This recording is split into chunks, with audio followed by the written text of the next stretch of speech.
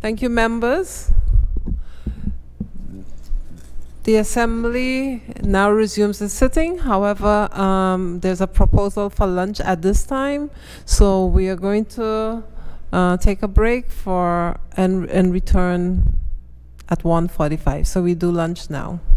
Okay? This Honorable House now stands adjourned until 1:45 p.m. Thank you, members. Enjoy your lunch.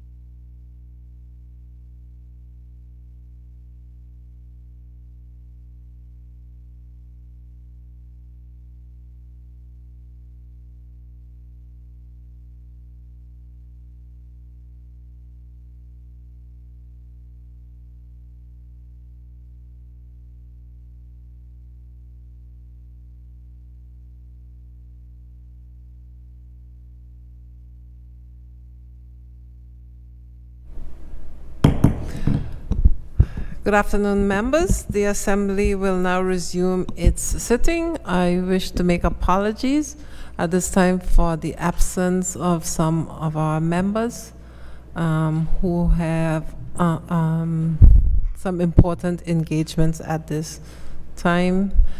I make apologies for the absence of the Honorable Member for Valley South and the Honorable Single Island White Electoral District Member, Mr. Joseph Vanderpool.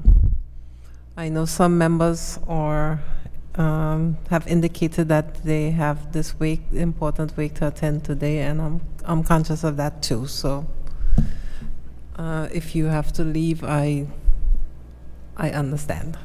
Okay, we'll continue. The member for Sandy Hill with your contribution. Thank you, Madam Speaker, and good afternoon to everyone again.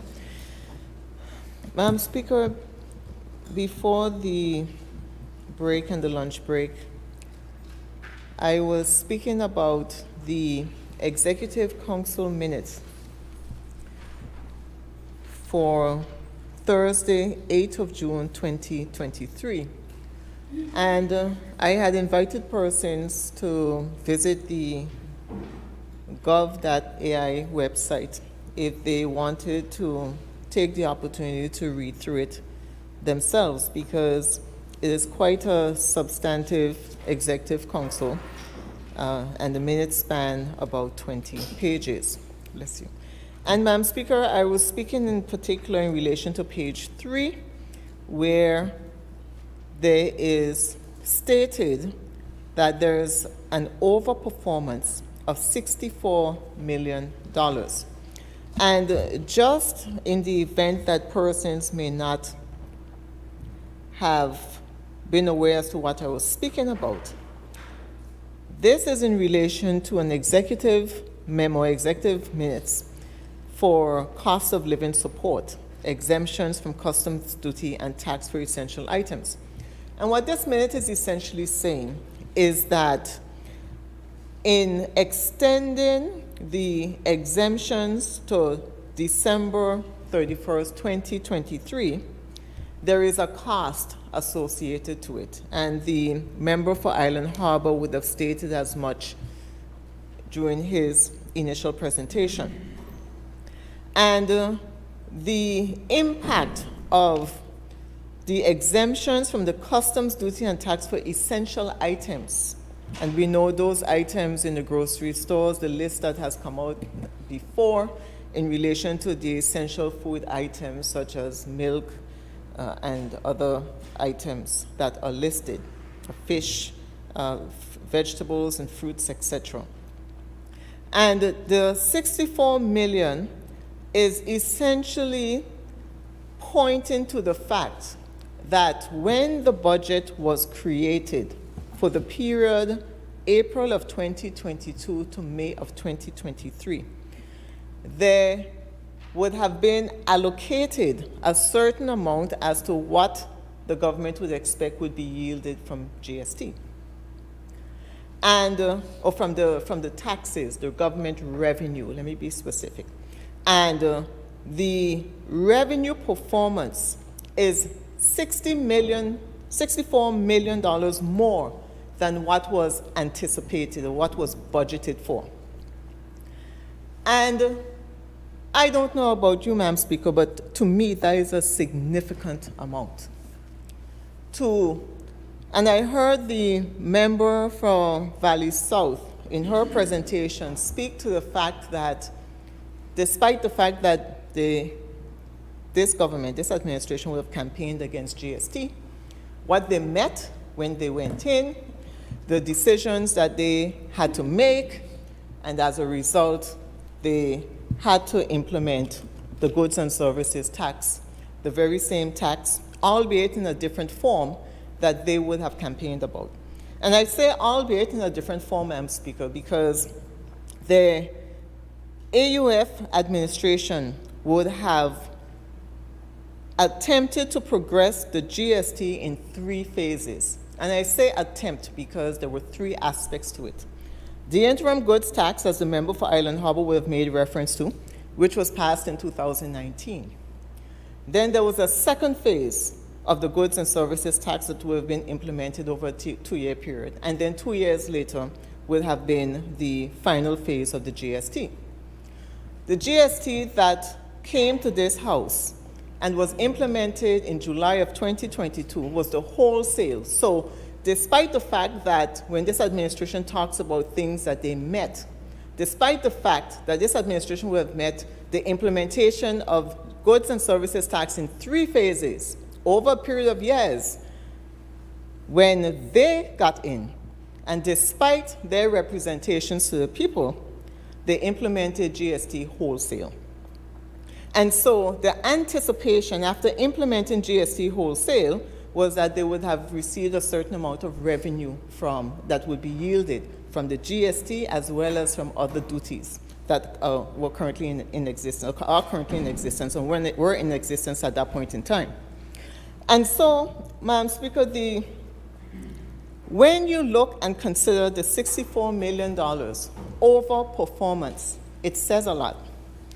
It says that the revenue going into the government's treasury is much more than was anticipated.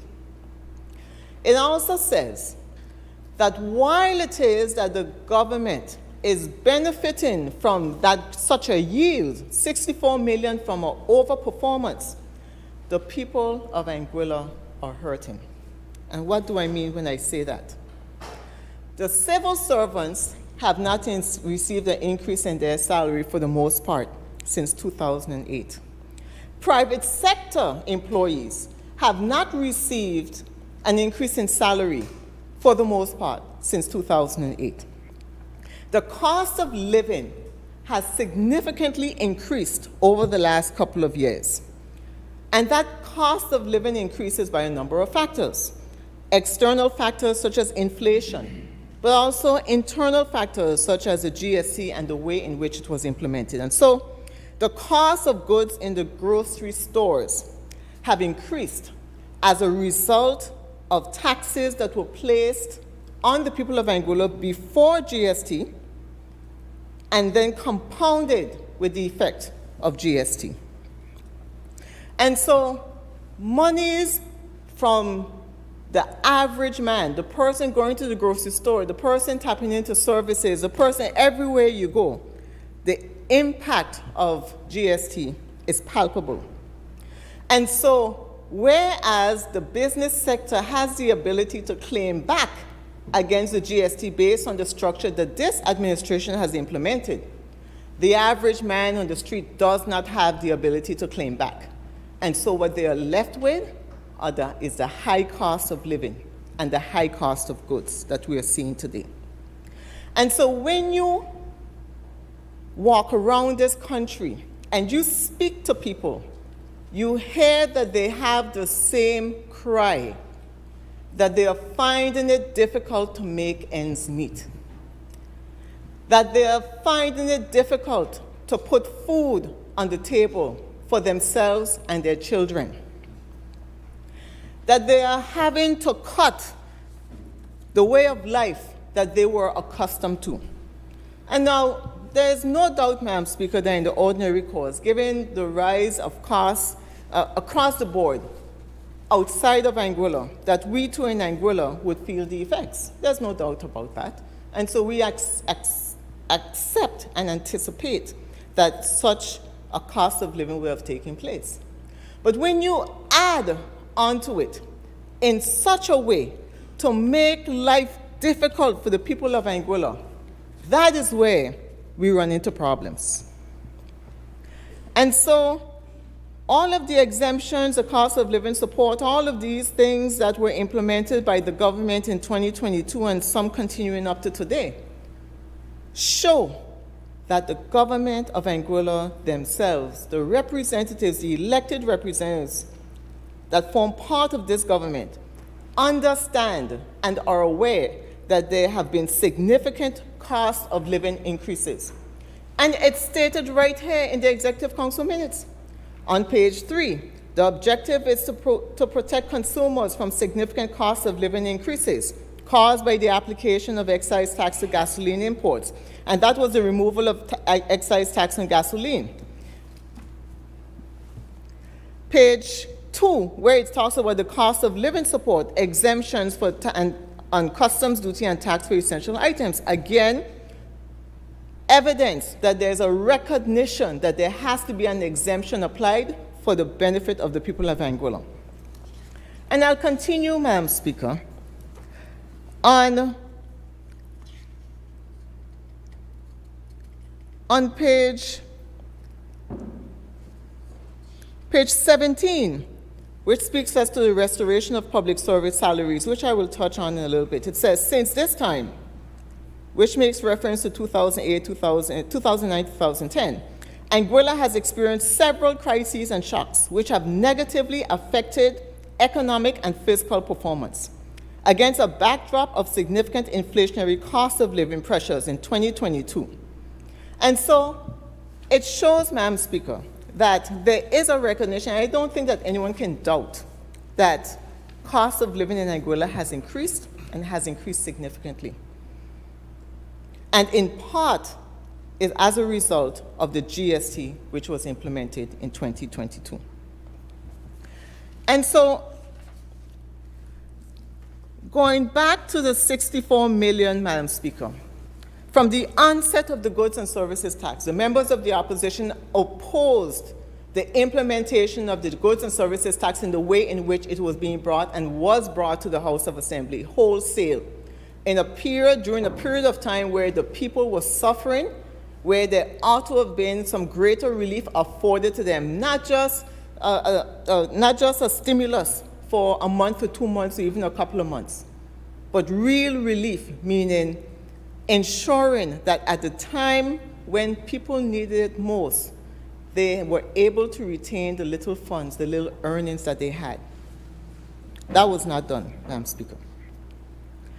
And when we opposed the goods and services tax, and even the exemptions that came after, it wasn't necessarily the opposition to the exemptions that came after, to the relief, wasn't necessarily in relation to the relief itself, but was in relation to the fact that the tax had been implemented, and it should not have been implemented at all. Had this administration not implemented the goods and services tax, you would not have needed to come back to talk about having exemptions for the people. And that's the reality. And that was the crux of why the opposition was not in favor of the type of relief that was given, because it was not enough. And when we look at the EC 64 million overperformance, it supports the position that we had. The reality is that the GST is doing so well for this government, so well for the revenue, that the government is able to implement a number of programs that they intend to just on the heels of general election.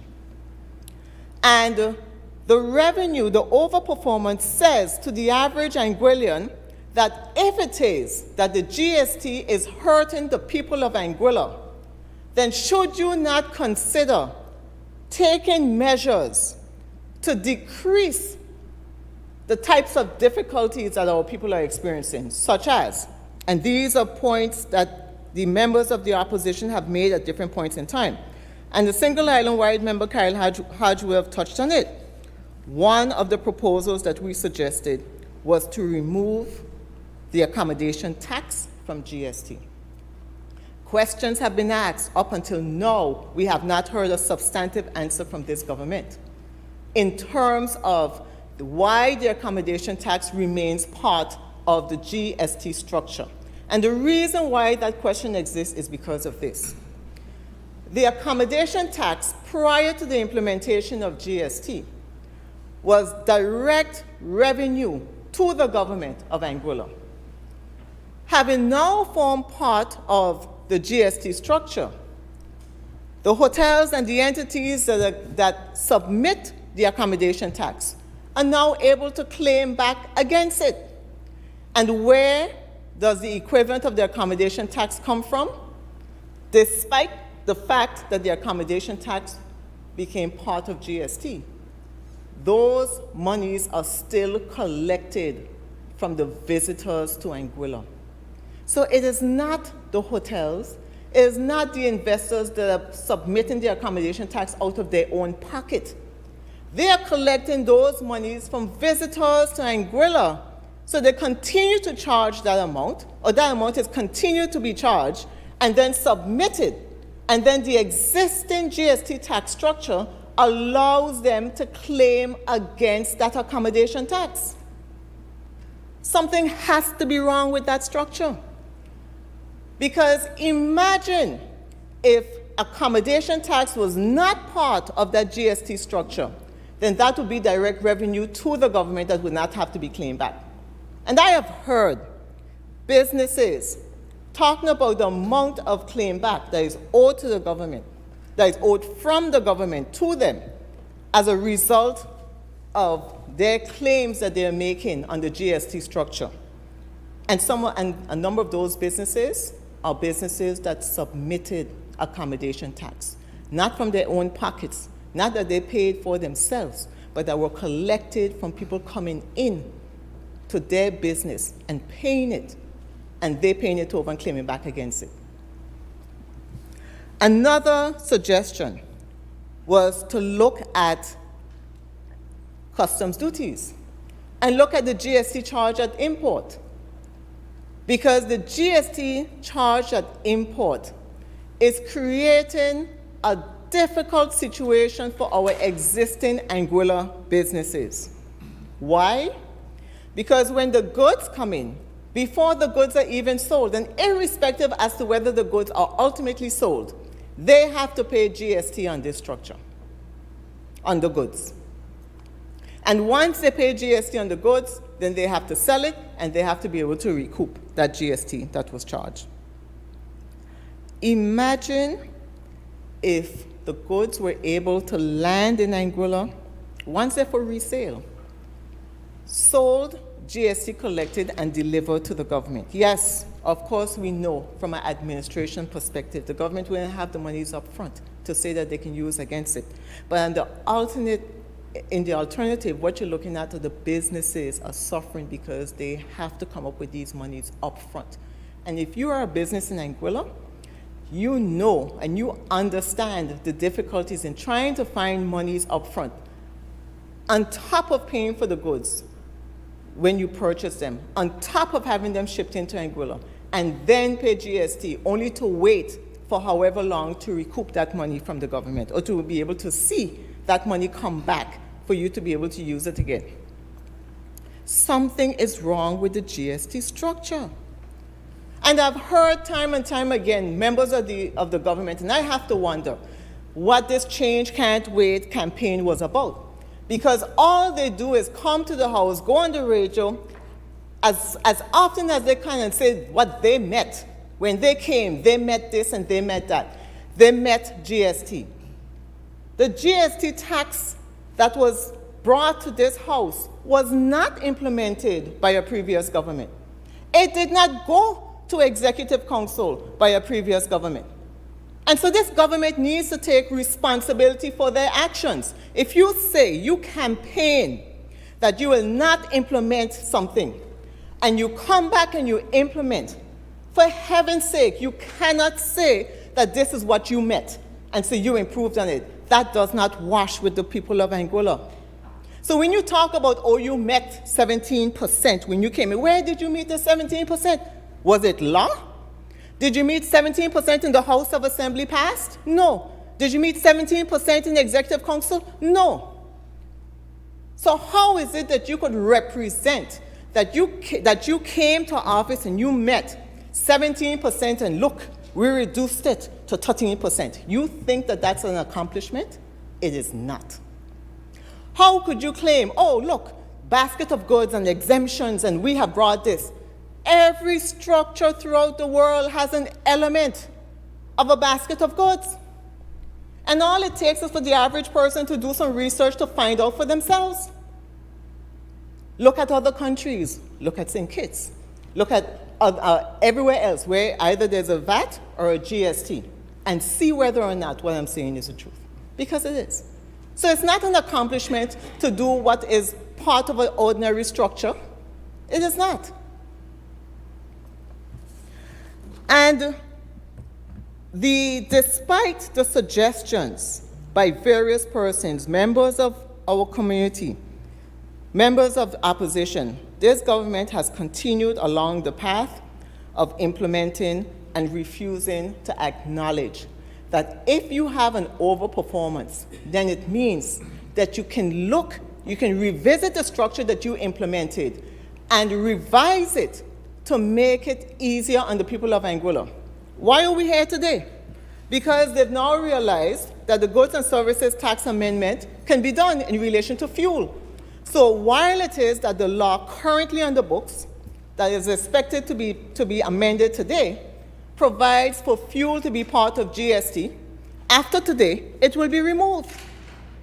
So you cannot say that because you've put something in place that it cannot be removed. And we cannot be bragging about how much money is coming into the treasury when the people are hurting. And let me say something.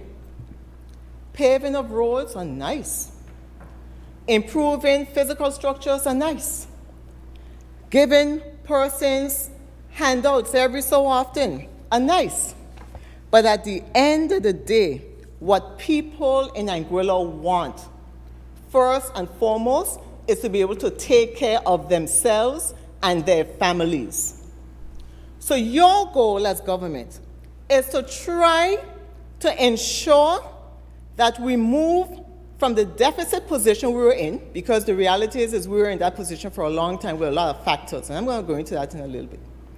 To remove yourself from the deficit position you were in, but at the same time consider that moving yourself from that deficit position to an overperformance position means that the people of Anguilla are being taxed. And when I say tax, I just don't mean literally tax. You are overburdening the people of the country. And so it is an opportune time when you see more money coming in, not just to run and to say, you're going to add buildings to a school, you're going to do this. Yes, all of those things come, but they cannot come at the expense of the people. And you cannot turn it into a welfare society where you take from the people so that they cannot do for themselves and then give it back and say, look at what I've given to you now, you should be happy and you should vote for me again. That cannot be the basis.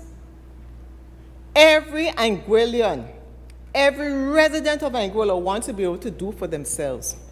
They want to be able to provide for their children. They want to be able to cater for the future. They want to be able to put away savings. Ask any Anguillian on the street, how much are they putting away in savings at the end of every month? They are not. They are living hand to mouth. And what that should say to this administration is that something is wrong with the structure. Certainly, we are on the outside, and we don't have the benefit of all of the information, but what we can see is that if you have an overperformance of $64 million coming in as revenue, then that means that you can afford to revisit and cut in areas that will be beneficial to the people of Anguilla, especially when we know that salaries across both private and public sector have not increased significantly for a number of years. So the people are living and surviving off of the salaries that they had as far back as 2008. But the cost of living has increased in 2023. And I note that the Executive Council minute speaks about the cost of living support and extending it for the essential items to December 31st, 2023. That's great. Consider making it permanent. The excise tax on the gasoline, and it's noted that the papers to be presented before the end of June regarding the removal of GST, given that the 0% rate ends on June 30th, 2023, and so that's why we're here today, as reflected in this Executive Council minute. And Madam Speaker, on page 16 of this Executive Council minute, and before the break, I will have outlined all of the persons who would have been present. the ministers of government, with the exception, and the parliamentary secretary in charge of tourism, with the exception of the honorable member for Road South. And as I said, we don't know why it's not stated in the minute, his reason for not being in attendance. But I would imagine, Madam Speaker, that, and we all know that the decisions that are made in the Executive Council and that ultimately come to the House is one of collective responsibility. Collective responsibility. So that means that when a decision is made, whether you are for it or not, at the end of the day, when it goes forward, it is all of the ministers of government who are responsible.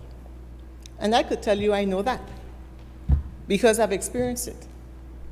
And I could understand that there may be times when members of government do not all agree and they're not all on the same page in terms of issues. But at the end of the day, when these papers come out, it does not say that one minister or the other, as far as I can see, has abstained from making a decision. And when the documents come to the House, it doesn't say that this person and that person didn't approve. And so the contents of this Executive Council minute, we would have to assume, involved consent and knowledge of all of the members of government.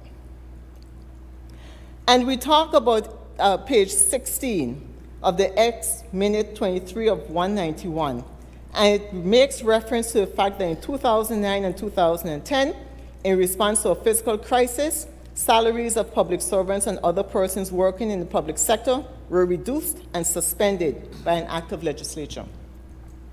And I have heard, Madam Speaker, the member for Island Harbour say repeatedly that Anguilla has suffered from both internal and external shocks over the years, and that is the truth. And in 2009, 2010, Anguilla, like the rest of the world, was experiencing the economic downturn, the worldwide economic downturn that lasted for a number of years. When we took office in 2015 and we met the banking situation, because many people may recall that in 2013, ECCB was called into Anguilla, or came into Anguilla, and it had to be signed for them to come into Anguilla. Approval had to be given by the Minister of Finance at the time to take over our banks. So our banks were in conservatorship for 2 years before the 2015 general elections, from August 2013. And the Anguilla United Front took office in April of 2015. And when we got in, we would have found out the true nature of the situation that existed in terms of the banking situation. And 2013 was certainly under the Anguilla United Movement administration. And so when we got in, despite all the things that we said that we would have wanted to do, we had to make the decision to resolve the banks. And I heard mention the member for Rhodes Valley South earlier speak about the banks, and I was surprised. I was surprised. But I heard the member speak about the banking situation and the deficit that this government would have met when they came in. And the banking situation from 2013 did not exist in a vacuum. There were a number of factors that came into play that resulted in ECCB coming into Anguilla. And one of those factors included the non-payment of loans from local entities, individuals and persons. So it doesn't exist in a vacuum. So when this government came into office and met a deficit, yes, part of that reason was because the banks had to be resolved.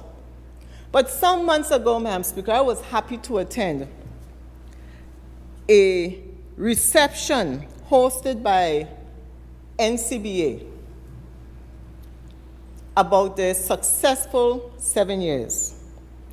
And the member for Island Harbour was present, and he made a very inspiring speech congratulating NCBA, talking about the difficulties that the bank would have overcome over the 7-year period.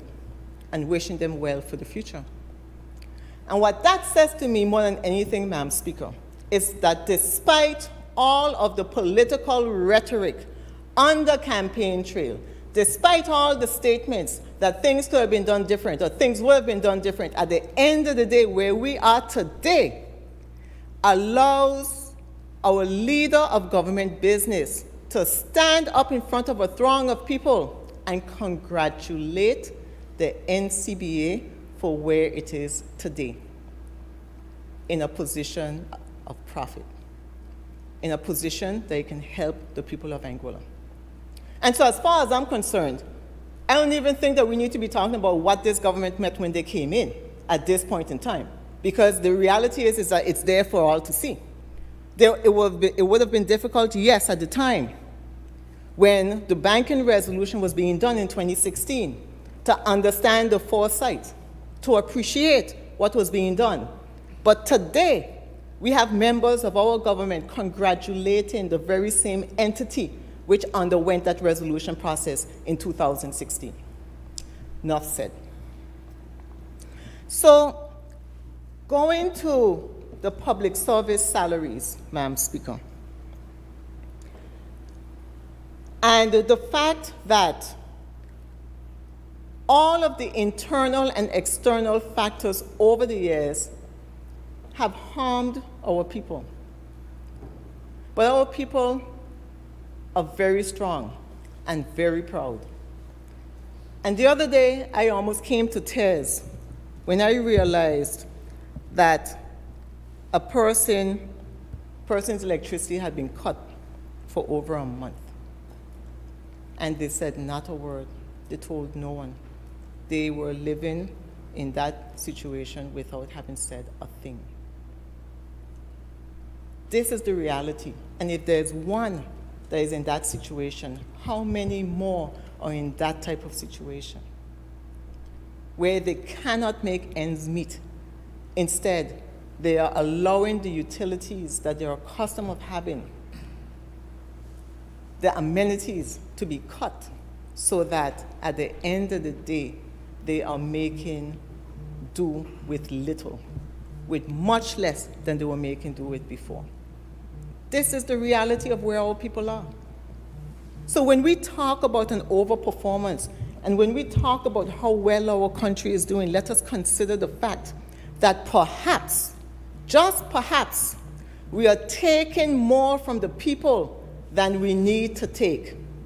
And perhaps it is worth revisiting the same GST structure that was implemented. And there's nothing wrong with going back and revisiting what you've done.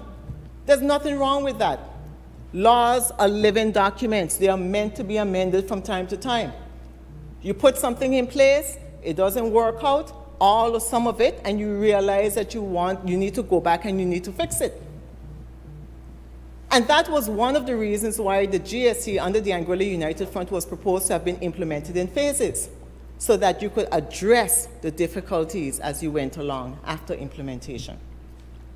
And so once again, I would encourage this government to revisit the GST structure with a view. Yes, it means less revenue, because I heard the member for Island Harbor saying that the fuel revenue loss is 7.4 million. But I also see in the Executive Council minutes that it can be maintained because there's an overperformance of 64 million.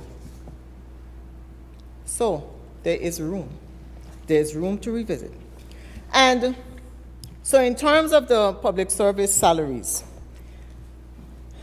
I would have seen where a proposal has gone to Executive Council, has been made by Executive Council to reinstate, and I'll quote, "It is proposed that the salary cuts be reversed in a staggered approach that is affordable and to defer the reinstitution of increments." So what this means, Madam Speaker, is that the government is looking at ways in which to allow the civil servants to be able to go home with more than what they had before. And that's commendable, because as I said, we are living in a time where it is difficult to survive in Anguilla. But I would go further and say that we can't just look at public servants. You can't just look at civil servants. You have to look at what are you doing for the private sector as well. So when you're receiving revenue, you have to understand that it is the private sector from which the bulk of that revenue is obtained. So what have you put in place to ensure that the private sector can thrive? What have you put in place to ensure that you improve the business sector? Because then once the wheels of the economy start to turn, and I hear statements that this government says that, oh, construction, there's a construction boom, construction's on the rise. Oh, the economy is doing well. There are a lot of tourist arrivals. And the one thing that I think that has been omitted is the reality on the ground. And so we have to always be cognizant to keep our feet on the ground so we understand what is really taking place in this country. You can say all the things that you want. It is the reality that people are living that they know. And you, in turn, seem as if you are out of touch, that you are disconnected with the people. So this EXCO minute talks about the wider plan to potentially return to 2008 salaries in 2024 and to re-establish increments in 2025. So what we are seeing here is that based on the overperformance, based on how well the tax revenue is operating, that there's no intention actually to scale back, but now to add costs to the government. And as I said before, it is recognized and understood and encouraged that our civil servants who are barely making ends meet, that something has to be done. And there was a government memo that came out the other day that went to the civil servants advising them in terms of increments. And many would remember that in December, when the budget was being passed, December of 2022, this government, among a lot of pounding on the tables, etc., would have said that I think an equivalent of $4 million would be placed into the public to go toward public service salaries. And a number of persons, it's now June, tomorrow is July, a number of persons have been asking, well, what has happened with that? It was promised to have been delivered by January. And we heard statements, some people are saying that they're attributing it to beyond the ministers of government, towards the deputy governor and the governor's office and all of these other things. You hear a number of things that the public servants are asking, but the reality is they are asking what has happened to that promise. And I suspect, Madam Speaker, that this paper, in terms of recognizing or going back to the 2008 salaries, is intended to address that in part. And there may be other measures that I would not be familiar with that the member for Island Harbor would certainly be able to speak on. The Public Service Salaries Reduction Act, as stated at paragraph 18, on page 18 of the EXCO minute, says that it has been approved the reversal of the latter round 2010 of salary cuts for civil servants and wage workers. Paragraph 6. And this is a phased approach, Madam Speaker. The reinstitution of salaries in a phased approach has been costed as follows. And there is a chart that talks about officer, civil servants, wage workers, ministers of government, elected members of the House of Assembly, and Speaker. And then the total. Cost 2023, cost 2024. And at paragraph 6, it says, instructed the Attorney General's chambers to draft legislation to amend the Public Service Salaries Reduction Act to provide for the reversal of column 3 for civil servants and wage workers. For the avoidance of doubt, this reversal should be effective from the 1st of January 2023, with reinstated salaries being payable from that effective date. And so in June, we now come in, we're talking about making it effective back to 1st of January, I suppose consistent with the statements that will be made in December by the Honorable Leader of Government Business. But what is startling, Madam Speaker, is at paragraph 7. It says that Council instructed the Attorney General's chambers to draft legislation to amend the Public Service Salaries Reduction Act to provide for the reversal of column 3 in respect of parliamentarians, with the addition of full constituency and entertainment allowances, with commencement at the date of entry into force of the legislation. And I say that is shocking because until this Executive Council minute came out, I was not even aware that this was on the table, much less a decision being made. And so, based on this, the members of Executive Council made a decision not just to reverse the cuts that were made for civil servants and wage workers, but also the ministers of government, the elected members of the House of Assembly, which include the members of opposition and the Speaker. One would have thought that an issue like this should have been communicated with the opposition members, and certainly with the leader of the opposition. Because what this is a clear directive to the Attorney General to put back and reverse the cuts that had been made in 2009-2010, with the addition of full constituency and entertainment allowances. Now, let me say this, Madam Speaker. In this House, and in terms of good governance, we've all spoken about a constituency allowance. It exists in other countries.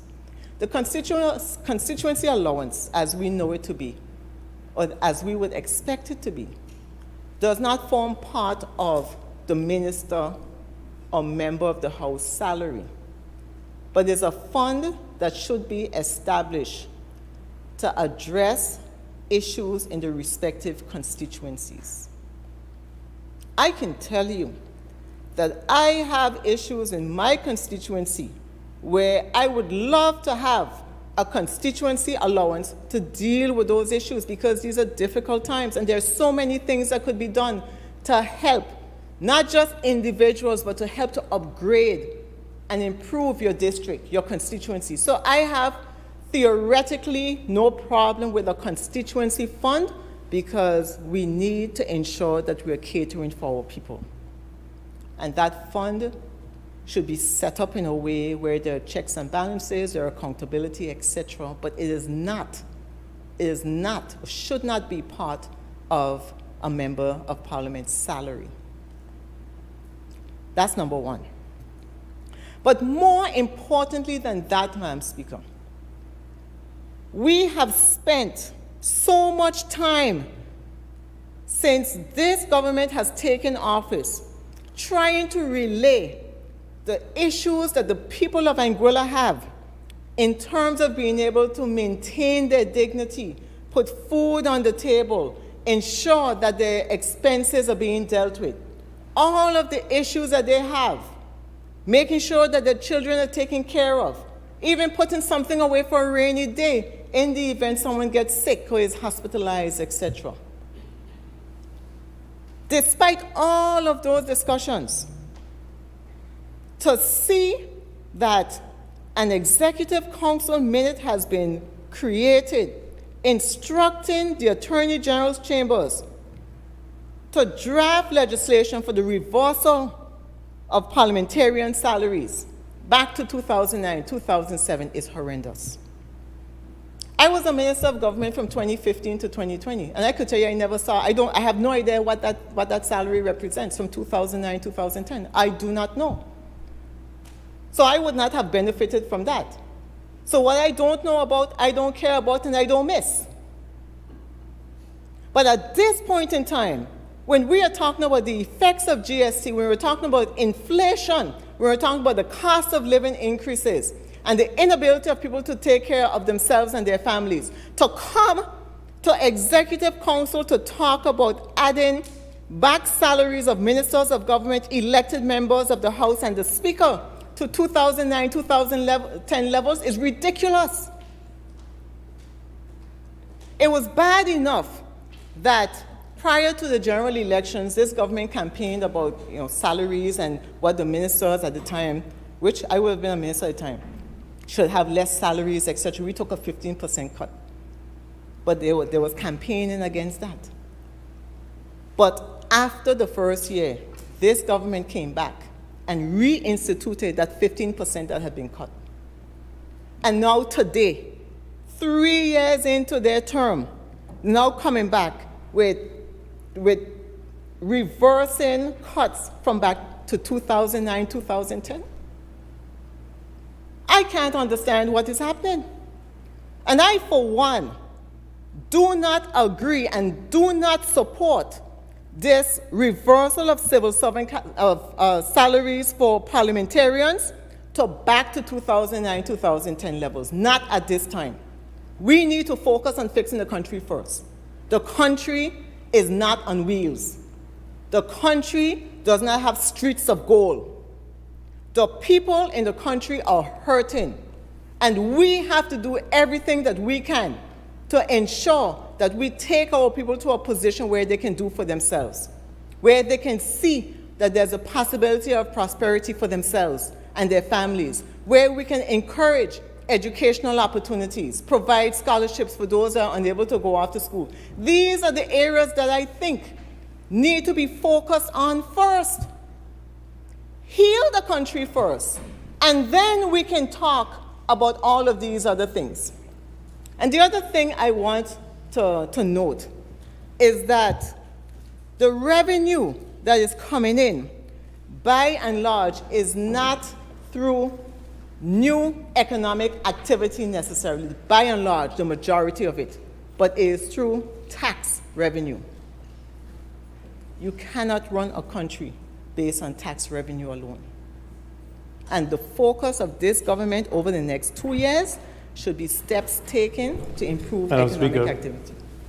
Speaker, point of clarification, I would ask the member to outline how the revenue is collected so that she can make that statement that it's by and large tax revenue, because I can refute that, Madam Speaker. Thank you. Madam Speaker, if the member for Island Harbour can refute that the revenue is not by and large tax revenue, then I am guided. And hopefully in his presentation, in his response, he can outline where especially this overperformance of $64 million is coming from. Madam Speaker, is it possible for me to clarify at this point in time? I mean, I'm not supposed to interrupt the member's presentation. Madam Speaker, I don't want to interrupt, but I certainly don't want the people of Anguilla to be, to feel that. Madam Speaker, we projected $24 million would come in from domain.ai. At this point in time in May, we've already collected $26 million from the .ai domain name. And so that is part of the extra 64 that she's talking about. By and large, it's not coming from taxes, Madam Speaker. It's coming from policies that are developed and being pushed by this administration. Thank you, Madam Speaker.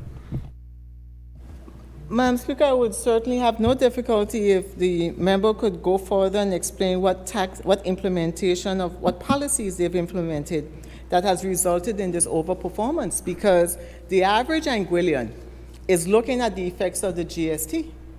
And because they're comparing the cost of living and the cost of goods before GST and the cost of living and cost of goods after. If that is not the case, if the revenue, the overperformance is coming from other things, then the question you have to ask is how relevant is the GST to what is coming into the Treasury?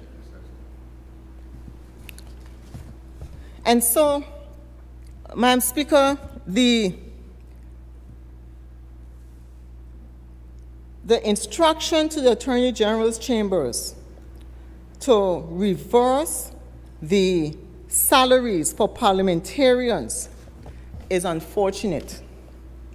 And in my view, I would ask this administration to revisit that instruction, to put it on hold. And the fact is that in the legislation, the Public Service Salaries Reduction Act, there are two aspects. There's one for the civil servants and wage workers, which is at paragraph 6 in the EXCO minute. And there's one aspect for the parliamentarians, which is at paragraph 7. Now, as the member for Island Harbor would have stated, that when you're in government, you have the benefit of information. And we would have seen that because despite the campaign that this government had, this administration, in 2020, we heard today the refrain that you have to be and you have to be there to understand. But during the campaign, it was a different story. During the campaign, it was when they get there, they will do X, Y, Z, and all the promises that were made. And we know where we are today. So I would ask that this increase to parliamentarians' salaries be placed on hold. It is not necessary at this point in time. And the focus needs to be to ensuring that our people are doing well for themselves. Now, in terms of private sector salaries, I know that there's probably going to be a discussion about minimum wage. And I want to say this, Madam Speaker, so that the people of Anguilla can understand. Minimum wage is not a living wage. Minimum wage is a concept where there is a minimum amount below which you cannot go. And when I say you, I mean an employer. So it is an absolute minimum. So if, for instance, minimum wage was set at $5 US here in Anguilla, and there is a business that is paying $3, then after the implementation of minimum wage, then that business has to pay $5 at the minimum. But if a business is paying $6 an hour, and you as an Anguillian are unable to make ends meet with that $6 an hour, minimum wage is not going to help you, because the minimum wage is $5 and your existing salary is $6. So it could never be that minimum wage is an effective answer for what is happening in this country.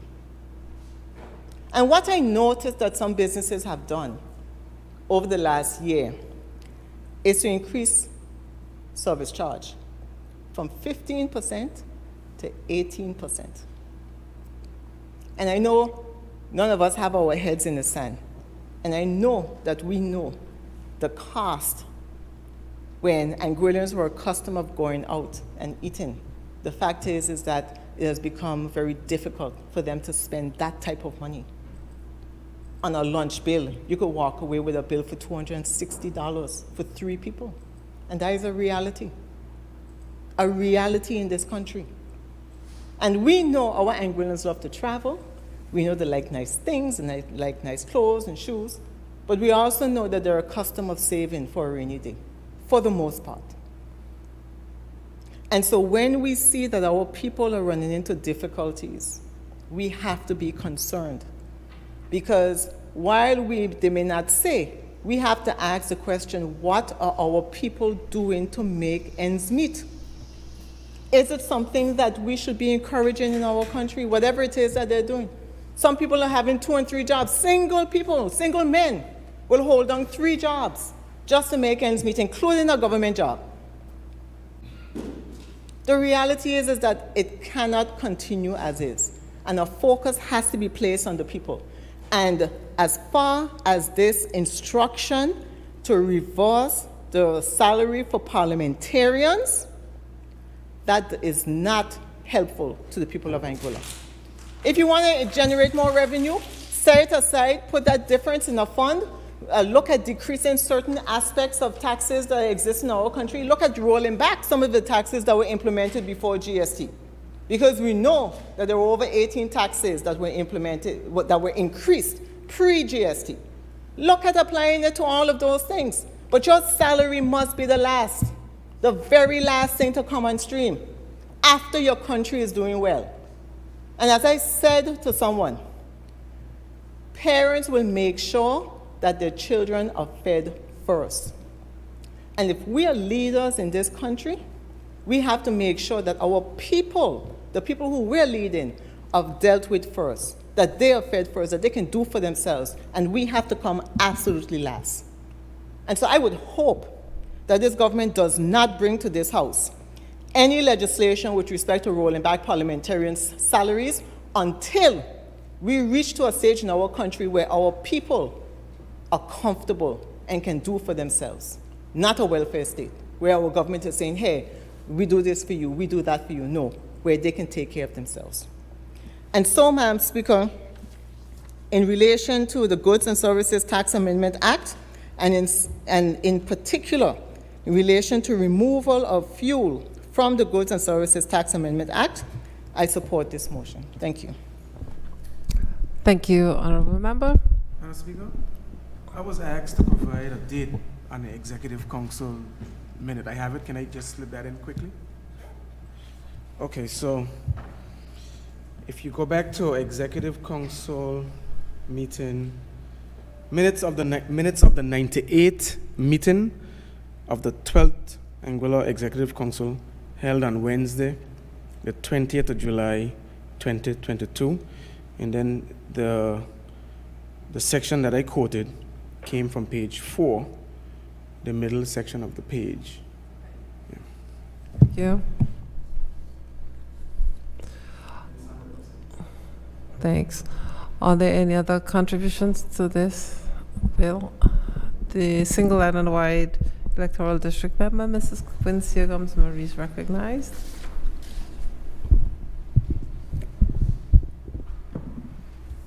Good afternoon, Madam Speaker, members of the Assembly. And this afternoon, because it's been a bit of a long day, I just want to reiterate what we're here to speak about, which is the exemption and the permanent exemption of goods and services of the goods and services tax on fuel. Madam Speaker, while this is not directly relevant to this debate, I would like to begin my debate to address something that has been reiterated by members of the opposition, and that is a conversation concerning the... On a point of order, Madam Speaker. What is the point of order? Any conversation, I would imagine, that the member is speaking about must fall within a personal explanation. And I would invite the House to observe those rules. During this debate, that's what she's referencing. Yes? And she referenced that specifically? Yeah. Okay. Continue. Madam Speaker, my mom is from Dominica, and sometimes she would speak a little patois to me. There's a word called Oshan, which means anxious. And I realized that the leader of the opposition seems very OSHA to speak. But I was speaking about the public service. I'm sorry. I was speaking about the Public Service Salary Temporary Reduction Act, Madam Speaker, which was raised repeatedly by members of the opposition. Madam Speaker, I realize that none of my colleagues stood on a point of order. I suspect we share the same amusement. Just on the fact that with a little bit of research, the members would have spent a whole lot of time ventilating on the increase to parliamentarian salaries would have realized that that increase is in fact not so. When we spoke and debated for the budget of 2023, the Honorable Premier would have presented one of our policy positions, which would have been to increase, to reintroduce increments to the salary of public servants. When we attempted to begin that work, we realized very quickly that it would have been more financially beneficial to the public servants for the cuts to be rolled back and then increments to be introduced than increments to be introduced on their reduced salaries. So in comes the Public Service Salary Temporary Reduction Act. We would have given directives to the, joint to the Ministry of Finance as well as Public Admin to begin work to roll back these cuts.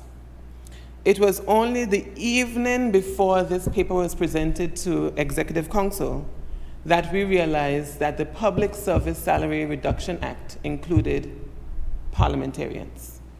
We would have thought that would have been something that was done separate. Our vision is to ensure that the public servants get their back pay from January to now by the end of July. And so in order not to get in the way of that timeline, we would have progressed the paper as presented. In very short order, Madam Speaker, well, before I even go that far, what we discussed then, Madam Speaker, internally and with members and with the technical staff at the Ministry of Finance, is to understand what was more expedient, to fully repeal this act or to repeal it in part. And similar to the GST, you can repeal a full act and bring in a new act that's separate to parliamentarians. So it was either repeal or replace or fully repeal. We would have gotten advice last evening from the technical staff in the Ministry of Finance that a partial amendment to the act would be more appropriate. And so the minutes, there will be a minute circulated that would either reflect yesterday or today. I suspect it might be today, because that was approved by Rung Robin, that there will be no increases on the salaries of parliamentarians, ministers, Speaker of the House, etc. So that's just to lay that to rest. And the member for Valley North would have said, and rightfully so, that the opposition was not consulted. And quite frankly, Madam Speaker, that was because there was nothing to consult on. The salaries would remain as they have been. So that's just to put that to rest. But it's an example how very little research is done, very little questions are asked. On a point of order, Madam Speaker, the EXCO minute that I made reference to was from the 8th of June. The member is speaking about a decision that was made on the 29th of June. So the question is, on the 8th of June, when this decision was made, why was the opposition not consulted? Madam Speaker, I reiterate, there was no need to consult because there was no increase to be given. What we wanted advice on was from a technical standpoint on how to move forward with this. What were we supposed to consult on? Either way, Madam Speaker, as a result of this, at the end of this process, civil servant salary will be increased by 15%, and we will have the position that we would like to have them in to then reintroduce increments. So back to the goods and services tax. I think it's important to speak about background because while we're here just to speak about the exemptions, the permanent exemption and the continuation of the position, many conversations would have touched on GST as a whole tax, and it's important to draw context. Madam Speaker, when we came into office, GST was 4 years into the making and there was very little consultation on where they were at. There was wide consultation on excise, which was at 9%, but in terms of what the administration at the time intended to do in relation to all of their supporting policy decisions, there was very little conversation publicly. But when we got into office, there was a lot of decisions already made, a lot of white papers already produced, a lot of directives already given to show generally where the administration at the time would like to go. So we would have things like where we speak about the 17%. That was the rate that GST was proposed to be introduced on. No exemptions. The fact that the threshold would have been lower, which would have meant that more businesses would have been captured. These are all policy decisions that had already been made after some work had been done. In that context as well, Madam Speaker, we would have also had to contend with a MOU, Memorandum of Understanding, between the United Kingdom government and Anguilla, that was signed very shortly before the general election of 2020. That was a very interesting position.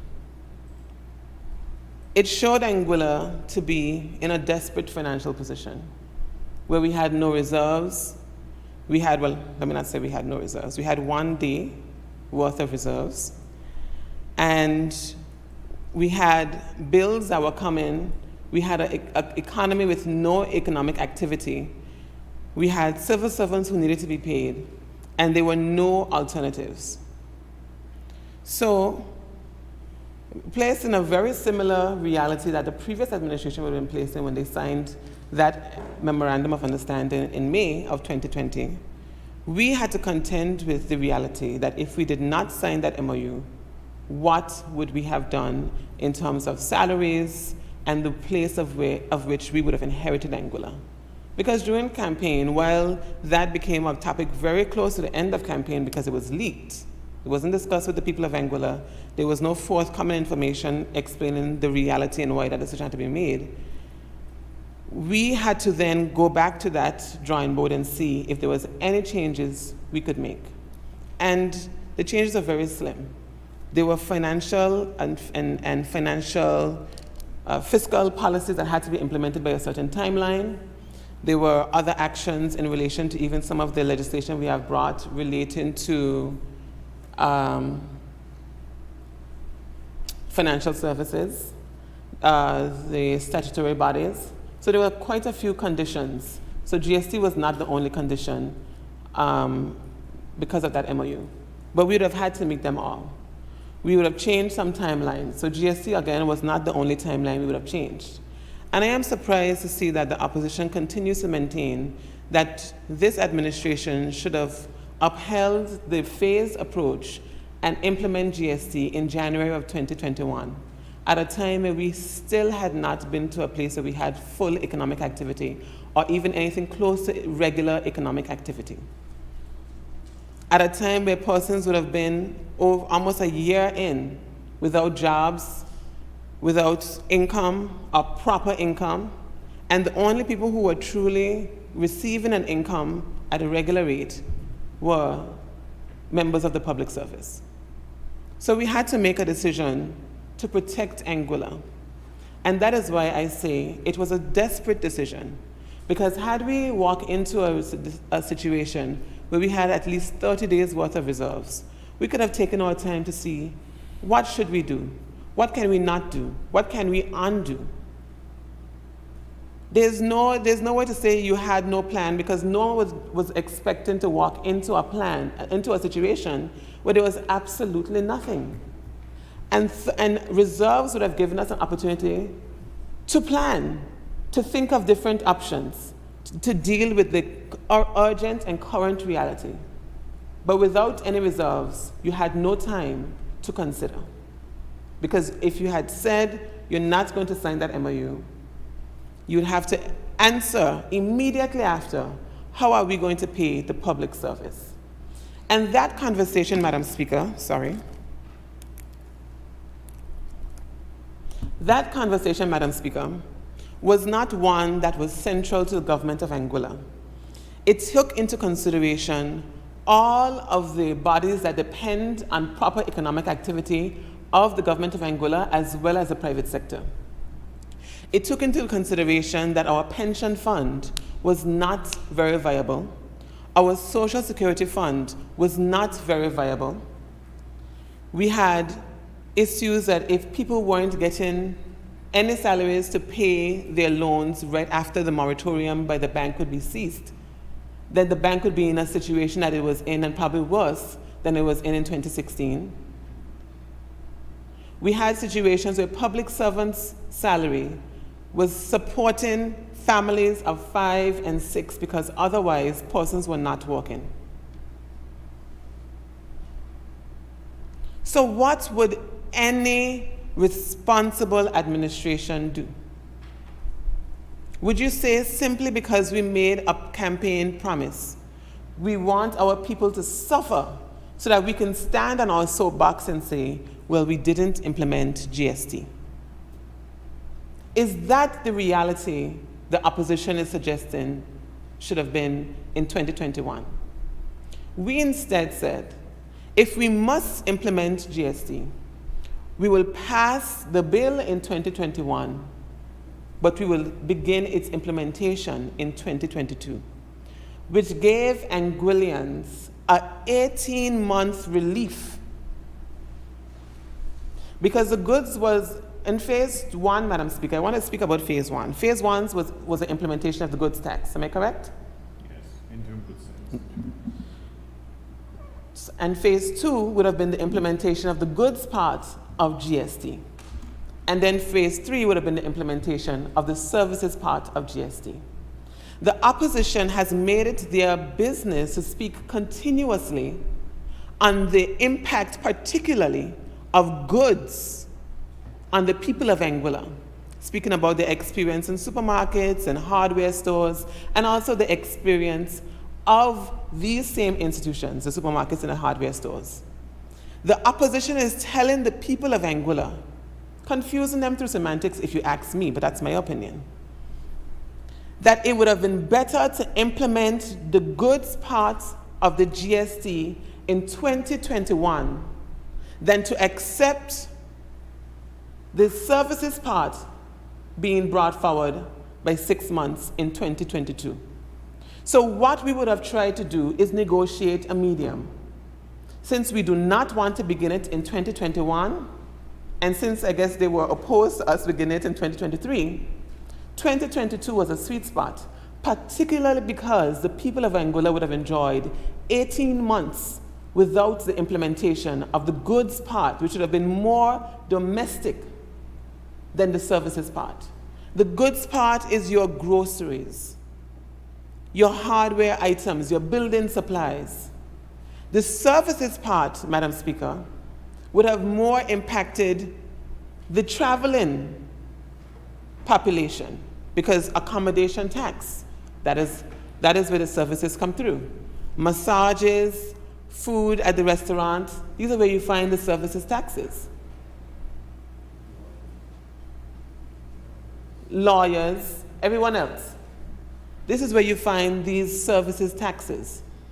But the opposition is saying, because they believed that their timeline was superior, that their GST timeline was superior, that it would have been more appropriate to tax the people 18 months earlier just to stick. On a point of order, Madam Speaker, I would like the member to refrain from trying to rephrase and repackage what the opposition has been saying. The opposition has said numerous times in this honorable House that the strategy should have been to keep the stage process and to delay the time as a result of COVID and other factors. That is what the opposition's position has always been. So don't try to repackage. Madam Speaker, this is the first time I'm hearing the latter part of that argument, and I sit in the House for every GST debate. But the people will decide as according to my comrade over there. Either way, Madam Speaker, the background of GST remains. We have heard a moving goalpost, and I saw you smile, like I think I knew why you smiled. That the opposition is saying it would have been more appropriate not to tax GST at the port than to tax GST at the port. Madam Speaker, I can tell you by multiple reasons why that would not be more appropriate. But firstly, I may have to share your smile because in December of 2022, when I said that that was the position of the leader of the opposition, she stood in her post and said that was not her words. So I don't really know where she stands today. 5 minutes ago, Madam Speaker, the leader of the opposition suggested that it would have been more appropriate to remove taxation at the ports. There are several reasons why I can tell you that that is pandering to the people of Anguilla and opposite to what the position of the Anguilla United Front truly is. One, and most importantly, the interim, and I undermark the word interim, goods tax, as we affectionately refer to as the IGT, was placed there as a placeholder for GST, which means that phase one was the establishment of the structure under which GST would run and be applied. The IGT was 9%. And the position was whatever the GST rate would have been on the time of implementation, that the IGT would be repealed and replaced by GST, which means then that the structure that began under the Anguilla United Front had established that taxed GST or IGT would have been collected at the ports. Madam Speaker, governance is a difficult thing, extremely difficult thing. But I have said time and time again that whatever my position in the House would be one that I can stand on because it is in fact the truth. When you go back and flip through the records, of which there are many in government, you would find that an explanation of the reality is better than sullying the facts, because there's a children's poem that goes, "What a tangled web we weave when at first we try to deceive." And Madam Speaker, I'd rather walk straight out of office on truth than to spin around here on lies. Madam Speaker, the white paper that was endorsed by the then Minister of Finance, Mr. Victor Banks, also established the structure under which GST would be administered. And I must say today, and it has been widely ventilated previously, that that structure would have upheld the concept that there was IGT, GST to be paid at the port and then reimbursed upon collection and reviewing of whether or not there's need for reimbursement or not. That is the structure. There's no need to hope that people don't understand the process of politics or don't trust the fact that records are there. There's no need. What has been changed with the GST structure, noting that we did not have time to implement anything else. Then Minister Kyle Hodge was a fan of sales tax. Madam Speaker, if we were to endorse our then ministerial colleague in that vision, there was a lot of work to be done that we could not have reasonably had done by July of 2022. And that's one of the things that we have spoken about.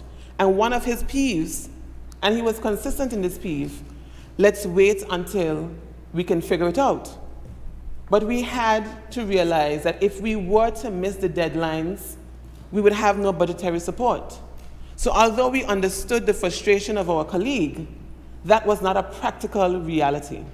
There were more than 4 years' worth of work going into GST that we could not replicate in 18 months. That is one of the harsh realities that we had to face. And so that is why our position on the perceived success of GST is on the changes we made to it. The directive of the Minister of Finance to every minister was to underscore the necessary exemptions in each of their ministries.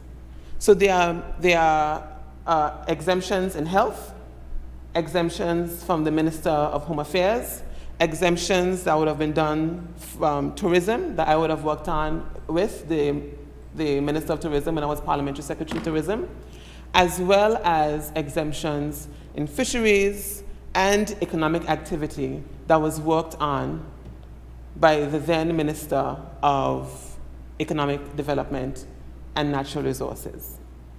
It is work that we all had to do.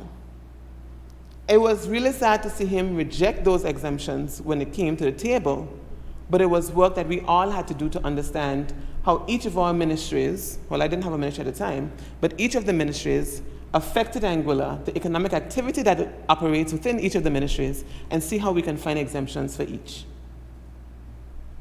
So that was key and central to our decision to move ahead with GST and how we were going to move ahead with it. Because one of the things that we realized very soon in looking at the research is that the projections, the position, how it would work, what would work best, were very anecdotal. there was limited data to make these decisions on.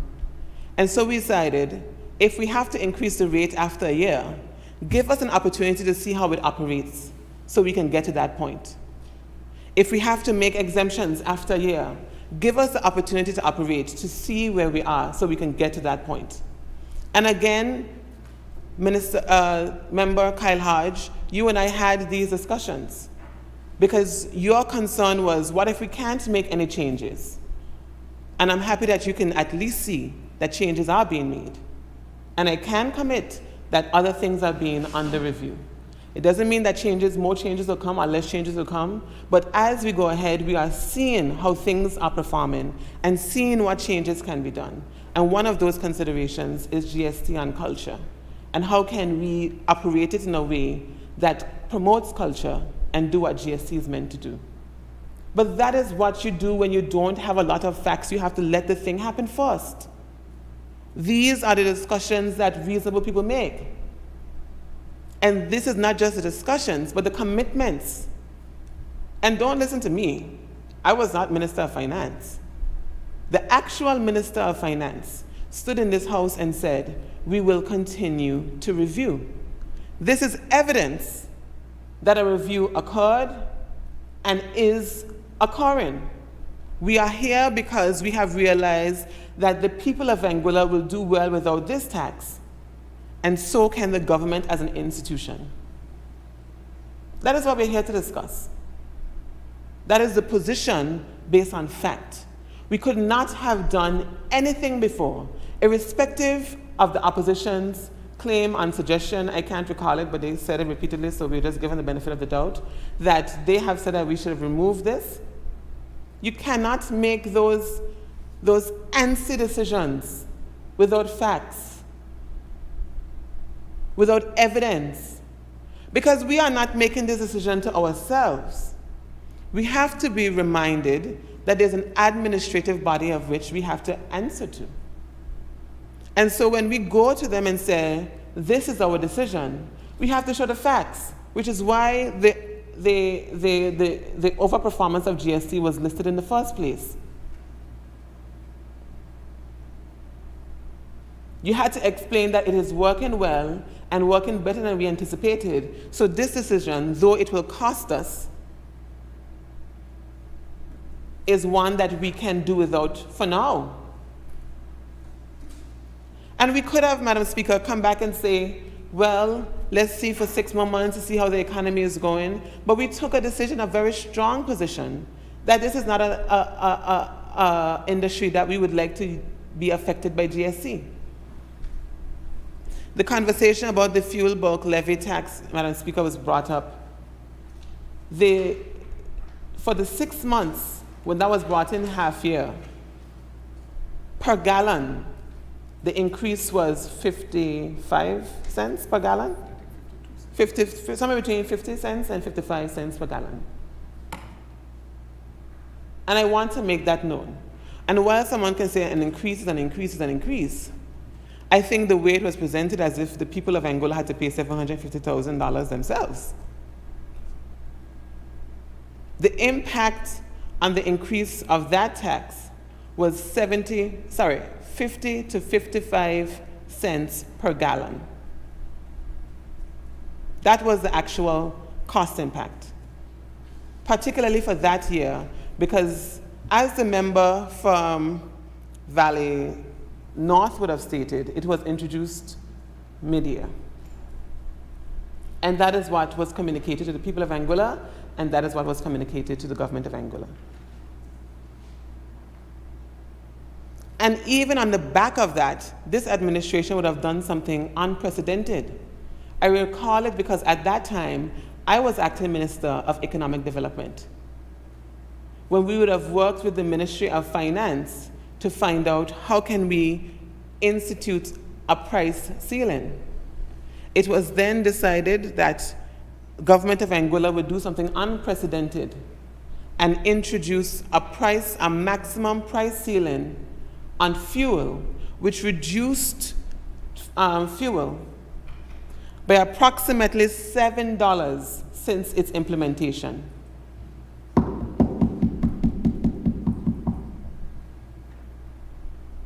So let's talk about the mountain and the molehill.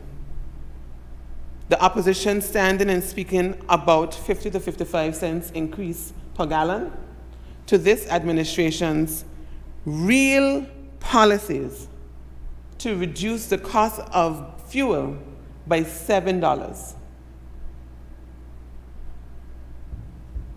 Which one matters? And we would have done a lot. And I can admit to being sometimes frustrated. We would have extended the duty, or removed duty from the introduction, remove importation duty on basket goods. At the same time it was being increased globally. By the time the people actually were supposed to feel that reduction, the increases had already occurred. But Madam Speaker, we cannot be fooled and into thinking that the cost of living increase is unique to Anguilla and only occurring to Anguilla, and that nothing was done to try our best to create a little ease for the people of Anguilla.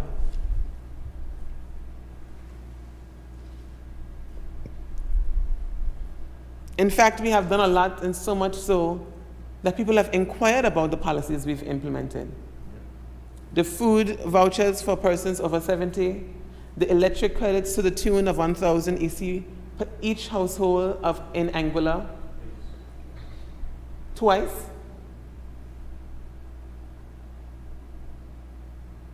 These are the things that we would have done. And it was questioned by the members of the opposition, well, these things are only temporary. But they have been done. And they have been bolstered by the fact that that was not the beginning or end of our work on social policies.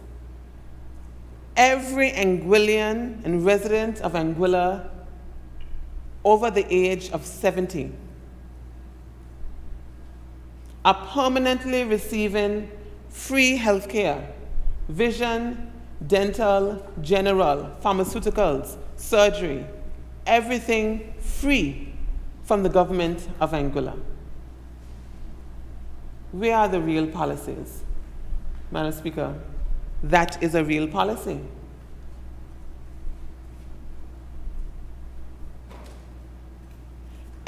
Almost every student, let me not say that, from most primary schools, so I think it is 4 out of the 6 primary schools at this point. Sorry? So 2 schools are missing and we are working on them. Free lunch for all students. That's a program implemented and supported by the government of Anguilla. While it is largely supported by funders, government of Anguilla has to fund it.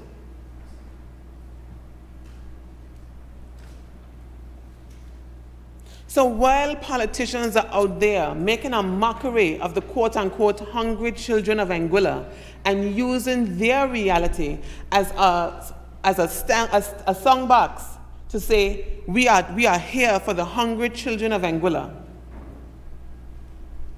If there are any hungry children of Anguilla, Madam Speaker, at the very least, they get a lunch every day of the working week.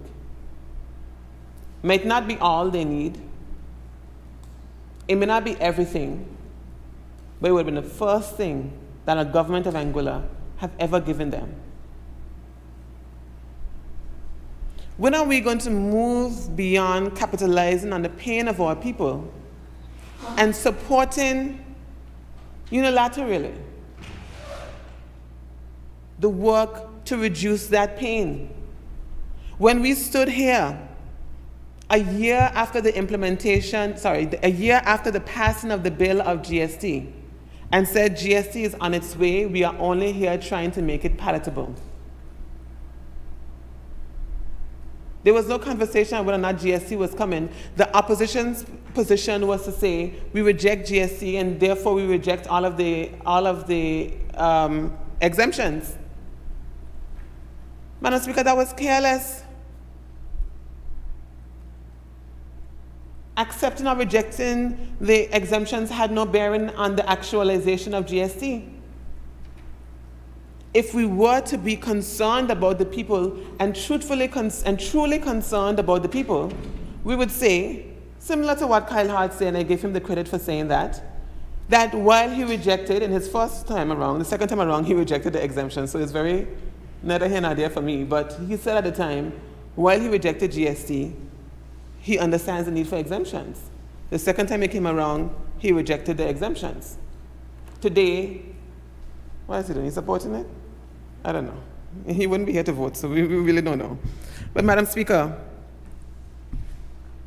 we have to be less careless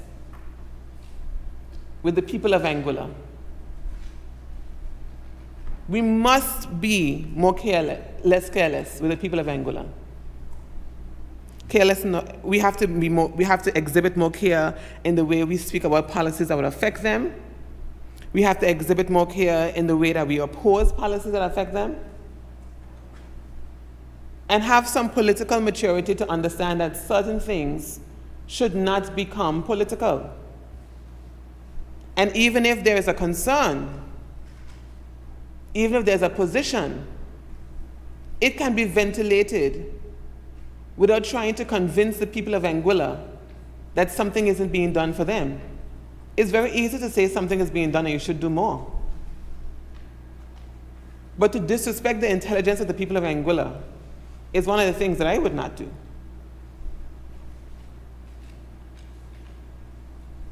Madam Speaker, it's been said quite a lot about the work we have done as a result of GST. I remember when my seat wasn't on the main floor, but it was on the back bench. And a commitment I made to the people of Anguilla, which is a commitment that was shared by all the members of this Anguilla Progressive Movement administration, that if we are to implement GST, our solemn vow to the people of Anguilla is that they will feel benefits. That was reiterated. It was an administrative position that we cannot implement GST without standing in the gap for our people.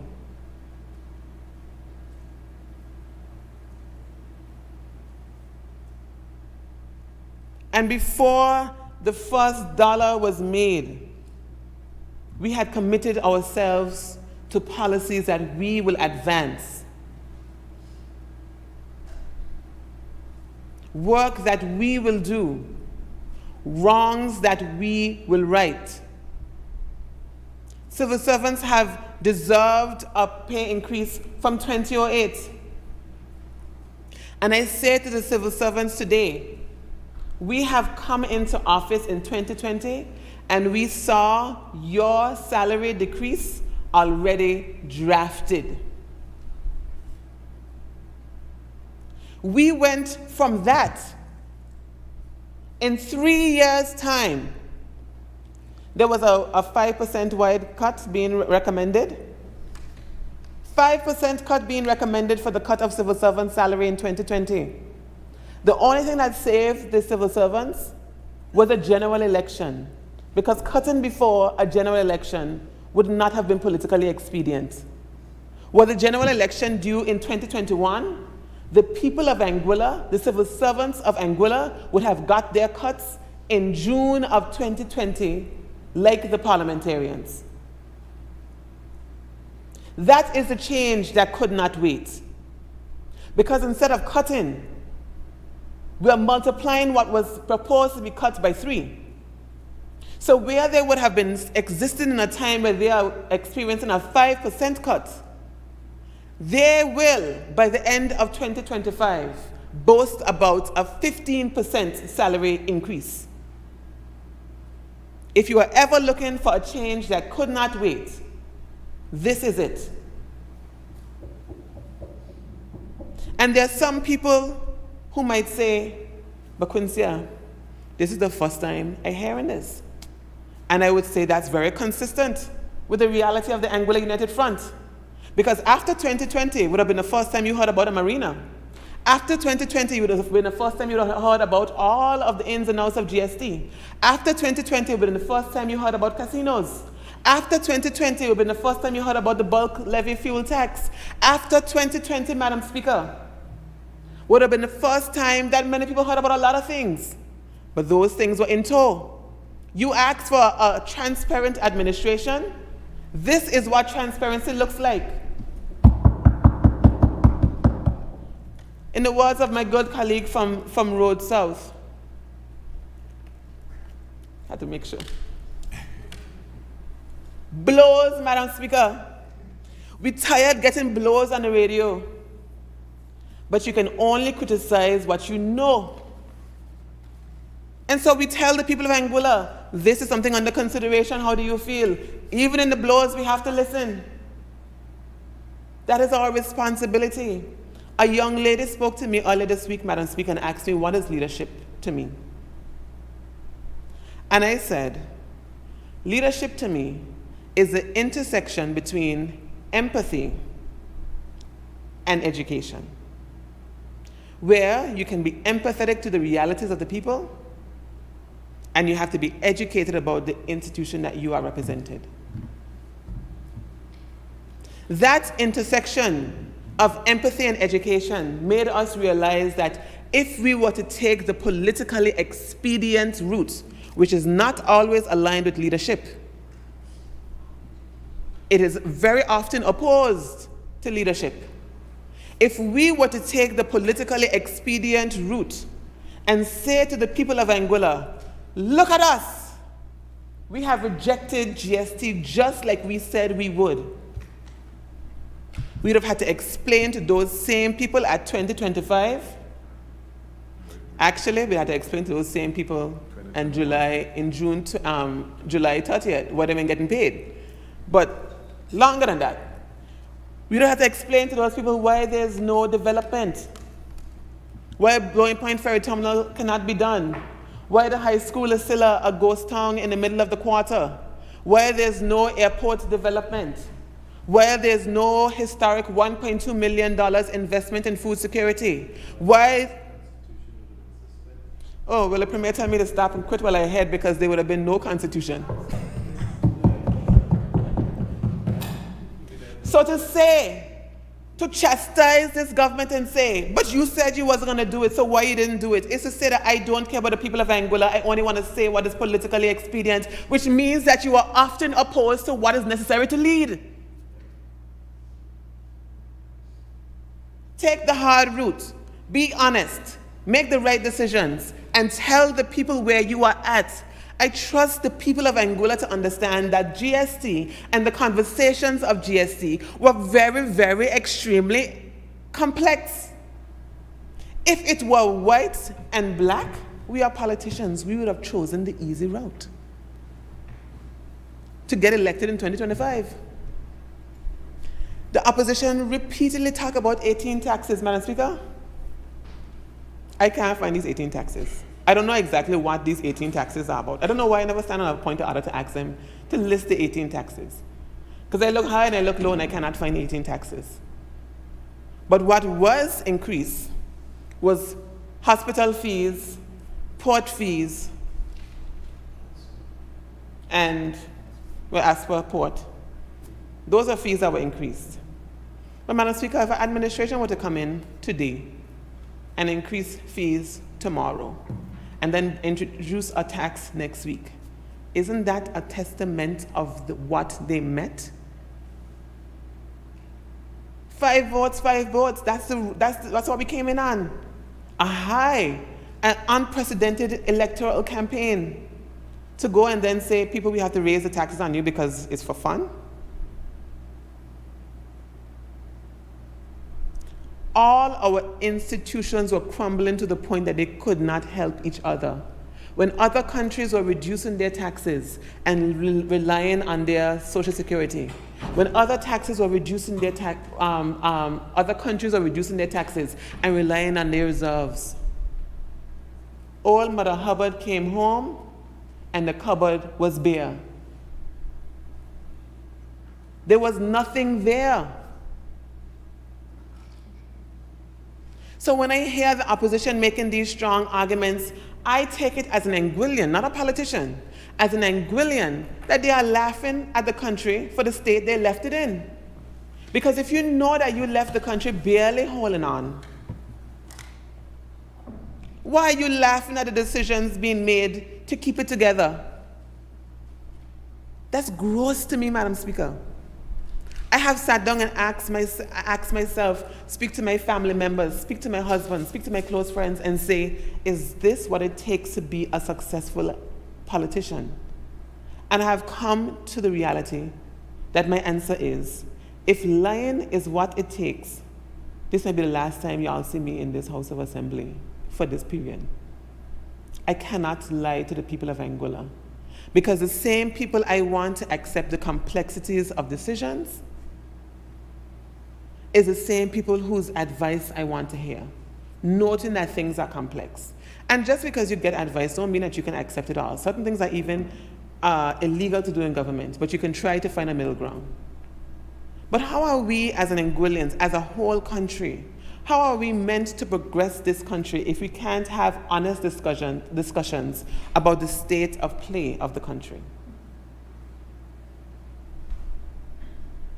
Because if I rely on people's ignorance of the how systems work, and I can tell you, as a new politician, I was extremely ignorant about how government works, the structures and hierarchies. Government is structured to protect itself. Because if government cannot protect itself, it cannot protect the people. And noting that, when I hear members of the opposition saying things like the government coffers have all of these reserves and it's speaking down on it in a negative light. It took us 6 hours and one Category 5 hurricane to need 80 million pounds. And we have 90 million EC. It means then if we were to undergo the same level of catastrophic reality that Hurricane Irma ushered into this country, in spite of the fact that 90 million sound a lot, we cannot dig ourselves out of the hole by ourselves. And if governments can't help the people, and the people can't help themselves, what is Anguilla? I refuse to water down the complexity of this argument for political points, because I want young politicians to understand what they have to contend with when and if they are here. I want Anguillians, the average Anguillian, to understand the complexity of decision making so that they can have proper contributions to the conversations on development, so that they can decipher between politicians who are being honest and politicians who are saying what they want them to say. Madam Speaker, countless amount of times people have come to me and said, you know what y'all should do? And I could say, we should do that, yeah. But sometimes I probe. Sometimes I explain what could even be done better. Sometimes I accept the recommendations as they are. Other times I have to explain why they cannot be implemented in the way that they have been suggested, because government structure is government structure. And while we are decision makers, there are some government structures that we cannot change. And this is not a conversation about independence or dependence. All governments have structures. And I say categorically that this administration has done a lot to move Anguilla towards independence. Because how can you be independent if you don't have a proper infrastructure, if you don't have proper infrastructure, roads, ports, airports? How can you be independent if you don't have your own money? How can you be independent if your social institutions, such as your fire stations, your social security, your police force, etc., aren't positioned in a place where they can perform?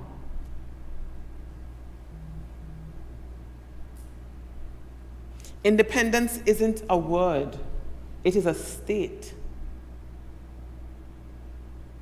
It is a state to say that you can, and I think adults courts have deemed adults unable to take care of themselves and therefore need guardians.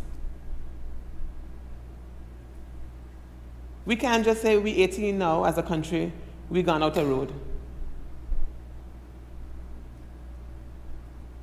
You can't just say you're homeless and say, okay, but at least I'm independent. We need the things that we deserve and the institutions and the structures to support that aspiration. Here we are now. Criticizing government for making policies around surpluses to ensure that the people benefit from them is something that I have never heard any sensible leader say in my life. Ever. You may say that the policy should be such. You may say that you may have even one or two policies you oppose. But to say, look at them using GST to build the country.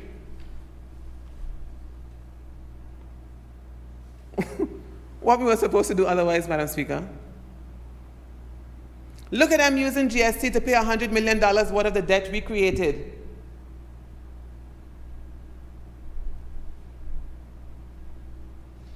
I mean, come on. Let's have mature political conversations. I sat through it, as insufferable as it was, because I am, at this point, amused. Amused by the fact that the majority of the arguments the opposition take to are not sustainable. Amused by the fact that when people actually put those arguments to the test, if they have the knowledge and if they have the background, they don't stand up to it. And amused by the conviction that supported all of these things. Madam Speaker, we have a reality to face. And don't let my contributions today send a message that I am not aware. Because we are. And our history as a very young administration shows that we are. But we are aware that there are people who are not making ends meet. We are aware of the prices at the stores, because otherwise we wouldn't have been advancing price control legislations. We are aware that the time when we had to implement GST was not the best time for the country. Forget the politics. It was in the middle of the recovery of COVID. We weren't even in a position to say that we had fully recovered yet from COVID. But Madam Speaker, that is what desperation looks like. And we do not want to leave an Anguilla that is desperate. We don't want to leave Anguillians in a position, in an undignified position, where they are making the very real and valid argument that this is not the right time for a tax, and its government cannot listen to it because it cannot afford to listen to it. The people were marching. Some saying, even on radio, that they had no problem with the tax. They had no problem with taxation. They just did not want it now. Any government with a cent in its pocket could have said, okay then, tomorrow. Okay then, next week. We could not even have the time to hear our people out. And in the midst of their cries, we had to decipher, what can we possibly do to make things different? Because the same people who the opposition claimed to be speaking with, I want them to ask them if they think that a 17% no tax implemented in 2021 is better than what we have right now. And the answer that they would receive would be no.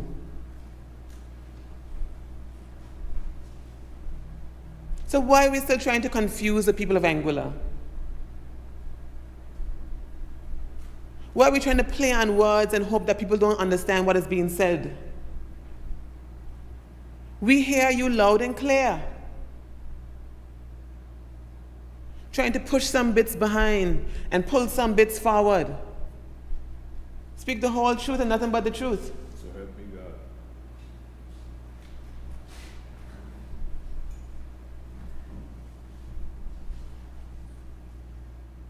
Letting one of the members of the opposition leave, Madam Speaker.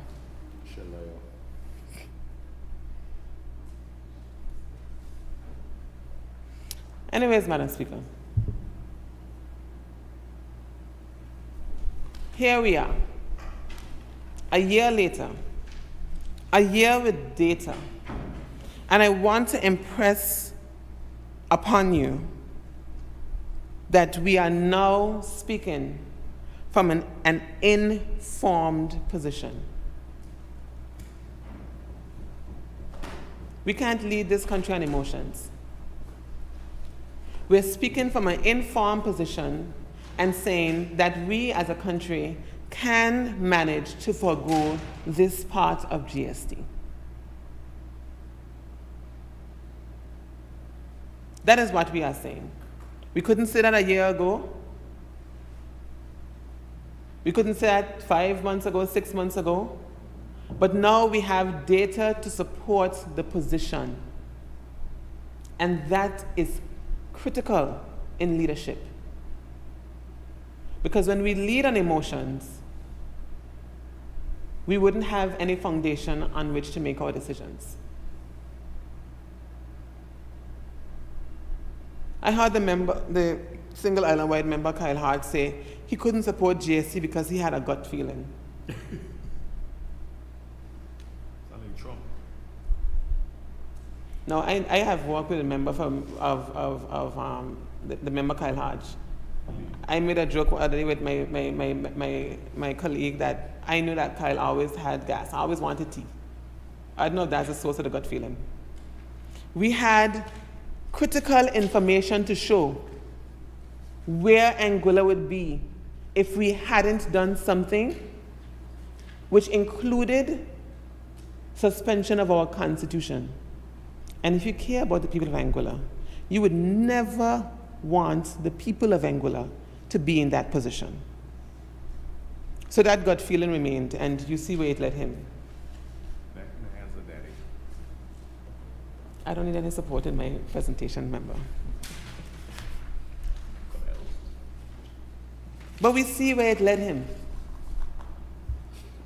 But on the other hand, we see where sound decision-making and leadership has led Anguilla. The change that could not wait have ushered in progression that we have never seen in the history of Anguilla at a time where we entered into government where there was zero economic activity.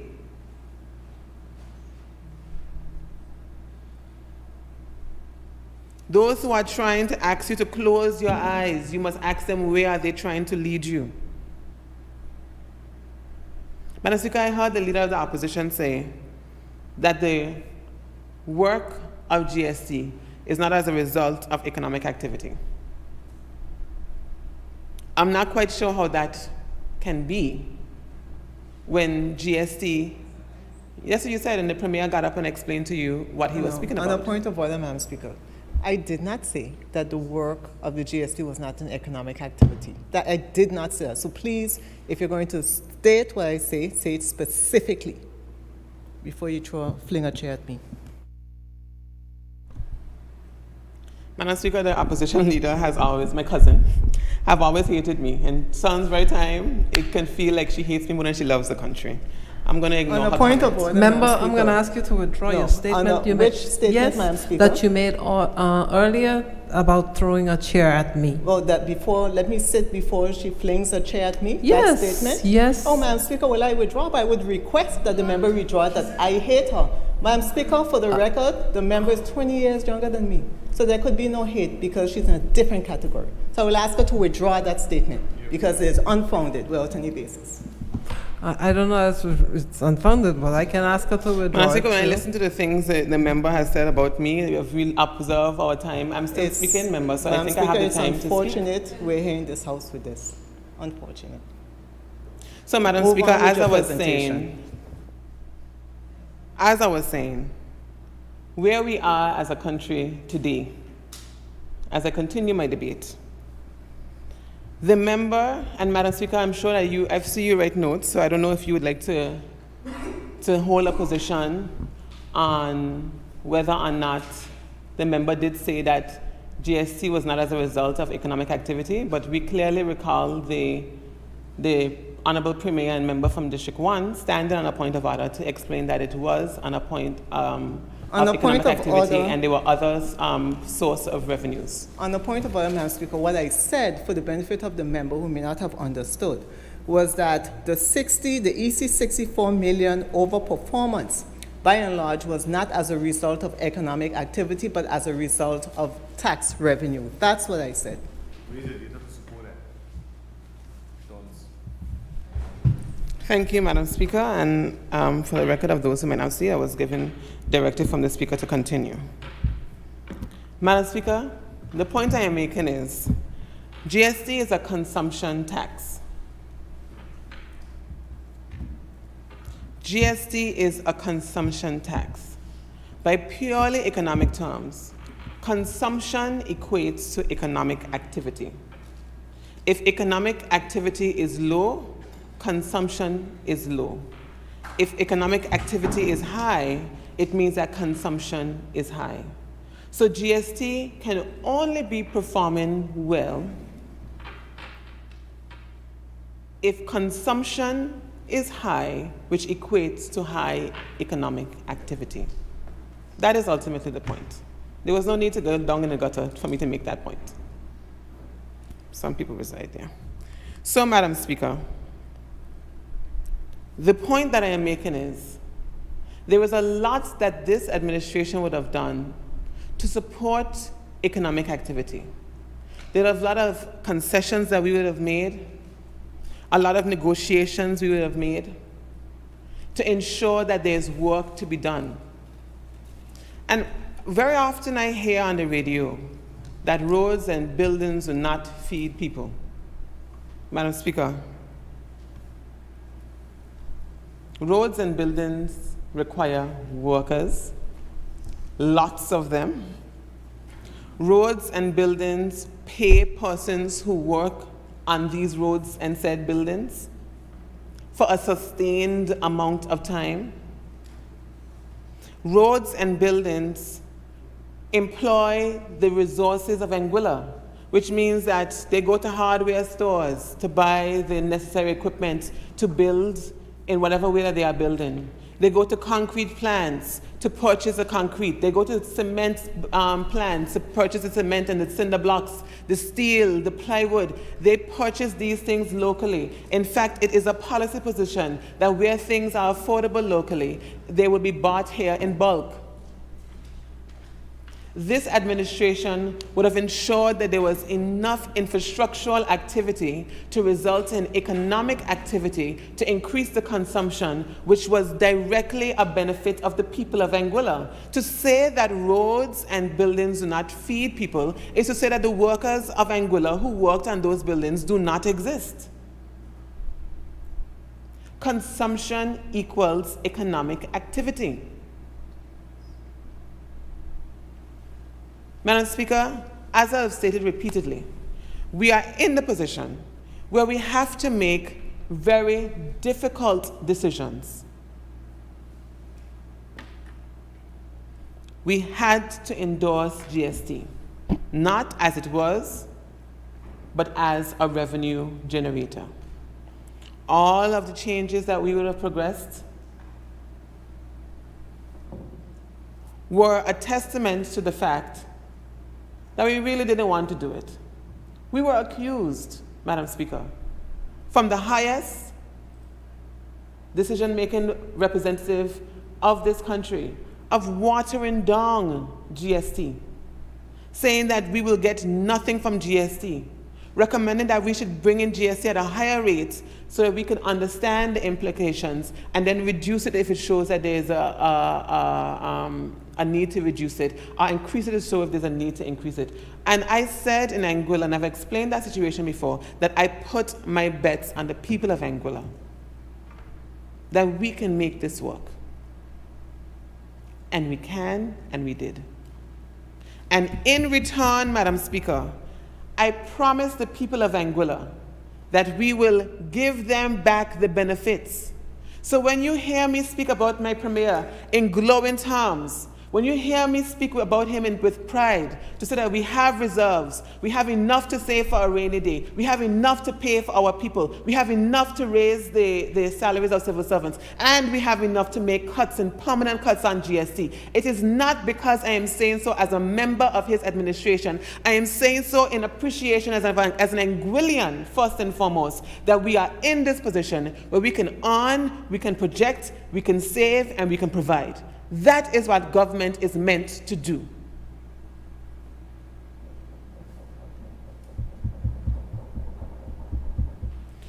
So as we move forward, and I think back on schools that have been forgotten, like the Vivian Vanterpool Primary School, and how this administration had to sweep them in and stop them from being sucked in by waves.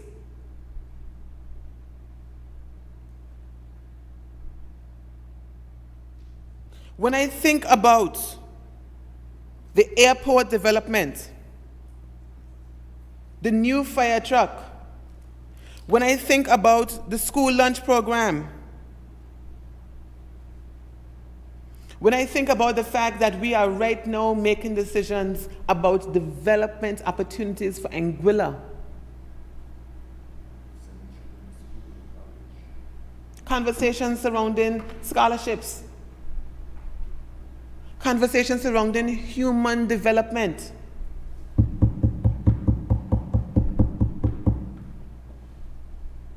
three years of sound leadership, 3 years of hard work, and 3 years of results. To the people of Anguilla,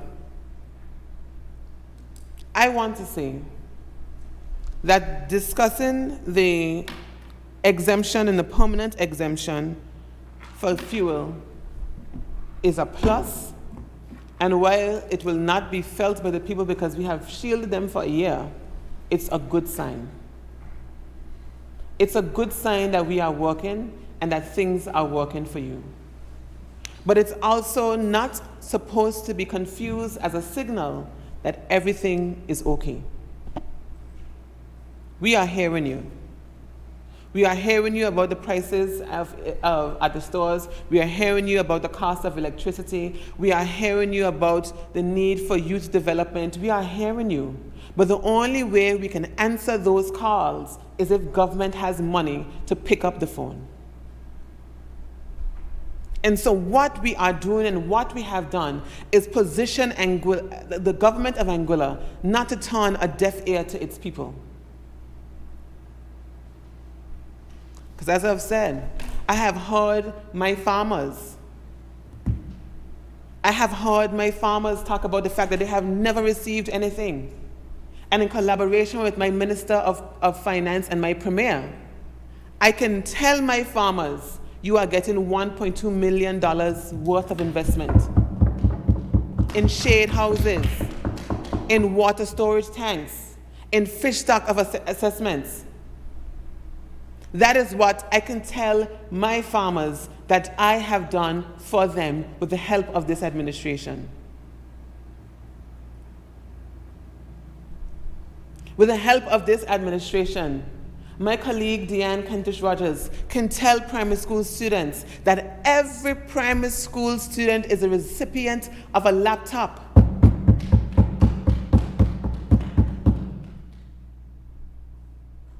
Sound leadership. We are answering the calls, and we cannot answer them all. But Madam Speaker, our record shows that we are picking up the phone. We are picking up the phone for people of Anguilla. We are hearing them. And day by day, more people are bringing things to the table. And sometimes the way they bring it may be out of frustration, but they have brought it.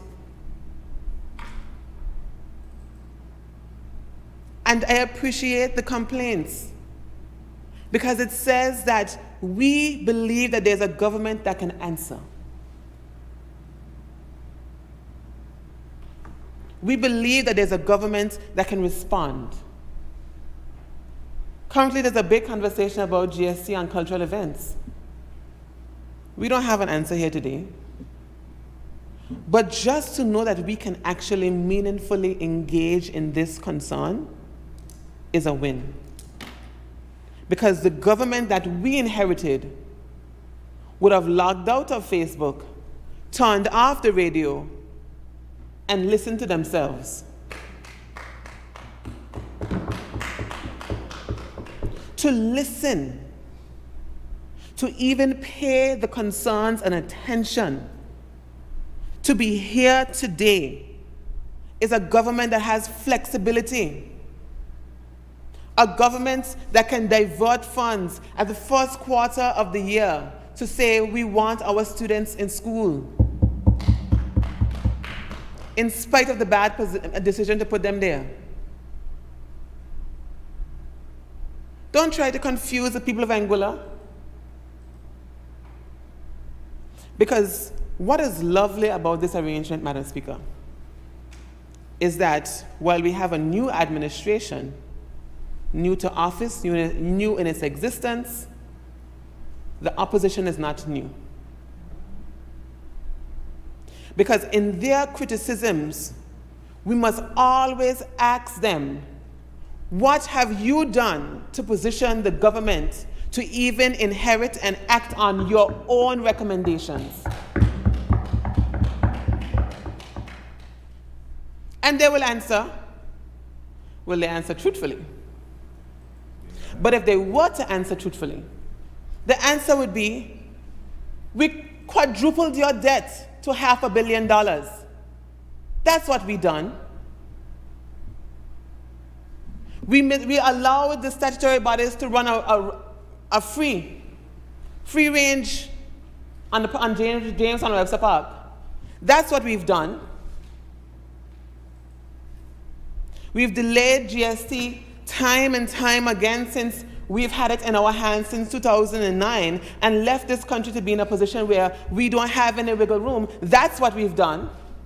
We've spent the reserves with nowhere to point where we've spent those reserves on. That's what we've done. When you criticize as an experienced government, and that is not my own words, that is how they described themselves in the last election, Madam Speaker, as a government of experience. You stood as a government of experience, but could not leave a government that could experience any shocks, that could experience any growth, and could give the people of Anguilla an experience that is worthwhile. You left us in an undignified position where we had to be beggars in our time of need, where we had to be told that as an administration, as a country, we have the legacy of being so dishonest that we cannot wait until you're out of the muck to implement GST. We cannot wait until you're seeing the other side of COVID so you can handle your statutory bodies. We cannot wait for you to implement proper legislation to manage the financial industry. We cannot wait for you to make these key governance decisions. But what could also not wait, Madam Speaker, was change. Change could not wait. And if it were not change that occurred, we would not be the developing country that we are today. And every time I say so, I want the people of Anguilla to say so, that I am saying this and I am speaking with full knowledge that we are not at a point of perfection. I cannot say that I can give myself an A grade on simply the fact that there's more work to do. But when you review the work that was done, when you consider where we were to where we are, this is a grade that I am very proud of. 3 years. An administration that people were told to be fearful of. Don't listen to them. They are inexperienced. They don't know how to negotiate. Have negotiated millions and millions and millions of dollars in development contracts. This administration that cannot negotiate with the British negotiated terms that allowed for the implementation of GST and the goods part in particular to be deferred for 18 months after the sitting administration at the time in May 2020 allowed for it to be implemented at a time where they had no idea where COVID was going.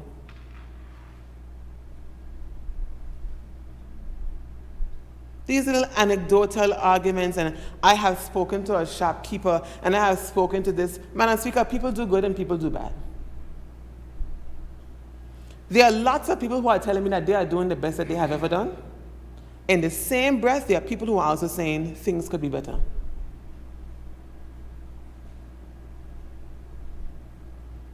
That is the reality. We want to get up at a point where all Anguillians are boasting of prosperity across the board. But we inherited an Anguilla where the majority of Anguillians were home. When we were opening this industry, when we were opening the tourism industry, we were told that we aren't experienced enough to open a industry. And then my first thought was, but how many pandemics we have experienced in the last couple of years? Who's experienced enough to do it? Throughout and in spite of the criticisms,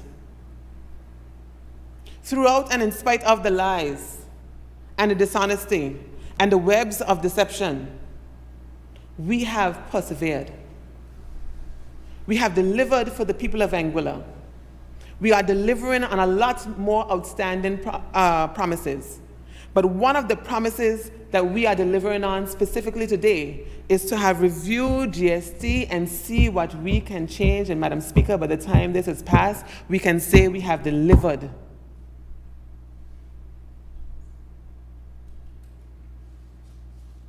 So, Madam Speaker, I rise, if it wasn't clear before, in full support of this bill, as it is a testament and a reflection of a government that listens, a government that cares, and a government that can afford. Thank you. Thank you, Honourable Member. The Honourable Single Island Wide Electoral District Member, Mr. Kenneth Hodge, is recognized. Madam Speaker, good afternoon. The afternoon is fairly well spent, Madam Speaker. But I just want to indicate that I rise in full support, Madam Speaker, of this Goods and Services Tax Amendment Act 2023, Madam Speaker. Madam Speaker, there has been a lot that has been said here today in this Honourable House. Some of it, I question the relevance to the topic at hand, quite honestly.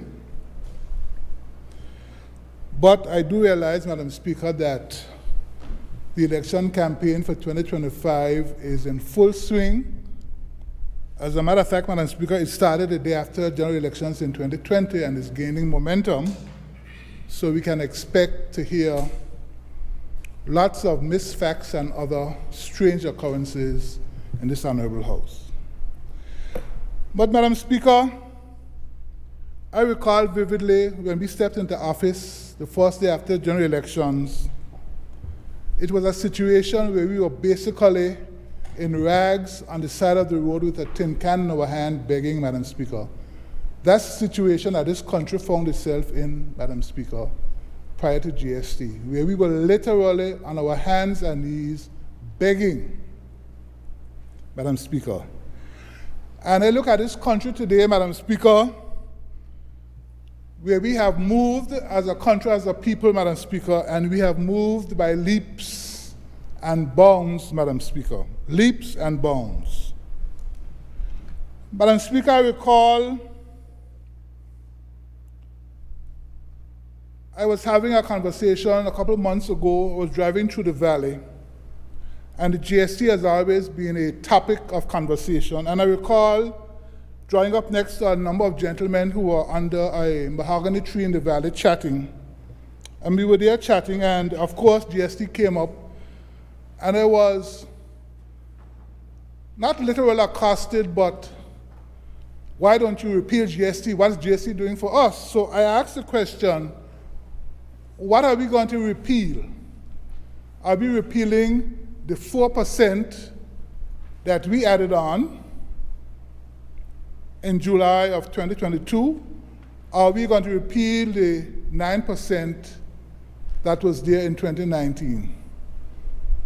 And the response that came back to me, nobody knew about the 9%. Nobody knew about it. People weren't feeling it. And I know my honorable colleagues spoke about, since we got into office, the level of discourse and conversations and discussions and debates we've had. And people now have begun to become more conscious. But, Madam Speaker, that comment was telling to me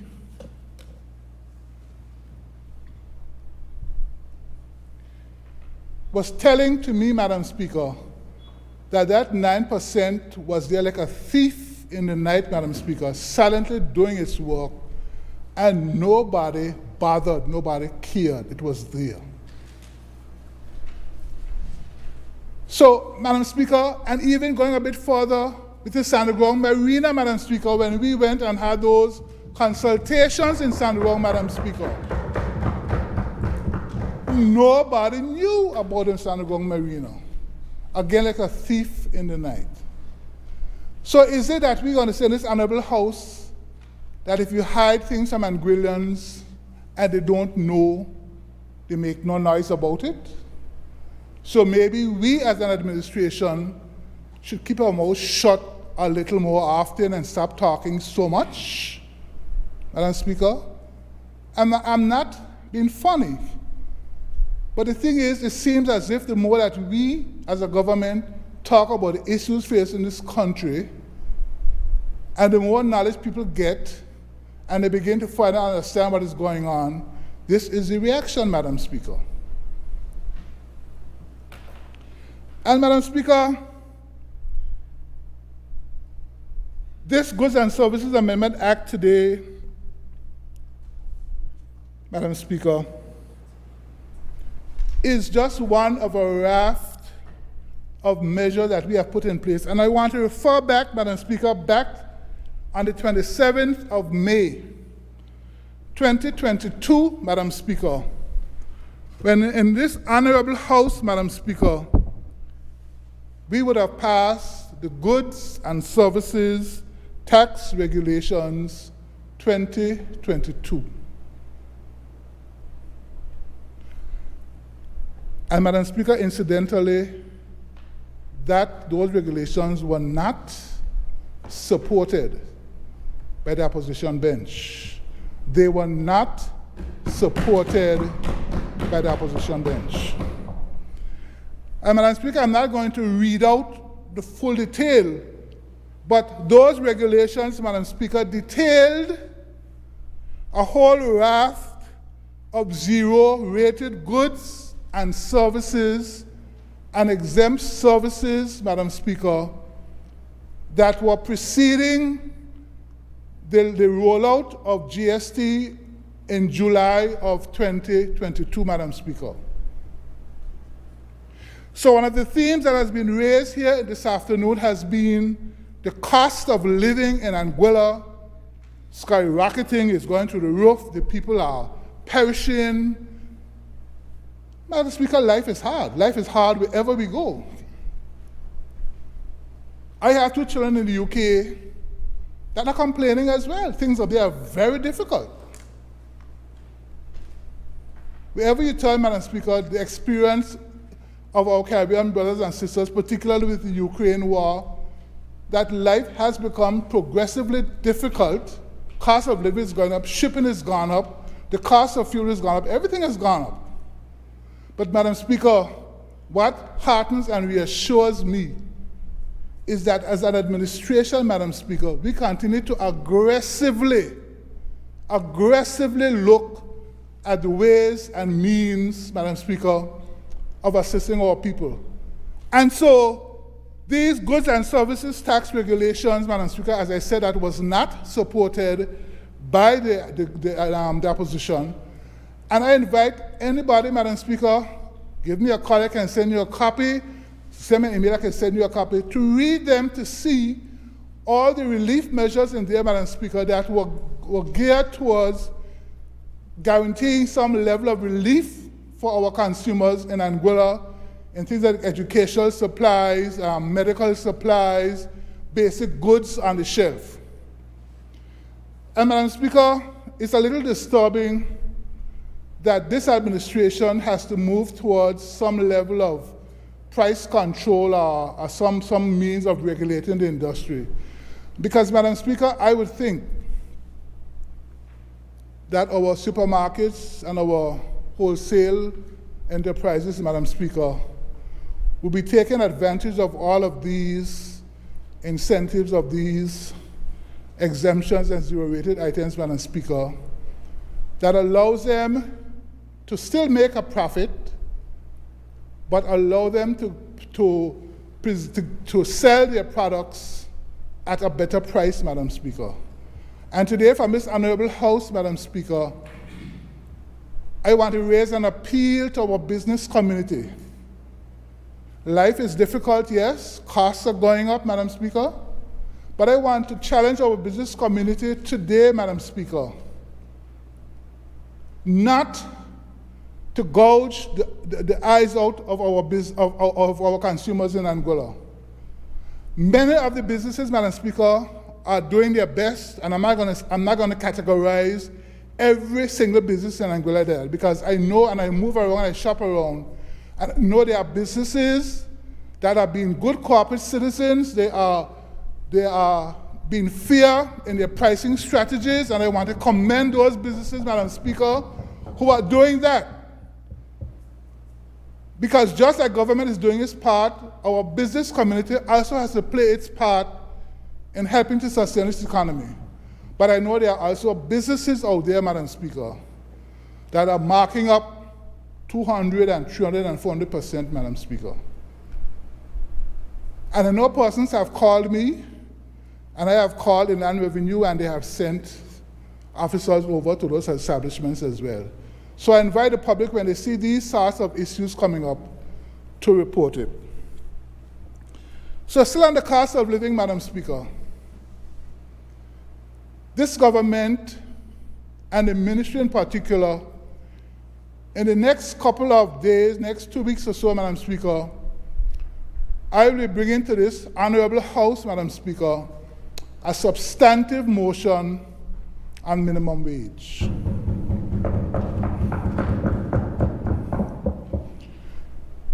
Madam Speaker, someone on a local talk show took a dig at me and said, oh, he worked all his years in government, he's getting his pension. Why is he out here still working? Why is he here, Madam Speaker? And the answer is simply this. As a civil servant, Madam Speaker, I did my utmost to improve. But there was an undeniable fact as a civil servant, Madam Speaker. You were not in a position to effect any meaningful change as a civil servant. You always had to defer to the whims and fancies of those above you. As a minister of government today, Madam Speaker, I am creating policy that helps the people of Anguilla. And this is why on the 11th of July, Madam Speaker, in this honorable House, I am tabling a substantive motion, Madam Speaker, and I'm doing it that way so that I can invite debate on this from all sides of the House, Madam Speaker. Because a lot of things are being made to be political footballs in this country at the expense of our people. Madam Speaker, there are people in this country today, Madam Speaker, that are making $1.50 an hour, Madam Speaker. $1.50, $2, $3 an hour. I was a head of department, Madam Speaker, and we employed a cleaner that was making about $600 a month. Now you may say, well, she's only working a few hours per day, she can take another job. But a lot of these jobs, Madam Speaker, when you look at the hours that have to work, it doesn't permit them to take up a secondary job. And that's the case in many other areas throughout the public service. And so you had to be creative, you had to try to find additional duties to basically increase the remuneration. So, Madam Speaker, this minimum wage is going to have a profound effect upon the lives of those lower level workers, Madam Speaker, that work not only in the public service, but we find them in our supermarkets, we find them as cleaners, we find them in different categories. And I don't want to sort of take the thunder out of the 11th of July, but I am saying the remark was made, what are we doing? And Madam Speaker, minimum wage is coming.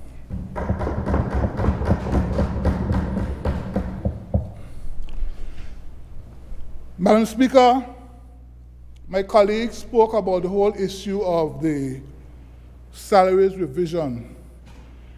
And again, it is very sad, Madam Speaker, that persons in Anguilla sometimes just run with things. They don't take the time sometimes to do the necessary research, background information, and so forth, Madam Speaker. And so I invite persons who are interested I think next Tuesday is when this bill is coming to the House for its first reading. And I think the second reading and third will be on the 11th of July, Madam Speaker. So I invite the good people of Anguilla to listen in, tune in, follow on Facebook, follow the debate as it unfolds, and then you make your own suppositions about what we are doing or not doing, Madam Speaker. Madam Speaker, in Anguilla today, there's a lot going on. There's a lot of discussion, there's a lot of talk, there's a lot of suppositions, there's a lot of innuendos. And Madam Speaker, as somebody who has a background in broadcasting, it concerns me very greatly to see the way that efforts are being made to manipulate, Madam Speaker, people's perceptions, people's thoughts, people's ideas on what is happening in this country. And I'm saying, Madam Speaker, life is not all a bed of roses, I would be forced to admit that, because we have difficult decisions and discussions every week in EXCO and Cabinet, Madam Speaker. We have the emails flying back and forth from minister to minister about the merits of this and what do you think about this, Madam Speaker. You know, and people sometimes ask us, when do we find time to sleep, Madam Speaker? But that is the reality of the game, Madam Speaker, that we are constantly working for the benefits of this country. And today, this bill that we bring here before this House, this amendment, Madam Speaker, and yes, we can play around with semantics, but the reality of it is, Madam Speaker, the effect of this is basically to make permanent exemptions on gasoline. And I fully support this, Madam Speaker. I commend it to this Honorable House, Madam Speaker, and I look forward to the continued support of the other members as we go through. Thank you, Madam Speaker. Thank you, Honorable Member. The Honorable Member for West End is recognized. Thank you, Madam Speaker. Madam Speaker, I too will be very brief, as there's an event slightly later on that I'd like to attend to pay respects to someone who I've always found to really take Anguilla's interest at heart. And I think it's, when we talk about the House and the people in the House, these are the persons that help to get us here. So I think it is important that we show them respect. With this bill, Madam Speaker, anything that benefits our people, I'm very much in support of. There are some people, Madam Speaker, that doesn't matter what you say, you cannot convince them against their will. So you'll always have the different views. I think what is vitally important, though, is that If we make a commitment to our people, we do our utmost best to follow through on that. My general approach in my campaigns that I've had in 2015 and 2020 is not necessarily to listen to my opponent, but listen to the people that really matter, the people that are hurting, the people that will decide whether or not they will support me or my opponent. And I'm grateful to the people of District 7 who, for the second time, have voted me into office. And I stand here today, Madam Speaker, again, as I said, to support this bill because it benefits our people. The challenge that we face, though, Madam Speaker, is a justification of this three-letter word, GST. When you go to our people, and if we went to our people during the campaign and we said, you're not going to do it, it then is very hypocritical to then to try to justify it afterwards. When whether I like it or not, there's always an alternative. There's always an alternative. It's just if you choose to go take the, what some might see as the easy road, then you have to pay the consequences, Madam Speaker. But Madam Speaker, if we talk about giving back to the people, giving back to our people, when you say giving back, what does that mean? It means I've taken from you to give you back a portion. And quite often we would say that there's nothing for free. I've heard that many times. Nothing's free. So why are we saying it? Why are we saying it? We know it's not true, but we believe that some persons out there would believe that the meals are free. They'll believe that health is free for those over 70. It all comes at a cost. And I think there's a lesson to all of our people who listen to us as politicians or the persons that works with us.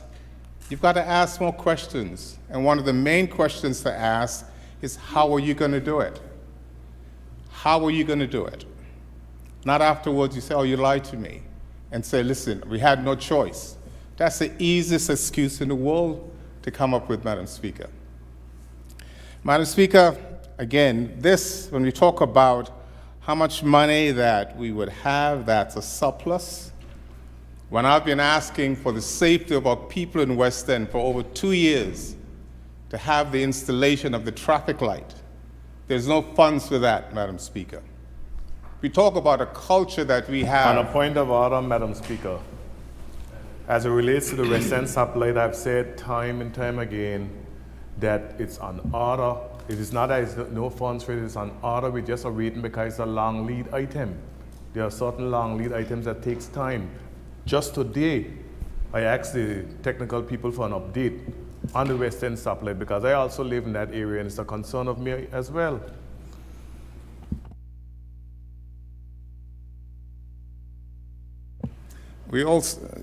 Thank you. We also was told that the part wasn't taken out either. But Madam Speaker, again, how long is it going to take? How long is it going to take? You might as well build a new light in less than 2 years, but waiting for a part. Madam Speaker, again, for us in West End, we take great pride in our community. We take great pride when we talk about how far Anguilla has advanced over the last 50, 60 years. There was a time when those east of the stoplight that should be installed looked on us as if we were behind God's back. But I keep on saying it, and the previous minister, Albert Hughes, will say that that is the place, the majority of the funds, this 60 million or whatever 100 million that is generated down there. The culture we have, we talk about Anguillan culture. The summer festival, boat racing, and activities that goes with it. DYC says there are no funds for that, but yet you got over $60+ million sitting somewhere to do what with? At your whim or for the whim of the people? The challenge is, Madam Speaker. On a point of order, Madam Speaker, or on a point of clarification, I'd actually like the member to Provide details of what DYC they don't have. DYC says they don't have the funds for. They don't have funds for August Thursday. In fact, they've got it off the list. It's a public holiday. It's a holiday that Anguillians who went to St. Thomas, St. Martin, that was the day that Anguillians came back home to link with their family members. For the last few years, we've been trying our best. We've been trying our best to reignite the culture of August Thursday. But Madam Speaker, Sorry, Madam Speaker, I'm trying to get clarification as to where he saw an official statement from DYC in relation to August Thursday. I will send you the information. In fact, I've spoken to you don't care, but is it a fact? Where's the data? It's with DYC.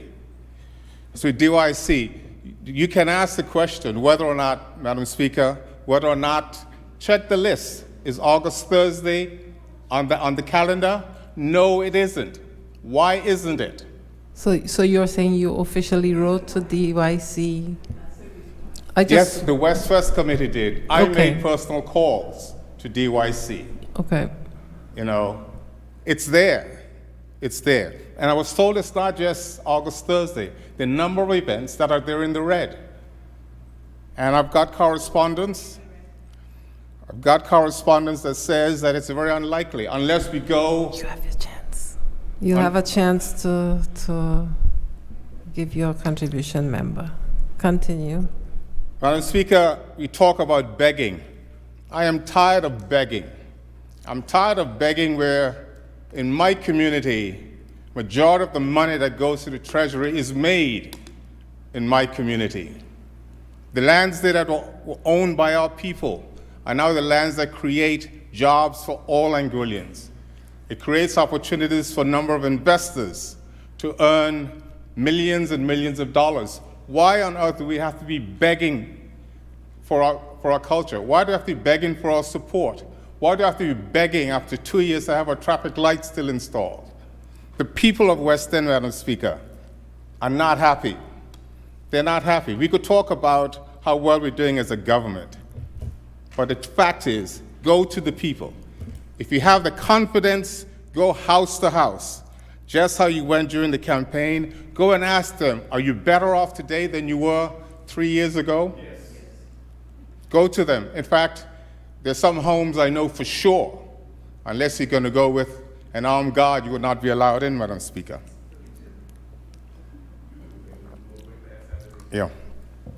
Madam Speaker, again, the whole point about having any form of debate, I think, in this House should be geared towards the issue at hand, the bill that's at hand.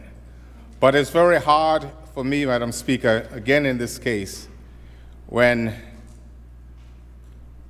I come here and my people are asking me.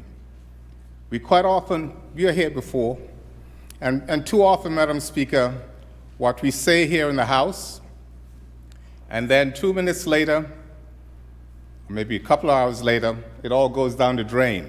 But Madam Speaker, I intend to continue to follow through on the mandate that my people have given me.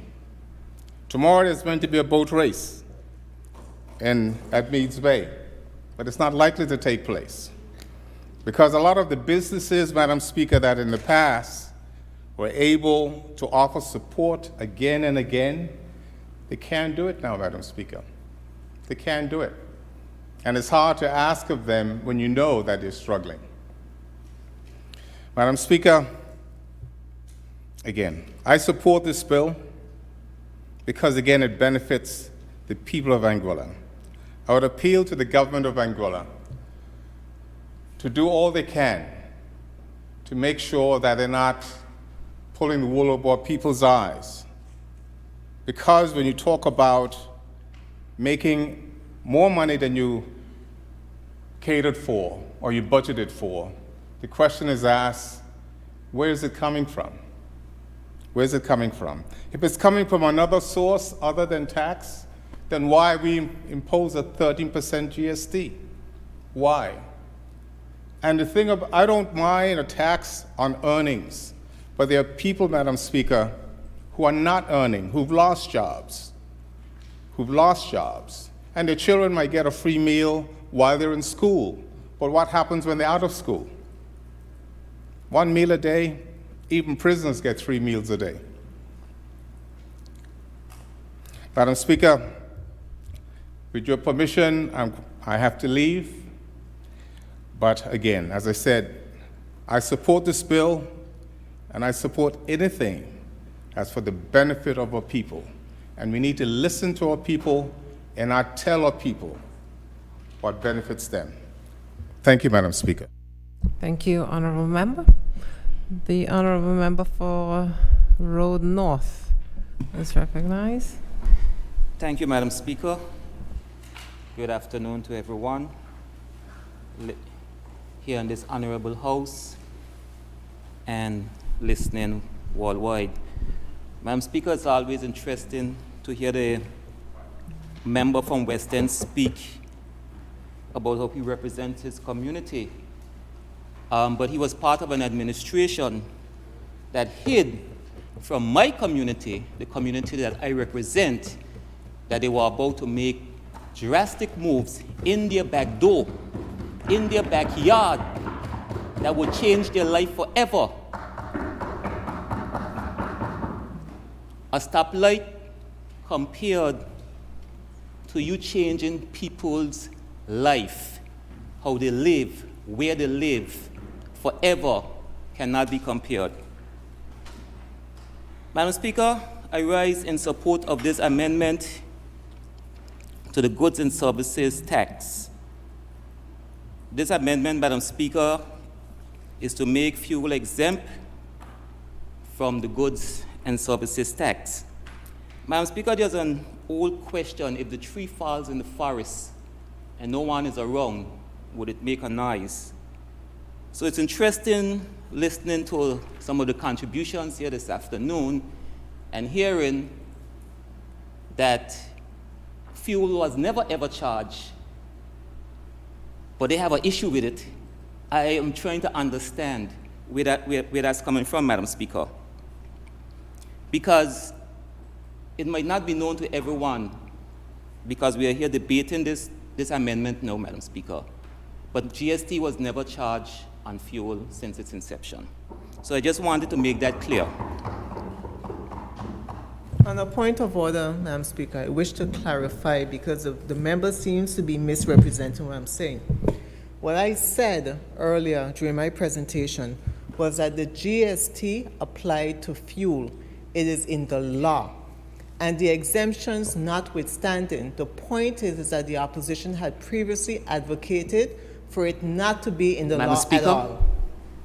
I did not say the member from Sandy Hill. I said it was said, kind of like if you throw a rock, but I did not say the member. I said it was said. I clearly spoke on it. It was objected to by two Is it a members point of of the order, House. Madam Speaker? Should I sit down from her? Should I sit? Is it a point of order? I'm just trying to It clarify. is a point of order. It is a point of order. Maybe clarification, but not a point of order, because no rule has been Well, breached, you're correct, really. Madam Speaker. It's a point of clarification in terms of what I said, because I take responsibility for the things that I said, and I'm providing clarification, lest it be said that I said that there were no exemptions. The point I made is that the law, the GST Act, provided for fuel to be, GST to apply to fuel. And that is still the case. Thank you, member. So, Madam Speaker, like I was saying, if GST was never charged on fuel since its inception, then it was never charged.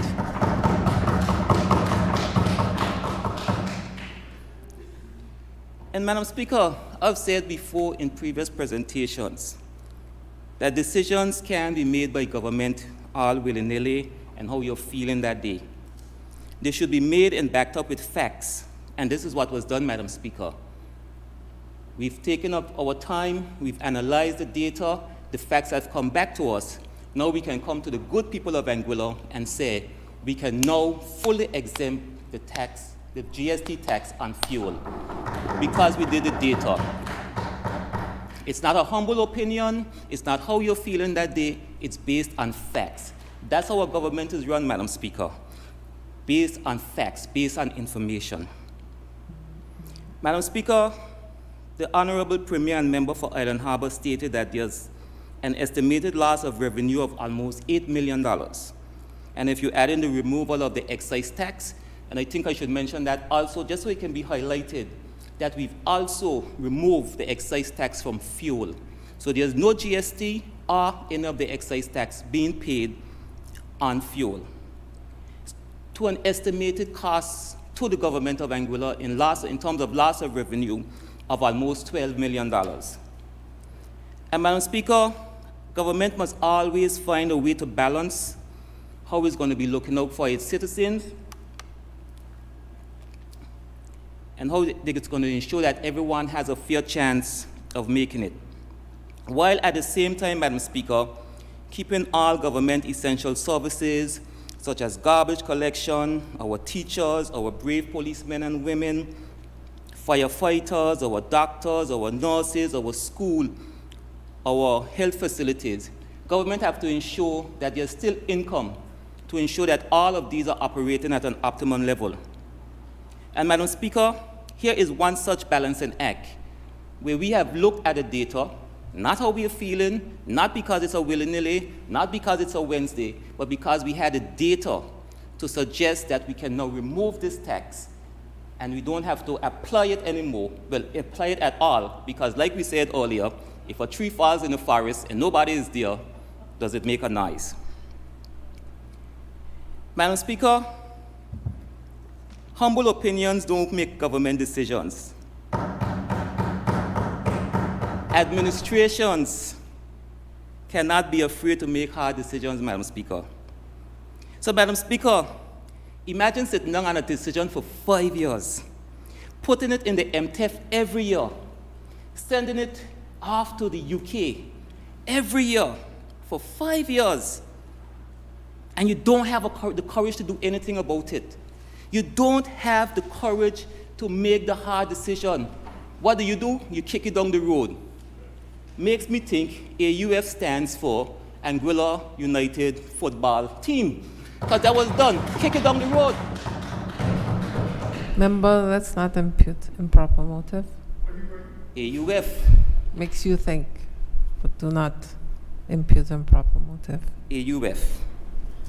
AUF. Because, Madam Speaker, that's what was obviously done with the bulk petroleum levy. Again, as we heard in this House, they had it for 5 years in their MTF every year, and they sat on it for 5 years. Sorry. They kicked it down the road, playing football with it for 5 years. That's not how our government operates, Madam Speaker. Our government is tasked with making the hard decisions for the country. Not because you want to be the most popular, not because you want to be liked, but you have to make the hard decisions that's going to benefit your country.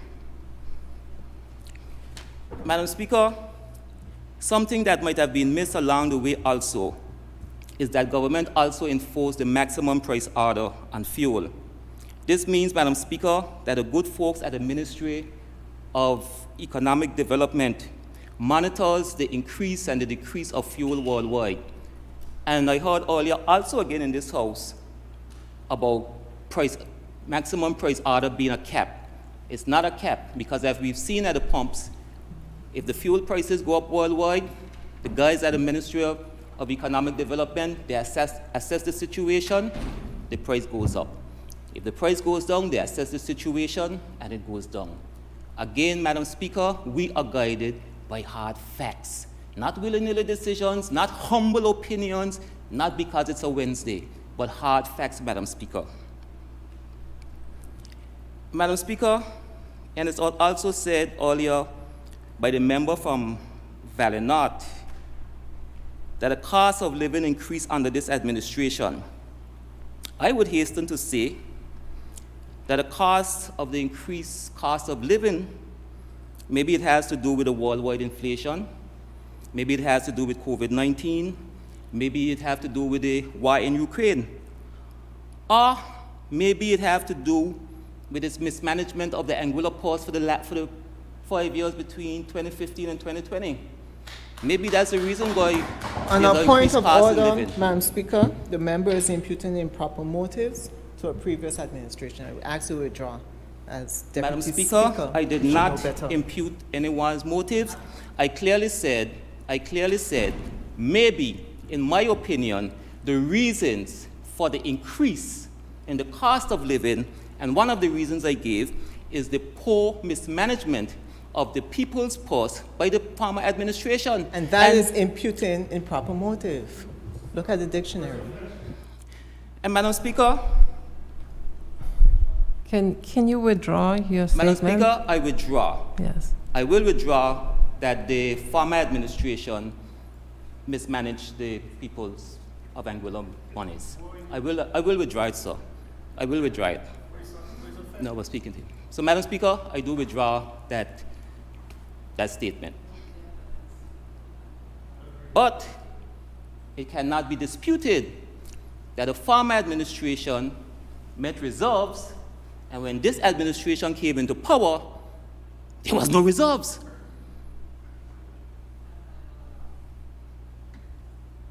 Crickets?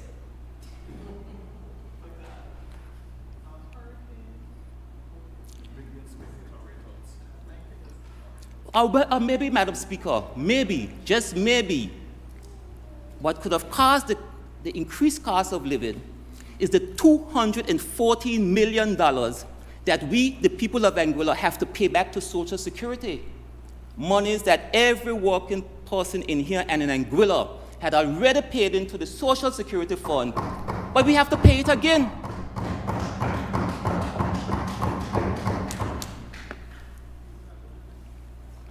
Those are the type of decisions, Madam Speaker, that caused the increase. Those are the type of decisions. Because that money was already paid by all of us. And now we have to pay it again. Or maybe the cost of living was increased because this administration had to go and correct the bad decision made to move the Albina Lake Arch Comprehensive School from its current site here in the valley up to the quarter, and we had to come back here to this honorable house to find an additional $9 million of the people money. $10 million, sorry. So, Madam Speaker, what's really causing these issues? Because you can't come in on one day and immediately cause all the problems in the world. Madam Speaker, and I know some folks have difficulty in figuring out how in 3 short years, coming out of a worldwide pandemic, that we have reduced the national debt by $100 million, provided free health care for our citizens, how we've managed to build reserves, when the former administration managed to not use the reserves properly. I don't want to be, not use the people's reserves. And as my honorable colleague, the single island-wide member said earlier, reserves are important because as we found out, as a good member from Sandy Hill shouted across the floor from me earlier, that Hurricane Irma happened. You need reserves when Hurricane Irma has happened. So what if you do not use them properly? I won't say squander. If you don't use them properly, you don't have them for in the times of need.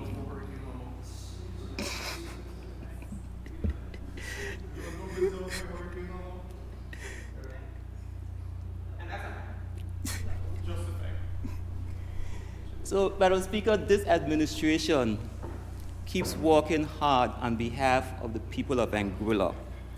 There's noise, there's clamoring. But I finally kind of figured out what's happening, Madam Speaker. Like I said earlier, some people have a difficulty figuring out how all this can be done. Is someone on this team a magician? Do we know how to just spin this straw into gold? So it's difficult, it's confusing. And when you don't understand something, you just lash out at it. You lash out at it. You know, just throw whatever at the wall and hope it stick. And Madam Speaker, the member from Sandy Hill raised a very good question earlier. How were we planning to move forward? It was a very good question.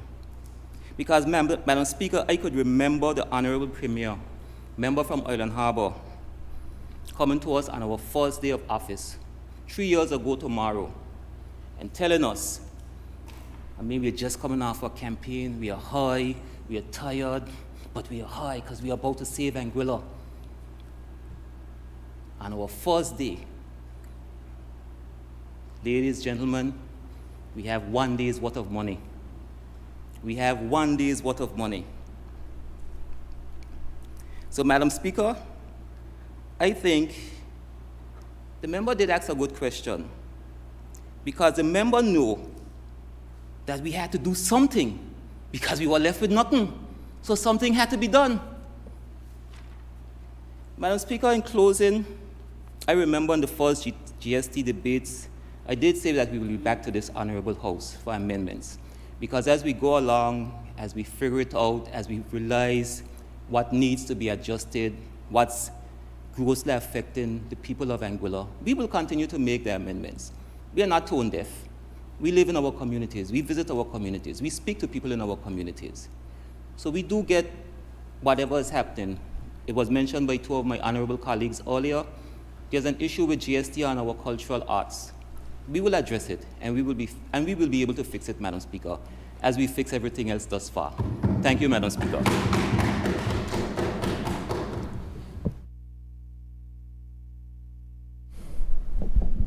So the tree does make a sound.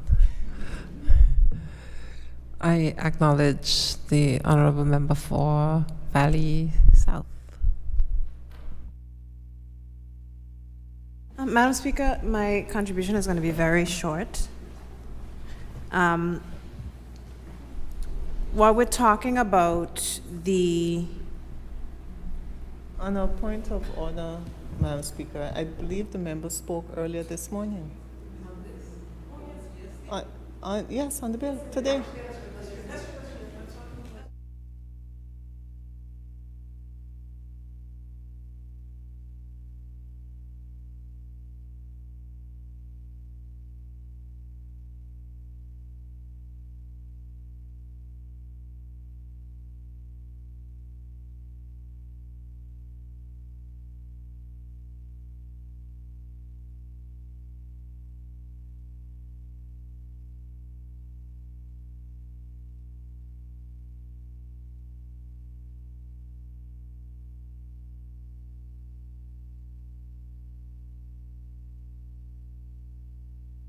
So I acknowledge the member for Road South.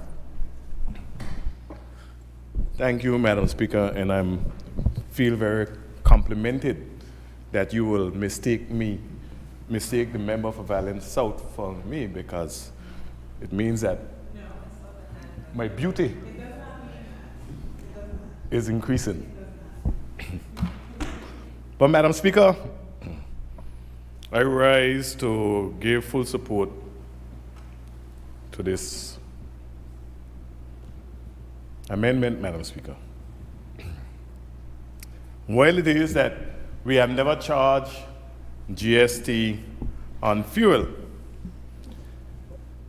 it says a lot of the monitoring of global prices, Madam Speaker, and the fact that this administration has been on top of things from the very inception.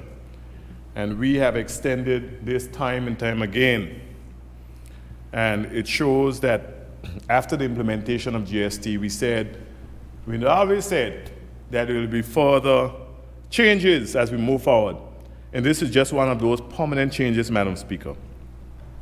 And Madam Speaker, the member for West End, before he departed, he said,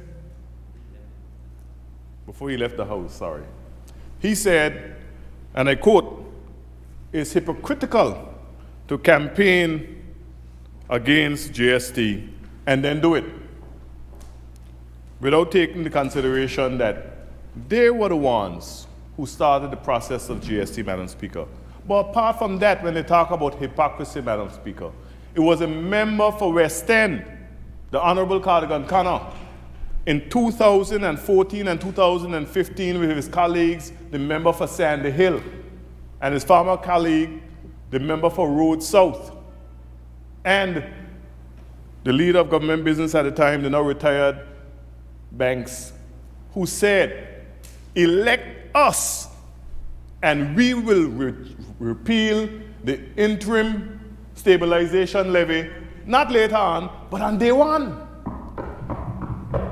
Because it was during a debate at the Rodney MacArthur Ray Auditorium between Mr. Patrick Hanley, Mr. Edison Beard, and Ms. Everly Bradley, when Ms. Bradley, speaking on the issue of the interim stabilization levy, said she has already put her son on notice, the Comptroller of Inland Revenue 1, Perrin Bradley, that when they come to office, she will get rid, along with her colleagues, the interim stabilization levy. Because there was one Ms. Cora Richardson Hodge during that time, Madam Speaker, who made many public pronouncements about the damage to the economy. Please address the member appropriately. No, Madam Speaker, I'm saying one Ms. Cora Richardson Hodge during that time. I'm not talking about during this time. It's the same person. Well, it may be the same person, but during that time, Madam Speaker, she was in a different capacity. So I'm addressing the fact that she was in a different capacity. One, Ms. Cora Richardson Hodge in that capacity. We're addressing her in this capacity, the member for Sand Hill. So it's a different capacity. But if you want me to address it in that capacity, even though it is commingled, because you know, they always commingle And a point things. of clarification, Madam Speaker, I'm just inquiring as to what capacity I would have been in at that time that he's referring to. She was not an elected member at the time, Madam Speaker. She would have been part of the Anguilla United Front organization, but she was not elected.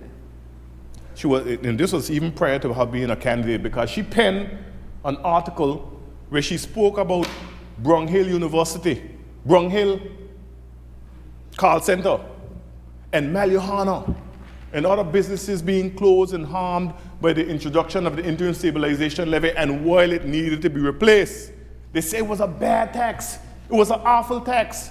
It was a tax that once they came to office, elect us, we will get rid of it. They had banners, Madam Speaker, saying that when they are returned to office, they will return the economy to the days of 2005 and 2006 before Lehman Brothers collapsed. These are facts, Madam Speaker. And on coming to office, Madam Speaker, the Minister of Finance and the former Chief Minister and the leader of government business at the time, whose cabinet had an overwhelming majority of 6 of the 7 seats, he said on Radio Anguilla that this is the best financial situation he has ever inherited on coming to office. We will hit the ground running, Madam Speaker. That's what he said. The best financial position we have ever found on coming to office. 6.74% economic growth.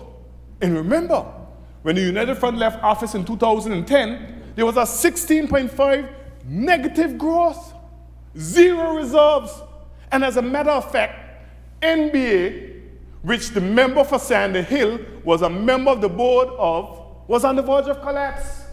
CCB, too, was on the verge of collapse. So much so that in conjunction with the Anguilla Social Security and the Ministry of Finance and the board, they came up with something called ACIDCO. And they used ACIDCO to purchase a derelict property in Cinnamon Reef for $20 million, committing the government and people of Anguilla to repay that at the tune of $300,000 a month, Madam Speaker, to give liquidity support to the National Bank of Anguilla. These are facts. And Madam Speaker, when they came to office, all of this is laid out before us. The first meeting that we had and requested was by the banks, not NBA, but CCB, to ask the chief minister at the time, the Honorable Hubert Benjamin Hughes, as Minister of Finance, to try to hold off the ECCB and give them time to remedy the situation. We met at the conference room of the Caribbean Commercial Bank. They also met in the Ministry of Finance several times with members of the board of directors of the National Bank of Anguilla and members of the board of the directors of the CCB held off, pushing off, and every day it got worse, Madam Speaker. So much so that the chairman of the Caribbean Commercial Bank, one Mr. Osborne Burlington Fleming, he said if the ECCB does not come in here, the people will show up to the bank and there'll be no money to give them. These are facts, and I can distribute it to members of the House, the audio, so they can hear it for themselves. He was pushing for it because he knew that these banks would collapse, Madam Speaker. And listen, do you know that Mr. Fleming, under the Anguilla United Front administration, served as chairman of the board of directors of the Caribbean Commercial Bank from 2000 to 2010, and during that time, he also served as the Minister of Home Affairs, the Chief Minister, leader of government business, and he made a pronouncement along with the Anguilla United Front administration: go to the banks, borrow, borrow, borrow, and build. We end up with over 60% non-performing loans, Madam Speaker. But a member for North Hill, the Honorable Merrick Richardson, he said the former administration mismanaged the country's finances, and he retracted the statement. I am saying today, Madam Speaker, the Anguilla United Front mismanaged the country's finances, and here's why. When they came to office, economic growth of over 6%, reserves of over $33 million. While that was the case, Mr. Banks said, well, yes, you got reserves of $33 million, but if you pay the civil servants, it all goes away. The money went, and the civil servants were still owed because this administration paid them off in full. Madam Speaker, during those years, the leader of government business took home over $33,000 a month in salary, Madam Speaker. The years of the Anguilla United Front, glory years. And Madam Speaker, On a point of clarification, Madam Speaker, the Anguilla United Front was in office between 2000 2010, during which I was not a part of, and again between 2015 and 2020. So I'd like the member, when he's talking about the 33,000 whatever salary, to specify the period which he's speaking about. Madam Speaker, up until 2009, the leader of government business of the Anguilla United Front received a salary of about $33,000 a month. I'm not knocking it, because I never knocked his salary, because I know he probably had to give it all away. And I had never knocked parliamentarian salaries, Madam Speaker, even though this administration have taken a decision to restore the civil servant salaries and not touch our own. I want to raise, Madam Speaker, but I'm not getting it. I know the member for Sandy Hill want to raise too, but she's not getting it. None of us is getting it. On a point of clarification, Madam Speaker, the member has indicated that the government is not getting the increase. And there is an executive council minute from the 8th of June, 2023, where they would have approved a law, the preparation of legislation for the increase. So I would like to ask for clarification on that, please. Madam Speaker, thank you very much. I believe the member for Madam Speaker, the single island wide member explained I am not it. from Island Harbor. I don't want to be here all night to hear the same thing over and over and over. Yes, the member for Valley South May already said it. And the member for the single island wide member also said explained it. Yes. But I also want to say, Madam Speaker, that I'm not from Island Harbor, and I'm not a fisherman. But sometimes you have to use a sprat to catch a big fish. Put that sprat on the hook, and the big fish is asking for clarification. Madam Speaker, even though it was stated in 2009 that the cuts will be temporary, and once the economy rebounded, they will be restored. Cuts came, and when the Anguilla United Movement came to office in 2010, more cuts came. And then we came to the House to make it permanent, so much so that teachers had to sit in. So much so that civil servants was upset. The deferred salary stopped. because of the bad decision of the Anguilla United Front, who continuously, decade after decade of bad decisions, got us to where we got to in 2020, Madam Speaker. And Madam Speaker, so we had to sit down and negotiate with all the government groups how we'll go forward with this. And civil servants have suffered for over a decade. And this administration, on the fact that the economy has rebounded and is a much better state than it was, because a member for West End said, if you ask somebody if they're better off today than in 2020 when this our government came to office, yes, we are. Because when we came to office in 2020, the economy was shut down. Over 3,000 hospitality workers, which make up the bulk of our employment sector, were home. Everybody was out of a job. Pilots were furloughed. Boats, the ferry boat operators suffered significant losses. Taxi drivers, Airbnb operators. My friend Bullwinkle in Blowing Point, he would always say, Lord, here, do something for me now. Everybody was suffering, Madam Speaker, when we came to office in 2020. Everybody.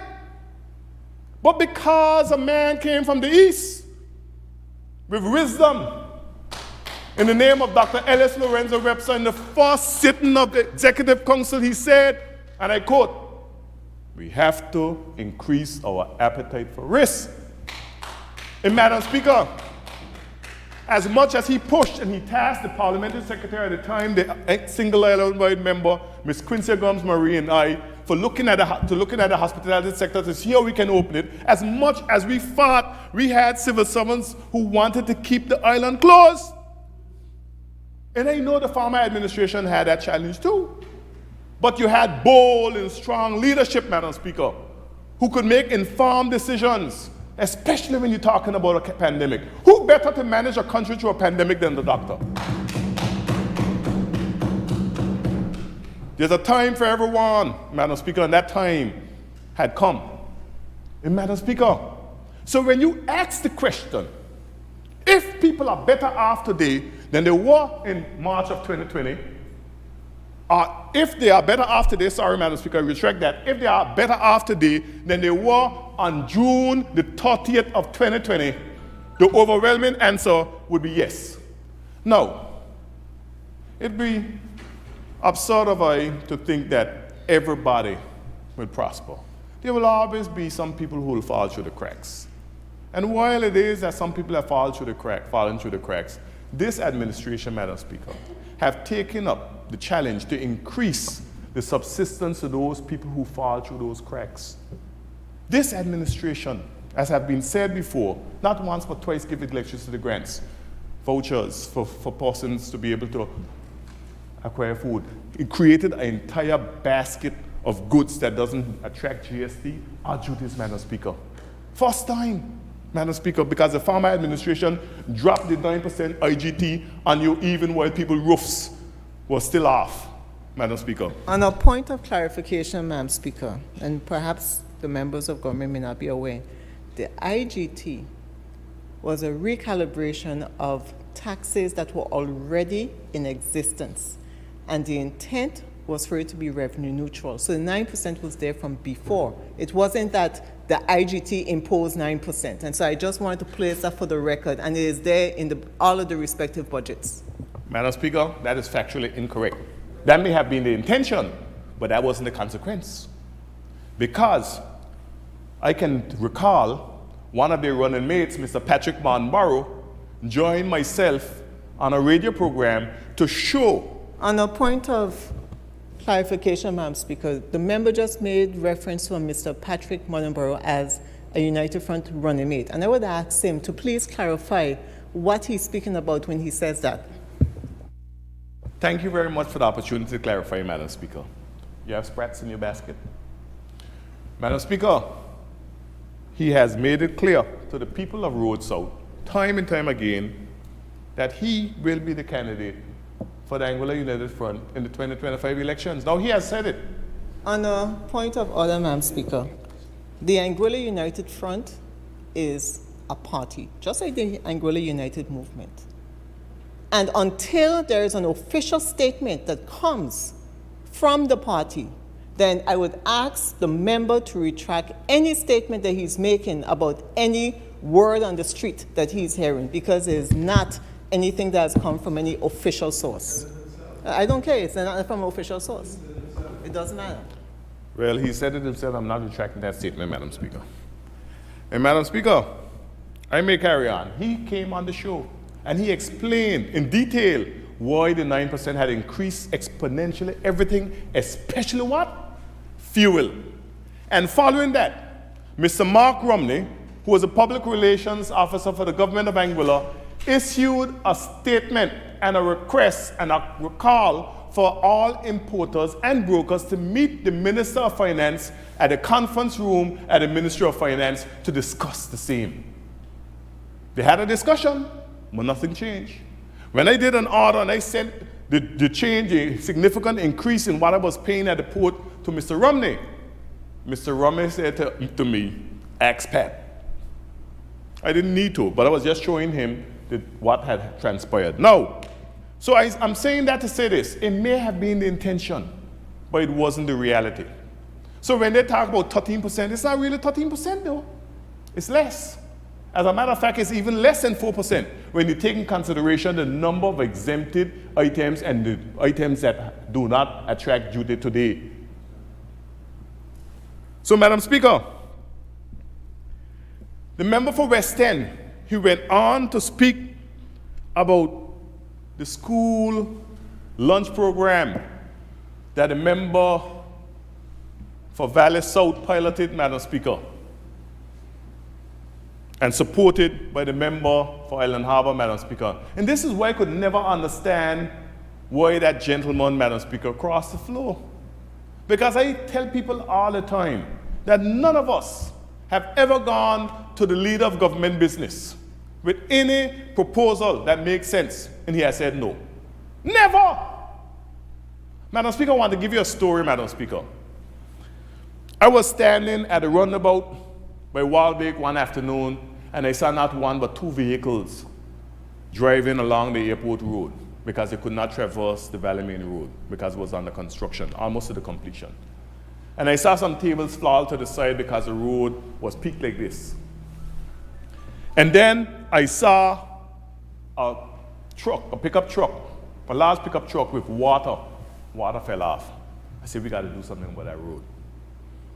Called a meeting with the Premier and technical members of the Ministry of Infrastructure and Tourism, Madam Speaker, at the conference room.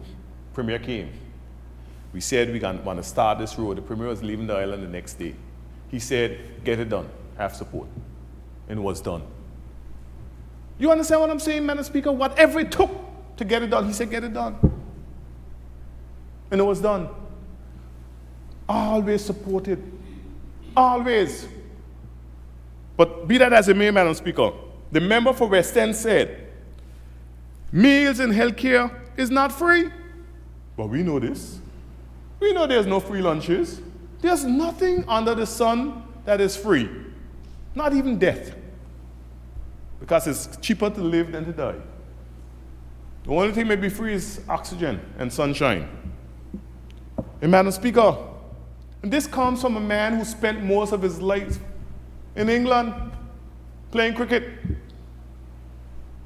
He knows that even in England, with all of the social programs that they have had during his time, but they have reduced now because of financial constraints, that there were significant tax burdens in order to pay for those lunches, the medical care, school, and everything else, Madam Speaker. So he knows this. But I dare say, if the Anguilla United Front was in office, you wouldn't have had any lunch program. You wouldn't have had any health care program for over 70s. This was a promise by the Honorable Premier, Dr. Ellis Lorenzo Webster, before the general election of 2015, and again before the general election of 2020. Unfortunately, he did not win in 2015, but when he came to office in 2020, He started the work to get it done, and today we can say persons over 70 can take their card over, almost 900 people over 70 can take their card to any public health care facility and don't have to pull a dollar out of their pocket. Couldn't be done before this administration. It couldn't be done without Dr. Webster. It wouldn't have been done. And Madam Speaker, so when they say it's not free, no, it's not free, but we are trying to ensure that the most vulnerable among us are taken care of, because that administration mismanaged the funds. And coming to office in 2015, Madam Speaker, the first thing them do, they showed off down at Cobra Restaurant at the Viceroy Hotel for a beautiful dinner, Madam Speaker, costing the taxpayers of Anguilla, Madam Speaker. On a point of order, Madam Speaker, I have heard the member make reference to this, and I would want him to bring evidence to this honorable House, and in the absence of that, not make reference to some sort of restaurant that I have no knowledge as what he's talking about. Bring the facts or don't bring it at all. Speaker, I will bring the facts. It's a fact, Madam Speaker. There's a budget that was approved for it and everything. Not only were they, but also the sole member of the opposition was also invited at the time, Madam Speaker, the former member for Island Harbor. It's a fact. She knows she filled her belly. I take that back, Madam Speaker. But now she's asking for facts. It's the truth. Everybody knows this. The waiters and waitresses knows this. I hope you tip. And Madam Speaker, so we know these things aren't free. Madam Speaker, the bulk fuel tax that the Speaker about, that was the fourth time and time again, kicked down the road like a football, as a member for Road North said, the AUF, Madam Speaker. I was kicked down the road, but when it came to being, you know what people pay from that bulk fuel tax? Pennies, Madam Speaker. Pennies. Pennies, Madam Speaker. And I want to say this. That dinner at Cobra isn't just one of the things. The $33 million in reserves, Madam Speaker. Where is it? Where's the road? Where's the school? Where's the scholarship? Where is the money? Where the money gone? I can't say it went in their pockets because it'll be ridiculous to say it went in their pockets, Madam Speaker. But where the money gone? It vanished in thin air like a miracle. And when we were in office, because I was a member of the Anguilla United Movement Administration, Madam Speaker, and perhaps, I don't know who's the longest serving member in the House between myself and the member for Sandy Hill and the member for West End.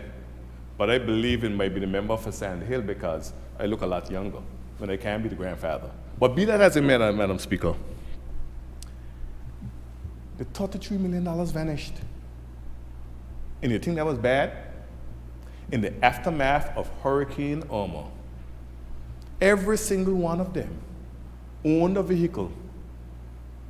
Cardigan had one, the member for West End, had one with no referendum on the bumper sticker, referendum before independence or something like that. White van, he gave it to one of his friends to drive. And you know what he did? Took a car rental being paid by the government of Anguilla. Every single one of them. Do you know what the bill came up to, Madam Speaker? Well over $1 million in car rentals, Madam Speaker.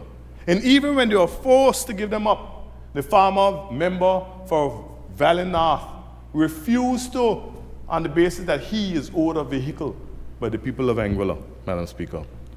And they use rentals. So when the member for Road North retracted that statement, he had no right to retract a statement that is full of facts, Madam Speaker, and just the facts. Madam Speaker, today we had a short lunch break and I ran home. When I went home, I was surprised to see the electricity off. I went on the Anglex website to see if there was any notification. I realized there was no notification because they notify when they're doing scheduled outages. I inquired as to why the electricity was off, and I was told that one of the generators went down. And the generators are being tasked significantly, Madam Speaker, because, Madam Speaker, the full capacity of Anglex generators is 16 megawatts. 16 megawatts, Madam Speaker. And we have gone up 40 megawatts is what we know. But because of this man, Madam Speaker, who came to Anguilla to give back and to change the trajectory of this island, Madam Speaker, a man named Dr. Webster, who decided that we must grow this economy. This economy is growing so fast that Anglic power generation cannot keep up. And so even those generators, those 3 generators that is used for backup power, they have to put them into commission. And Madam Speaker, everybody knows when you start to increase that capacity and put that strain, it's indicative of something happening in the economy, Madam Speaker. And I can ride through my district, Madam Speaker, on any given day, from Monday to Friday, and don't find a man on the street. Everybody out to work. Everybody out to work. Who is not working? I won't say that they say they don't want to work, but I get complaints every day from heavy equipment providers, from contractors, from all sorts of people in the technical trades about the fact that they cannot find enough people to work. And they're harassing the member, the single Isle of Wight member, Mr. Kenneth Hodge, over work permits. And he's doing everything he can do, go in the bushes, Madam Speaker, to drag people out to work. But when you drag everybody out, and some refuse to go to work, what do? And Madam Speaker, if they think the economy is hot now, or the economy is vibrant now, wait till Altamont starts the marina. Wait till the Waldorf start their project. Wait till Savannah Bay, Sail Bay start. And Madam Speaker, they don't have to wait too long before the airport development kick off in full steam, Madam Speaker. And that couldn't happen without Dr. Webster and his vision. We have already completed the enabling works, Madam Speaker, for the airport. And we're talking to all the airline companies and giving them the information, say, look where we are. No jokes, no gimmicks, no games, Madam Speaker. Because they say they were bringing in JetBlue. Lie them and tell, Madam Speaker. Never had a conversation with JetBlue, not once. And the member for Valley North took to social media talking about American Airlines, American Eagle pulling out of the region and pulling out because of this and because of that, Madam Speaker. If you can go on our site and if you give me the time, maybe the member for Sand Hill will get up on a point of order and have some time to go and quote verbatim what she said, Madam Speaker. But I want the member for Valley North to know that the reason why American Eagle collapsed coming to Anguilla, Madam Speaker, is because of the bad decisions of the Anguilla United Front. And let me give you the evidence. It was a decision made by the Anguilla United Front to shut down the airport, Madam Speaker, in 2001, 2002. The American Eagle manager in Puerto Rico, Mr. Michael Rios, he spoke to me in person, so I know this to be a fact.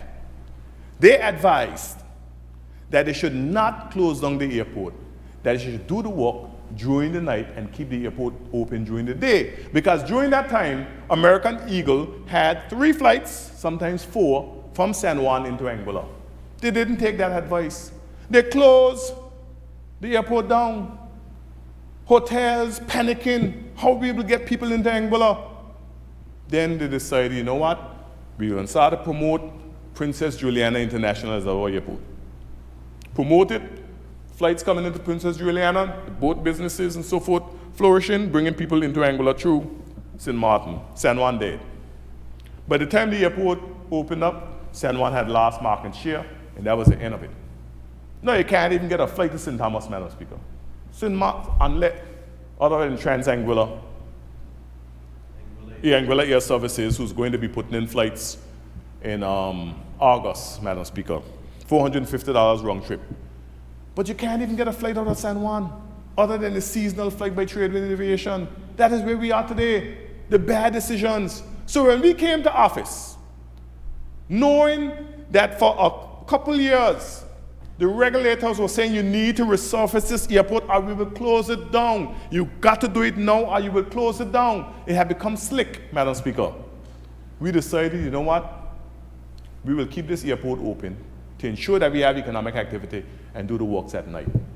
We did inconvenience residents in the area, and thank God for their patience, so I want to thank them publicly for their patience. But we were able to do it, Madam Speaker. We were able to do that work, reach out to the aviation companies, and finally get, for the first time in the history of Anguilla, American Airlines to fly directly from Miami into Anguilla, Madam Speaker. American Airlines could not fly into Anguilla unless the pavement classification number was increased. We could not even find aggregate around the region to increase that pavement classification number, Madam Speaker. And so we got the aggregate from all the way in Canada. We had to barge aggregate from Canada to Anguilla to get that work done, Madam Speaker. And Madam Speaker, it was done. So when you hear them talking about JetBlue coming to Anguilla on December 19, 2019, it was a pie in the sky. Nobody had never had a conversation with JetBlue from the government of Anguilla. Nobody. And the Minister of Infrastructure, Mr. Curtis Richardson, the chairman of the board, Ms. Dana Banks, the member for West End, Mr. Cardigan Connor, and the permanent secretary of tourism, Mr. Larry Franklin, jetted off on a wild goose chase to New York talking about they're going to sign a deal with JetBlue. Never saw a soul. One hotelier said to me, check them when they come back. When they ask them a question. Nobody asked a question after that, you know, Madam Speaker. It went dead. It went dead.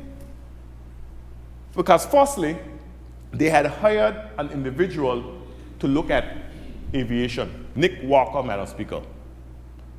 And he was doing the groundwork. They had come up with a concept as to how to bring JetBlue to Anguilla, which included a minimum revenue guarantee, Madam Speaker, which included development expansion of the airport, Madam Speaker.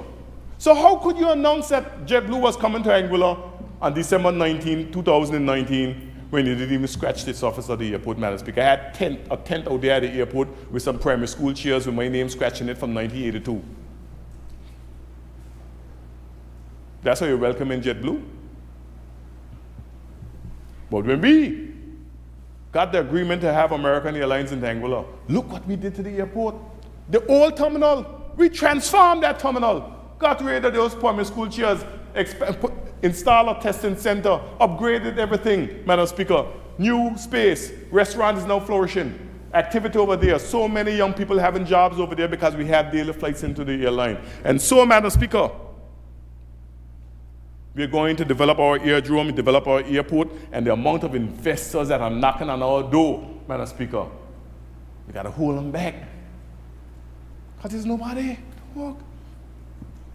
But we're going to lose this economy up because it's the goal of the member, the single Illinois member, Mr. Kenneth Hodge, to increase his population, Madam Speaker. And with an increased population, simultaneously with increased economic activity, we are going to have one of the most vibrant, if not already one of the most vibrant economy in the entire Caribbean. And I know he's anxious for the first time in the history of Anguilla to bring about a minimum wage, Madam Speaker. Never before in the history of this country have any government brought forward a minimum wage. They have promised and promised and promised and promised some more. As a matter of fact, the member for Sandy Hill was the Minister of Labor. Labor Relations Act, Madam Speaker. And Madam Speaker, in the lead up to the 2020 election, in their grand manifesto with their 15-point plan, of minimum wage was part of the process, Madam Speaker. And we all know and appreciate that government on its own just cannot arbitrarily implement a minimum wage. The Labor Relations Act and previously the Fair Labor Standards Act, I think that's what it was called, guided you in how you can come about a minimum wage. You have to put together a committee comprising of both employer representatives in different sectors and employee representatives in different sectors. I know, because Hubert Hughes, as the Minister of Labour, and Walcott Richardson, as the Minister of Labour, put together minimum wage committees, and they all floundered. Osborne Fleming also put together a minimum wage committee. It floundered. But prior to Osborne Fleming and Hubert Hughes, nobody really put together a minimum wage committee. They just promise and promise and promise. Meanwhile, there are people getting paid less than $2 an hour in Anguilla, Madam Speaker.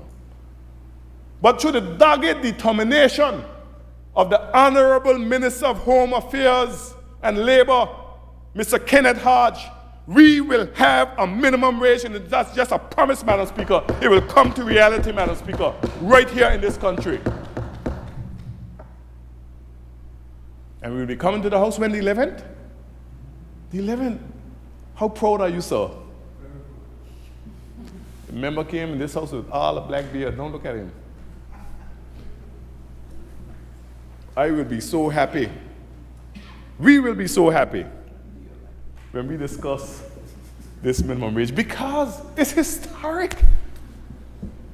We have been so blessed and privileged to see so much history. We see Zarnell Hughes broke the Anguilla 100-meter record in the British national record that was 30 years old, broke it 9.83. Madam Speaker, we saw that record being broken. We saw another record with the over 70s being implemented. We saw another record with minimum wage coming to the House. We saw another record, and the Director of Agriculture said that this administration is the first administration have put money where their mouth is. In the Honorable Quincy Gums Marie is putting money in fishing and farming, Madam Speaker. And you know what? The member from Road North will be soon coming with the drag strip lease, something that has been promised for decades, Madam Speaker. Records being broken. From the time Methuselah was a little boy, they have been promising the Valley Main Road. Methuselah died and gone. And the Valley Main Road was still there, creating havoc in families when people were trying to have more children, and that is why the population was suppressed. But we came to office, and against great opposition, we now have a smooth Valley Main Road with order, Madam Speaker, and now the population is steadily increasing. Just go to the Princess Alexandra Hospital maternity ward, and you will see the evidence of that. Thanks to the Valley Main Road. Thank you, Mr. Premier, for your support and the rest of the cabinet. Records being broken, Madam Speaker. When the Honorable Deanne Kentish Rogers came to office, she said, HERE does not determine how you learn. And she put in place a HERE policy that is now being copied all across the Caribbean. Barbados just implemented it, Jamaica been fighting for it, citing Deanne Kentish Rogers and her vision. Records being broken, Madam Speaker. Zarnell isn't the only one, Shara isn't the only one, Hassan isn't the only one, Omari isn't the only one, Jamai isn't the only one, Mikaya Kiki Harrigan isn't the only one, Madam Speaker. Records being broken. And ironically, all of them that I just mentioned, the records are broken under this administration. And Madam Speaker, the Honorable Member for Valley North will be soon coming to the public about a track and field, Madam Speaker, so we'll have more Zarnels and more Sharas and more athletes. Sorry? Valley South, sorry. Miss Deanne Kentish Rogers will be soon coming with that. And we're going through the development stages right now, Madam Speaker, of a Lansing Bowl Cultural Center, Madam Speaker. And we will be going to all of those persons who are in the cultures and arts to consult with them. But I know my guy, Darrell, is working hard on that, Madam Speaker. And Madam Speaker,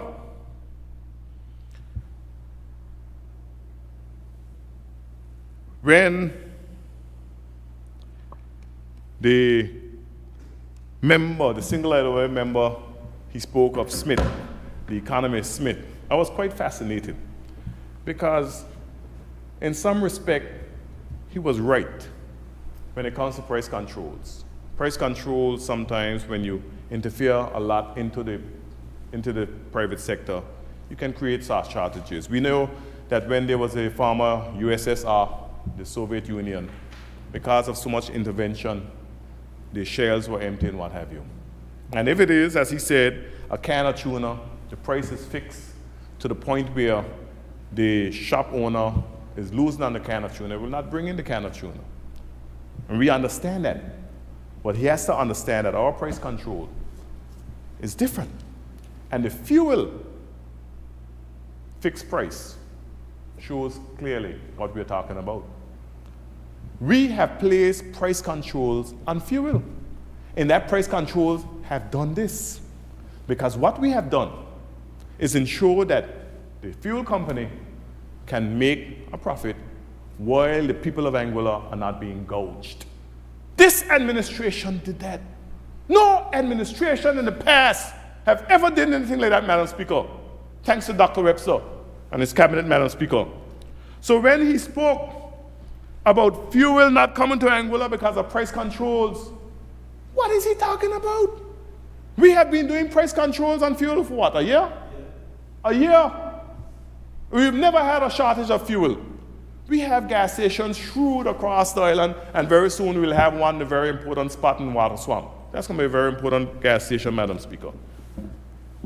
Madam Speaker, so don't worry about fuel shortages. The only way we have fuel shortages if the world have fuel shortages, because we know that we are subjected to a lot of the dictates of the world, and we won't have any blackouts because of fuel shortages.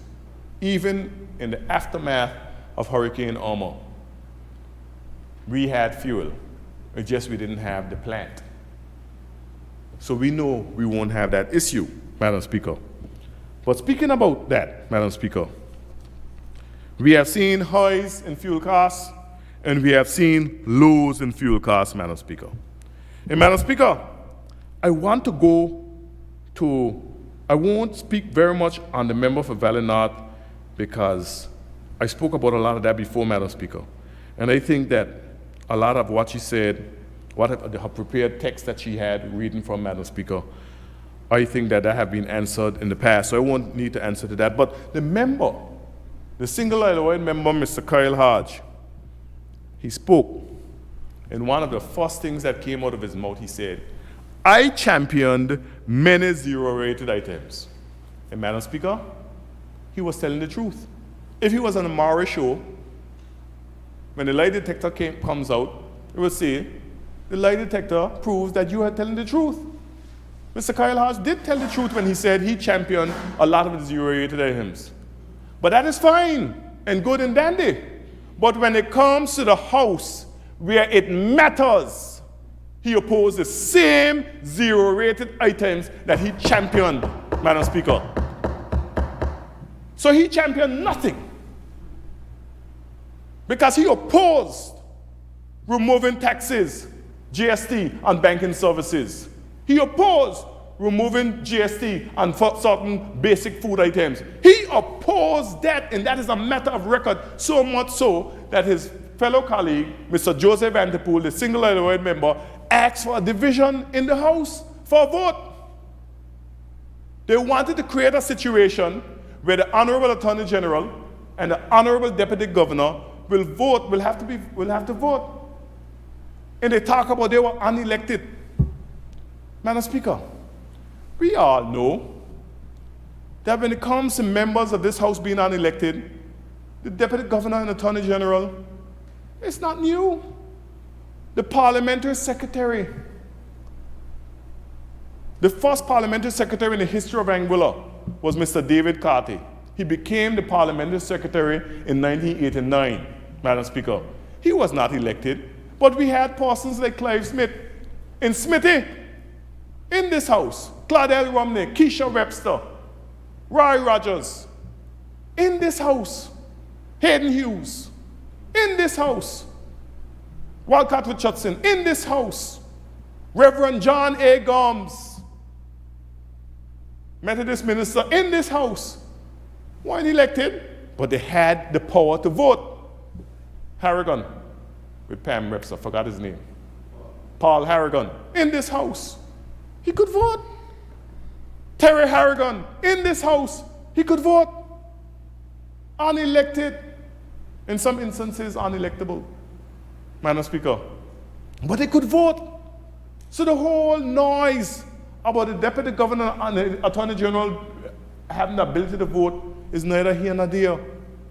Because they sit in the executive council. They are voting members of the executive council, the Anguilla Constitution Order, which the honorable member for Sandy Hill was responsible for as the minister responsible for constitutional affairs and had a chance to amend it. Madam Speaker, full well knows that the executive council is made up of the elected ministers of government. On a point of order and clarification, Madam Speaker, there seems to be a misunderstanding under this administration because the deputy governor and the attorney general sit in executive council, but they are not voting members.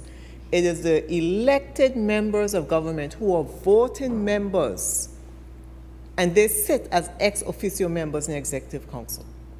And I think that there seems to be a misunderstanding as to the role of both in EXCO and in this House. Thank you, Madam Speaker. But they do have voting rights in this House. They have voting rights in the House, but they sit as ex officio members and do not have voting rights in executive council. If there are 6 members of executive council, 5 members of executive council, and 3 agree and 2 don't agree, or whatever it is, or 1 abstain and 2 vote against each other, the deputy governor and the attorney general do not have the right to vote to sway the decision one way or the other. They do not. So they are not voting members. So get it right when you're making decisions. I beg to differ, Madam Speaker. I beg to differ. The Constitution says that the Executive Council is comprised of the Chief Minister, at the time said Chief Minister, and not more than 4 elected members and 2 ex officio members, and it says namely the Deputy Governor and the Attorney General. We know that the Constitution was changed to allow for 5 and to change the Chief Minister to Premier. So it's 5 ministers of government and the 2 ex officio members. The chair of the Executive Council is the governor, and the governor does not have any vote. And when the member for Sandy Hill tried to mislead the people of Anguilla and say that if there's a vote in the Executive Council, you cannot tip the scale one way or the next, that is not true, because there's no real vote in the Executive Council because the principle of collective responsibility prevails. So if there's somebody who is dissenting and somebody who does not agree and does not abstain, then it is usually deferred and does not carry. Point of clarification, Madam Speaker, the member is now speaking sense. He wasn't before. So they do not have voting rights in Executive Council. They do not have voting rights. Thank you very much, member for Sandy Hill. Thanks for the endorsement. I say no more on that matter, Madam Speaker. I have rested my case. Madam Speaker.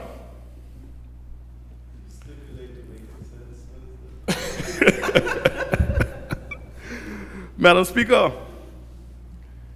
the members, they spoke about the overperformance of the economy. The overperformance of the economy through the tax receipts of some $64 million, Madam Speaker. Complaining that the country is doing well, Madam Speaker. Because when GST was envisioned, it was envisioned that 30% of the GST will be collected from the hospitality sector. 30%. It is well over 45% of GST that is being collected from the hospitality sector. So yes, you may have projections, but the projections prove that the hospitality sector, the tourists coming to the island, is paying more of the bulk of the GST than we have imagined. But, Madam Speaker, it isn't a situation merely of us just storing away money and piling it up, Madam Speaker. That money is being spent. The member for West End spoke about some of that spend.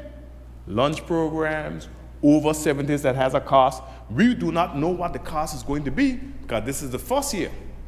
After the first year, you have an idea of how you can budget and how you can move forward and how you can progress it. And the legislation will be coming to this House to make sure that when the United Front comes to office in 2030, they do not repeal it and take it away from the people of Anguilla, just how they took away the pilot program through Social Security for the national health care. And so, Madam Speaker, but didn't take away the levy though. 5 years, they voted for it right here in this house, including the member for Sandy Hill. 5 years they stood in here and say, yeah, aye, Madam Speaker. And when we campaigned that we're gonna make it permanent. Did we do that? Yes, we did. It's now called the Universal Social Levy, Madam Speaker. And Madam Speaker. And on a point of clarification, Madam Speaker, the member seems to forget that in 2011 and every year thereafter, the member for Road South would have campaigned and said it was only for 1 year that the interim stabilization levy would apply, and it would be removed. And every year in December, it was continued. Speak on that. Thank you very much for the opportunity to speak on that, Madam Speaker.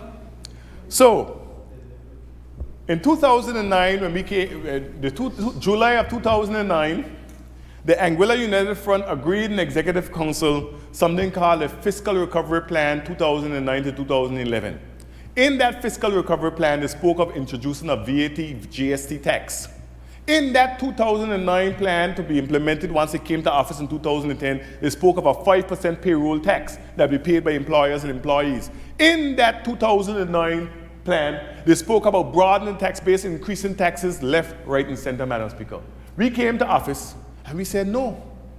It was one Miss Josephine Gomes-Connor and the permanent Secretary of Finance, Ms. Kathleen Rogers, and the permanent Secretary of Economic Development, Dr. Aidan Harrigan, who stood in Chief Minister Hubert Hughes' office and fought with Chris Bryant over the implementation of those taxes. And he said, listen, I'm going to conduct a campaign. Go and get it done, otherwise we have to do what we have to do. And no matter how they fought, guess what happened? Not only those taxes came about, Madam Speaker, property tax increased by 100%. Alcohol tax increased by over 100%. Taxes on sweets and so forth increased by 100%. So when I hear Ms. Gomes-Connor on radio criticizing the GST, knowing that she worked with an administration who brought about the largest raft of taxes in Anguilla's history, that is hypocritical, if you want to talk about hypocritical, Madam Speaker. And I say without reservation, she go on Monday and say what she wants, Madam Speaker. But, Madam Speaker, we end up fighting. And we brought in private sector people, including one Mr. Quincy Gomes. And Madam Speaker, we brought all sorts of people to the table, reinforce ourselves, Madam Speaker. And in the end, the interim stabilization levy came about through Executive Council. So, Madam Speaker, and I want to place on the record, because a member for Sandy Hill asked me the question. And she asked that I clarify, and I think that I need to clarify. So I was listening to radio. Back then I listened to radio. And I was listening to radio, Madam Speaker, one Monday night, and I heard them speaking about the implementation of the interim stabilization levy on all salaries, including service charge. Now, I was not a member of the Executive Council. I was only invited. Back then, Parliamentary Secretary Harrison, you know, Harrison was a tyrant, so we'd only invite occasionally. I wasn't invited. So when I learned that this was the case, I called into the radio program and I challenged it, even though I was part of the administration. But you know the Parliamentary Secretary have no say in the Executive Council, not a member of the Executive Council, and can vote their conscience however they want. And so I got an email from William Alistair Harrison. So I responded to Mr. William Alistair Harrison and said, don't worry about it. Tomorrow you'll have my resignation and I'll be leading a protest to your office since you want to bully people. Because for me, it was under duress. We are being forced under duress. And the member for Sandy Hill knows that some of these things are forced under duress. She knows. She wasn't government too. And Madam Speaker, he called an emergency executive council. And we went to that executive council. I was invited so that they can hear me out because I was being very vocal, Madam Speaker. And I said, and I made a suggestion that we should not charge interim stabilization levy on service charge. And we should have a flow in it. And the Honorable Evan Gomes said, not only should we have a flow, but we should remove the ceiling. So no matter how much you get charged the ISL. And Mr. Beard, who was a member at the time, supported it. He said, yes, that's a good idea. Take it off on service charge and put in this flow so that those persons under 2,000 will not be charged interim stabilization levy. But even though I made a suggestion, I was not a member of the House, of the Executive Council. So when it came to Parliament, I was sitting right back here, where I was here. May he rest in peace.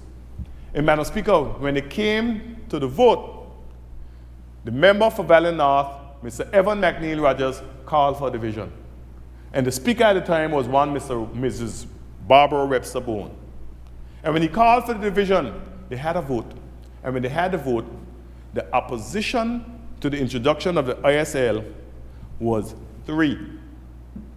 So it means the 2 members, Mr. Olitimus Vanterpool and Mr. Evan McNeil Rogers, voted against, and somebody on the government side. So Mr. Evan McNeil Rogers, he rose and he said, somebody on the government side voted against it.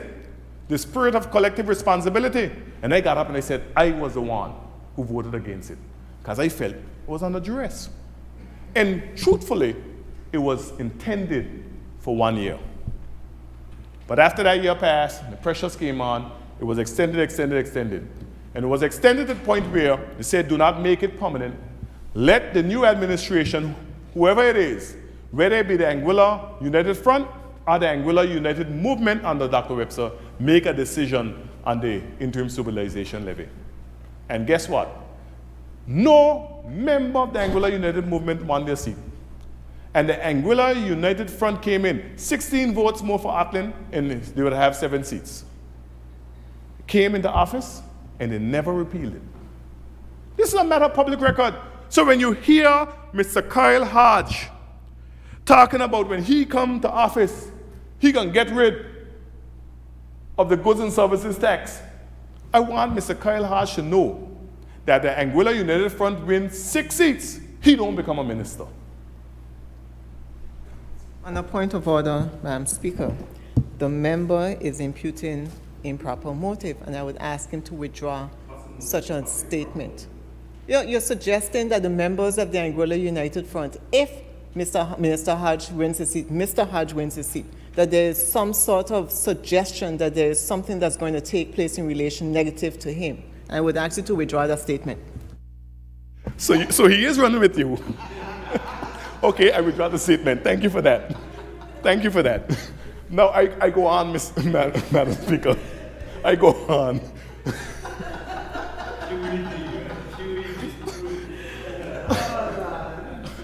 I should become a fisherman. I'm going to become a fisherman. This is for the Madam record. Speaker. For the record. As I was saying, Mr. Kyle Hodge said he's going to get rid of the levy.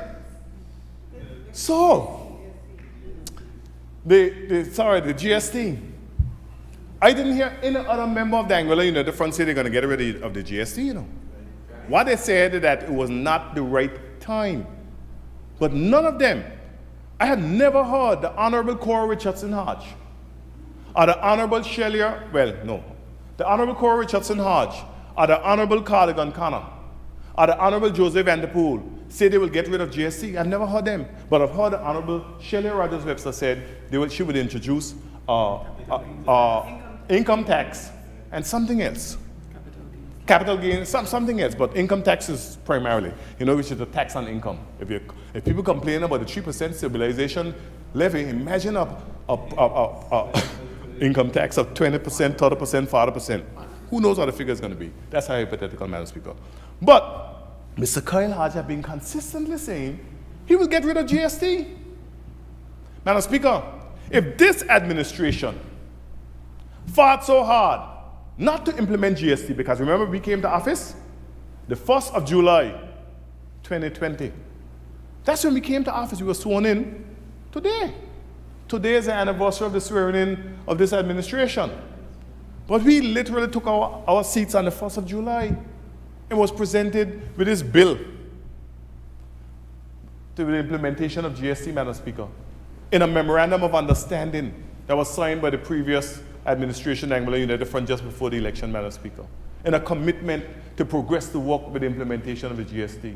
We had to fight. The single island-wide member, Mr. Ken Hodge, in the premiere, Ken Hodge cried tears, Madam Speaker, bawl like a baby, when they're saying you got to implement this GST. So we had to fight and negotiate. So instead of bringing in the second phase on the 1st of January 2021, we were given the permission to delay until 2022. But the third phase was moved up 6 months. 6 months. So if it is, the Anguilla United Front had come to office, right now as we stand, on the 30th of June 2023, the full phases of the goods and services tax would have been implemented. Maybe no exemptions, 17%. This is the reality. So I want to see is when they're on the campaign trail in a year and a half. And on service charge, right? Yes, and on service charge. I want to see in 2025 when they're on the campaign trail, because I know the member for Sand Hill won't dare say that she's going to repeal GST. But I want to see if her running mate is going to get on that platform and say, when elect me from out of the block, and I will get rid of GST. Because it means, therefore, that if the United Front were to be elected to office, he will cross the floor again. Consistent. Got to give him that. Consistent, Madam Speaker. So, Madam Speaker, one of the other things they spoke about is that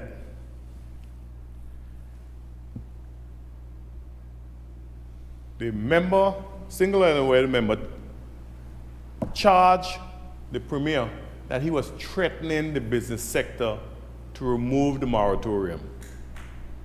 A moratorium that this administration extended, Madam Speaker.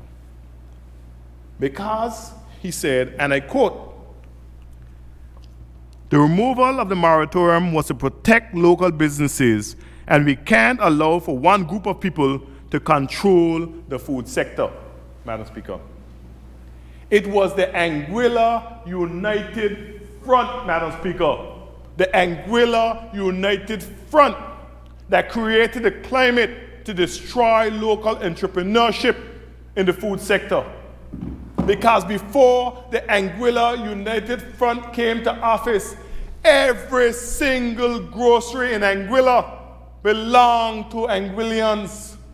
Whether it was R&M Superette, or whether it was Fair Play Grocery, or whether it was Caracas Boy, or whether it was a pub,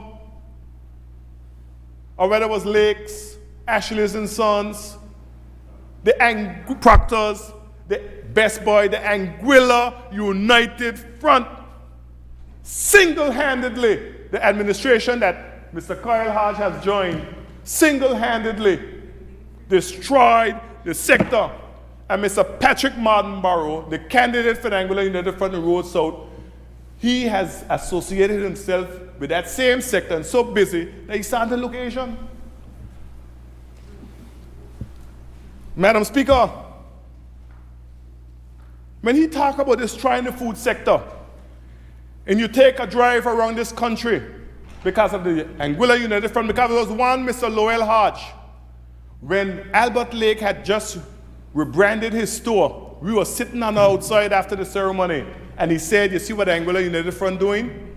I said, "What are you talking about?" He said, "With these Chinese businesses," he said, "in a matter of years, local businesses will become nothing but peanut farmers." And I asked him what he meant. He said, "Because they have the ability to infiltrate and take over the whole sector and decimate our local sector." That was 2001 or 2002, I don't quite remember the year, or thereabout. And Madam Speaker, but now today, if you drive around this country, Madam Speaker, when you go to Island Harbor, 2, and another big facility is being built across the road from the one that leads into Jungsoul. When you go to Stony Ground, another one with barely any parking. Who did that? The Anguilla United Front. After planning, the Land Development Control Committee said they were building too close to the road and didn't have sufficient parking.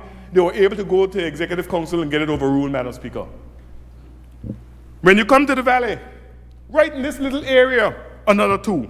You go to the quarter, Madam Speaker, up the street with no parking whatsoever, another 1. I've been told there's another 1 in the valley. Oh yes, 3. When you go to George Hill, Madam Speaker, another 2.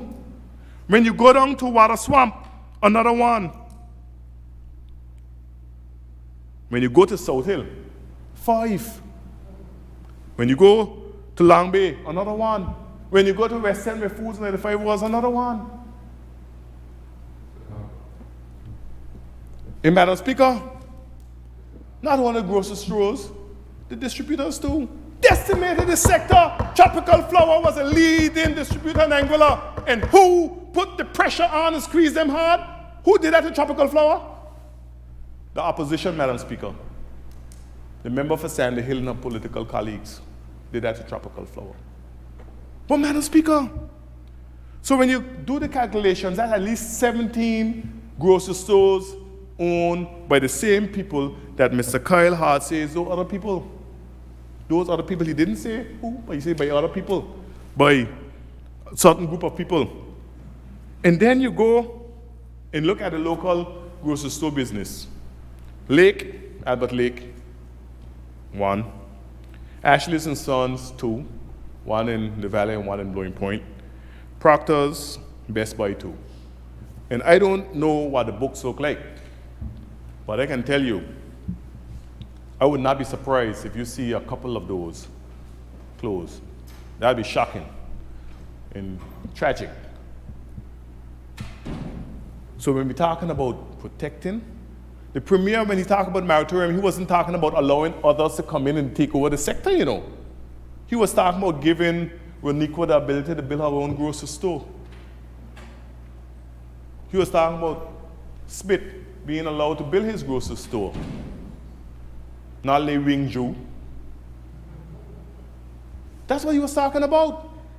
Even in the hardware sector, Madam Speaker, we have been displaced. Before the Anguilla United Front, every single hardware store in Anguilla was owned by Anguillians. Everyone. Caracas boy. If it wasn't you, Caracas boy, I would never have a house. So I can't say I'd never have a house, but wouldn't have my first house because they credited me every bit of materials. Every bit. And I paid them back in full. Paid them back in full. And we got to understand, you know, when they were giving us credit, it was interest-free. They may have had overdraft facilities, paying interest on stuff that they were crediting us. That is what people like Watkin Hodge did for the people of this country. A philanthropist, Madam Speaker. And I would not be surprised if he died penniless. He's not the only one. There are many others. Today we are displaced. And you know, it can be reversed because they have passports just like me and you. You look on the voters list, they can vote just like me and you. Every single one of us have them in our respective districts. No discrimination. The Constitution guarantees them that right. The moratorium prevents additional stores and hardwares into the sector. That's what a moratorium does. So when the premier speaks about that, he's not speaking about bringing someone from Taiwan, or China, or Kuwait, or Saudi Arabia. He's talking about opening up for more Anguillians to get into the sector. Because, Madam Speaker, competition is also good. And I know the member for Valley North spoke about reimbursements and so forth. Madam Speaker, the government of Anguilla gave the commitment in writing through Executive Council that everyone who passed on that savings to the consumers, every business who does it, will be reimbursed and in full, Madam Speaker. Will be reimbursed in full. And then some of the businesses gouge the people, jack up their prices, and then come back to the taxpayers, because it's taxpayers' money, you know, want it back on the back end after they take it on the front end. Want it on the back end after they take it on the front end, Madam Speaker.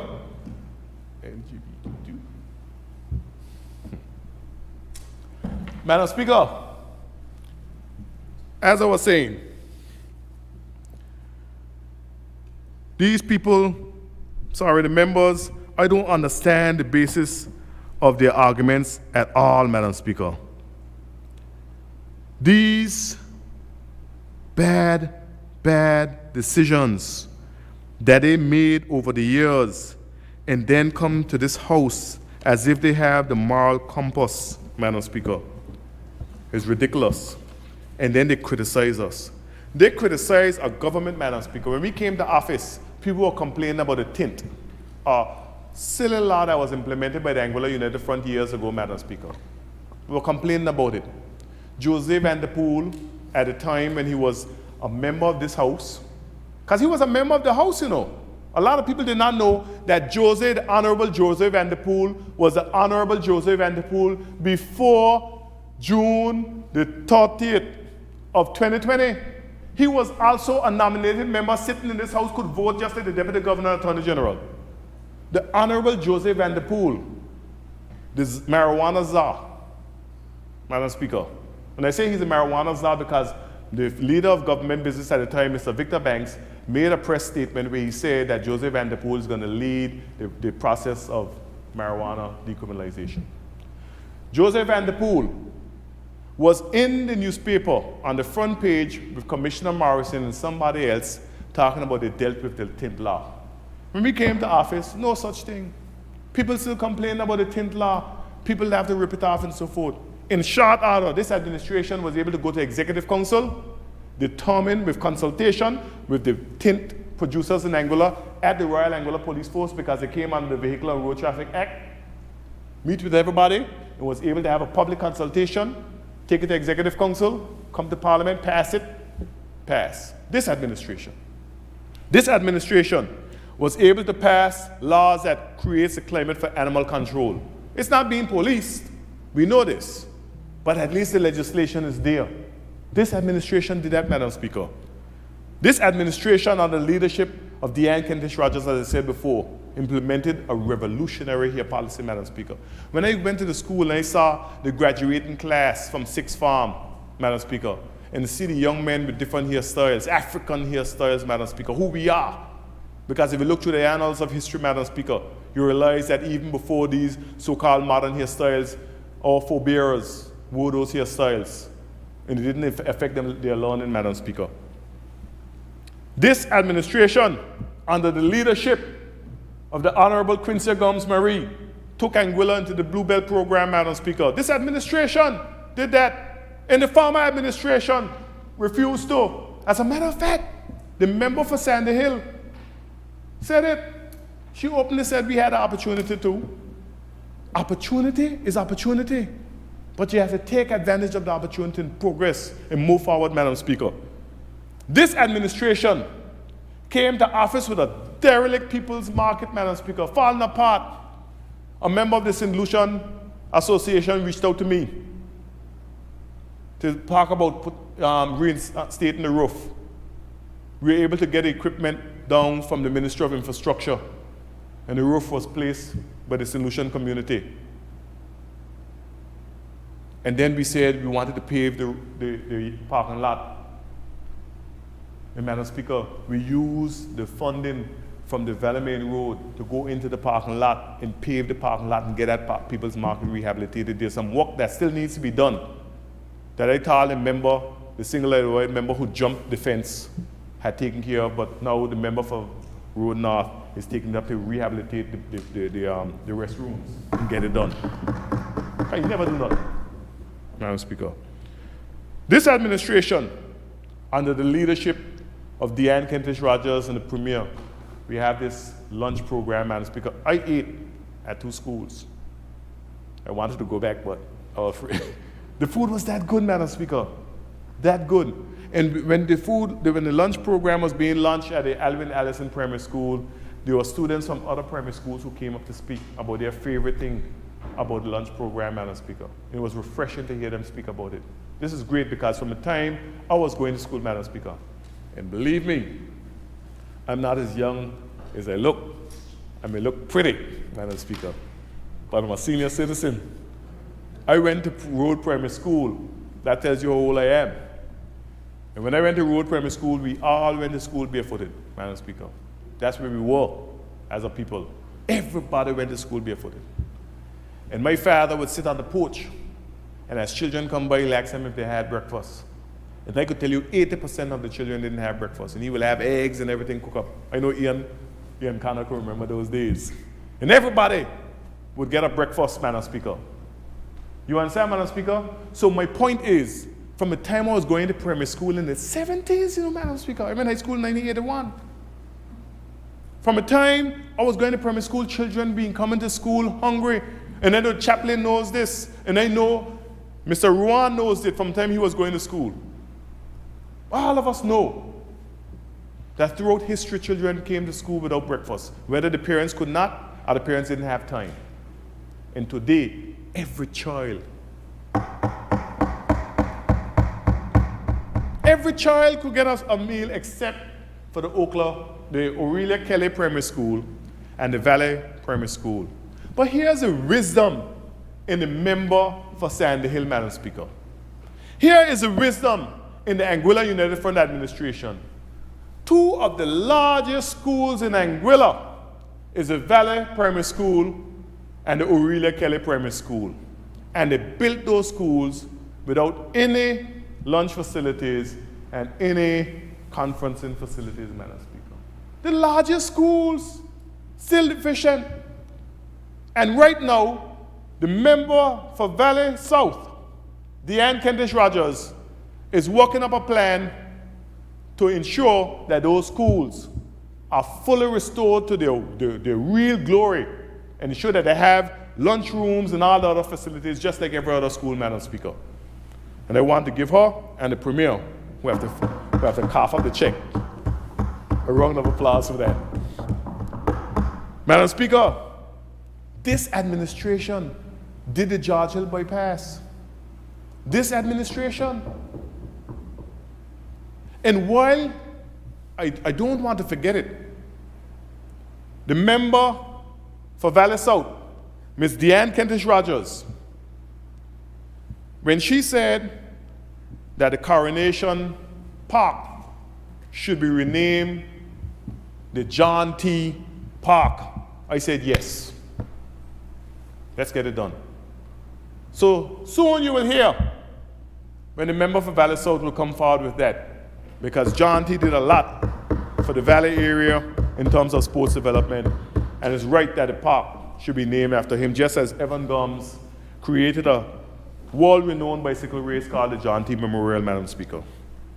And Madam Speaker, Ronnie Fleming in 2001 advised the Anguilla United Front to develop a bypass because he see the time when there'll be so much congestion in the George Hill area. And everybody ignored him. Everybody ignored him. And when we came to office, and even before we came to office, the congestion around noontime and the congestion in the afternoon led people to drive all the way through the back roads to come out through North Hill to get to the western side of the island. The traffic was backed up right up to the Valley Main Road. And when Ronnie came up, we said, let's get it done. And the George Hill bypass is there. When we were going to do the George Hill bypass, they say, oh, why are you doing the George Hill bypass? Why you don't take that money to do the Valley Main Road? The George Hill bypass costs $100 and something thousand, Madam Speaker. The Valley Main Road costs 2.2 million US. It would have been a drop in a bucket. So we utilized that money to do the George Hill bypass. And today it is there. Not no promise, not no talk, for people to enjoy. And I know a lot of people welcome the George Hill bypass, and even Pastor Thomas is using it today after promising that he will never use a road that we built. I don't need to speak about the Valley Main Road, Madam Speaker, because as much as people complain about the Valley Main Road, and I already said about what I said about the Valley Main Road, came under severe criticism. But it is there now, a centerpiece of the City Town Center, Madam Speaker. Lee Hong Yoo of Singapore, after going to independence, he took a poor country like Singapore. Everybody was poor. Adopted the Jamaican Constitution. Had some tweaks in it. Yes, it was a little autocratic. But he created that constitution, and he decided we are going to develop the town, the city, the infrastructure, the road network in the city and the ports to signal to the world that we want to do business, Madam Speaker. We don't need to reinvent the wheel. And look, we did it. The Valley Main Road, when you jump on the Valley Main Road now, beauty from one end to the next. Beauty from one end to the next. No overtaking, no speeding, no crisscrossing, everything orderly, beautiful flowers along the road thanks to our social partners, and so many people have come forward from Mako, Aurora, American University of Anguilla, Myron Connor, Superior Industrial, Greg Hughes, the Anguilla Enhancement Project, Madam Speaker. I probably shouldn't have started calling names because I might miss somebody. But the reality is that many people have stepped up and have contributed to our city town center, Madam Speaker. We did it. We didn't only promise it. We did it. Curtis Richardson, in May of 2015, stood at La View and said by September of 2017, the Valley Main Road will be done. Never even scratched the surface to do anything about it. We said we can do the Valley Main Road, and it's done. The Blowing Point Ferry Terminal, Madam Speaker, all kind of football they were playing around with the Blowing Point Ferry Terminal, Madam Speaker. Global Post is going to do it and control it for 30 years. They're going to do this, they're going to do that. All kind of. We came in office and we said we can get it done. And now we have a facility that was designed by us, built by us, project managed by us, and being used by us. And I dare say the Blowing Point Ferry Terminal is the most magnificent, beautiful ferry terminal in the entire Caribbean. And I challenge anybody to challenge that assertion, Madam Speaker. We did it! And now, Madam Speaker, we have gone beyond. We have just started the Blowing Point Sports Pavilion, Madam Speaker. And I know the Honorable Member for Road North and the Honorable Member for Valley South and Mr. Delano Mussington is going to be very happy and make sure to put it in Delano's backyard so he can have a bird's eye view and keep an eye on it, Madam Speaker. That this facility is going to be built and developed, and we are working with FIFA and CONCACAF to develop a football field. We're going to have playgrounds for kids and all that stuff, not only in Blowing Point, but across this island, Madam Speaker. So that families in the afternoons or on the holidays can have a playground in their community to go to, Madam Speaker. That is what this administration have done and is doing.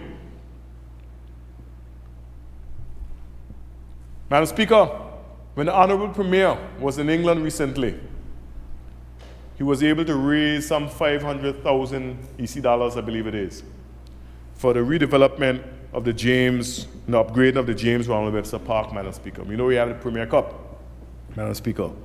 And that work will be done. This is the administration that brought about the airport master plan that is a model for other jurisdictions, Madam Speaker. Right now you heard Cayman Islands is also looking at developing their 20-year master plan for the airport development, Madam Speaker.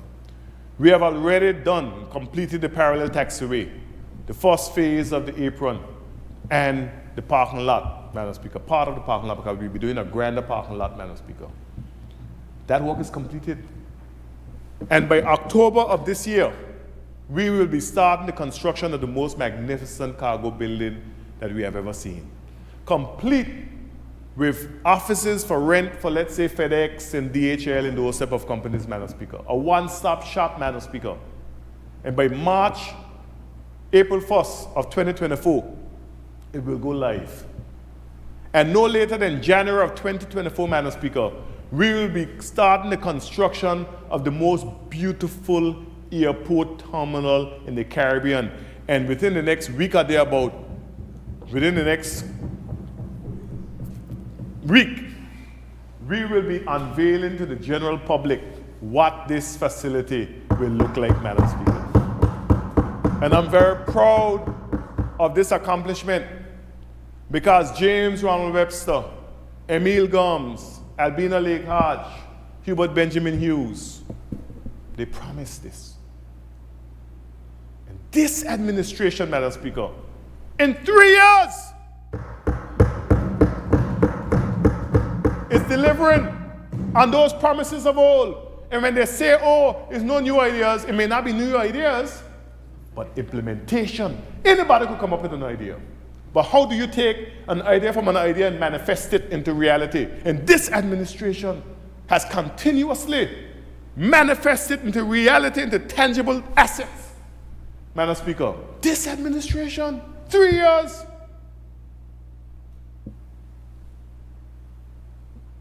The Island Harbor Pier was falling apart. Premier said, hey, and he put a whip on me, I put a whip on them. It took some time, but it's done. And I was very happy to see a man in the community was able to win that tender to develop, and he put some pride in it, you know, Madam Speaker. He put real pride. Glenn Richardson. Thank you, Mr. Richardson, for the work you did on that facility. Real pride. The man was there with his crew, put some real pride into it, and a tremendous job. Santa Ground pier was also repaired, Madam Speaker. We spoke about the aquaponics and the hydroponics and farming and the green space that the Honorable Quincy Gomes Marie is piloting, Madam Speaker. Soon you will see that open. When will you have that open again? Next week? I don't want to say next week. We may rain next week. July, that will be opening to the general public, Madam Speaker. Anguilla's first national green space. Give this administration a round of applause, Madam Speaker. I spoke about the minimum wage, so I don't need to talk about that. I don't want to talk about the figure neither. I'll leave that to the minister. But it's definitely not $1.25 an hour. I'll say that. The new cultural center every day, the minister, the member for Valley South is on me over the design for the cultural center. But I think she'll be pleased with what they come up with. They've given me a deadline of the end of this month. Hopefully we'll have a rendering for the public to view. But that is something that is key. And it'll take some work, but we will get it, Madam Speaker. Because we have done what no administration have done before, Madam Speaker. The Jet Ski Prohibition Act should be dealt with by November of this year.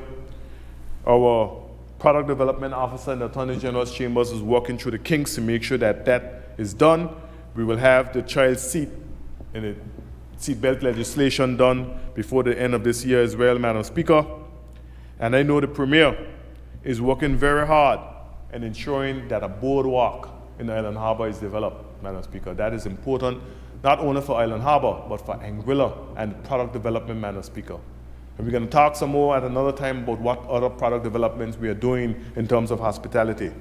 But one of the big items, one of the big fixes that this administration have had to fix is the mess left by the member for Sandy Hill and her colleagues, and that is the Campus A, the Albina Lake Arch Comprehensive School. That bad decision, Madam Speaker, made by that member for Sandy Hill, by the member of Sandy Hill and her colleagues, is costing the taxpayers millions and millions of dollars. It will continue to cost us millions of dollars, Madam Speaker, because the maintenance bill is going to be millions of dollars, Madam Speaker. That was a bad decision that was not recommended by the Ministry of Infrastructure, but that is what it is, and she has been tasked with the responsibility to fix it, and fix it she will, Madam Speaker. And last but not least, Madam Speaker, one of the most important things that have happened in Anguilla since Social Security, and I spoke about it before, is the provision of health care for persons over 70. I will have to wait about another 30 or 40 years to access it, Madam Speaker, as you can see. But when I get to 70, Madam Speaker,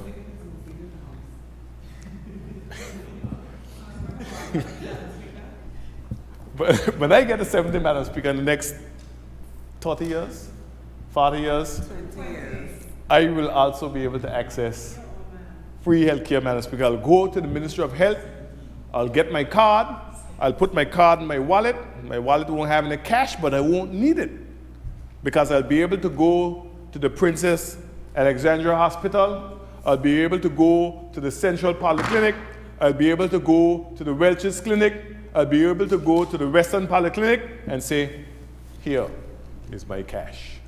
Drop my card on the table and say, it has been done. So when you hear them making noise every week on radio, look at the accomplishments of this administration in 3 years, Madam Speaker. Not yet 3 years, another couple of days will be 3 years. Look at the accomplishments of this administration, and we are not done yet. We are not done yet, because over the length of the rest of this administration, over the next 7 years, Madam Speaker, a lot more will be done. And with that, I take my seat. Thank you, Madam Speaker. Thank you, Honorable Member.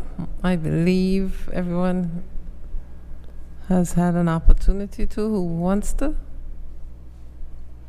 make a contribution. So I'll ask the mover to respond, please.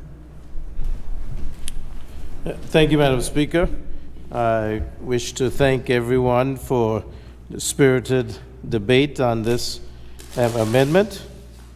Certainly, I want to thank the members of the opposition for stating their support for this amendment, something they didn't do, a year ago with the exemptions.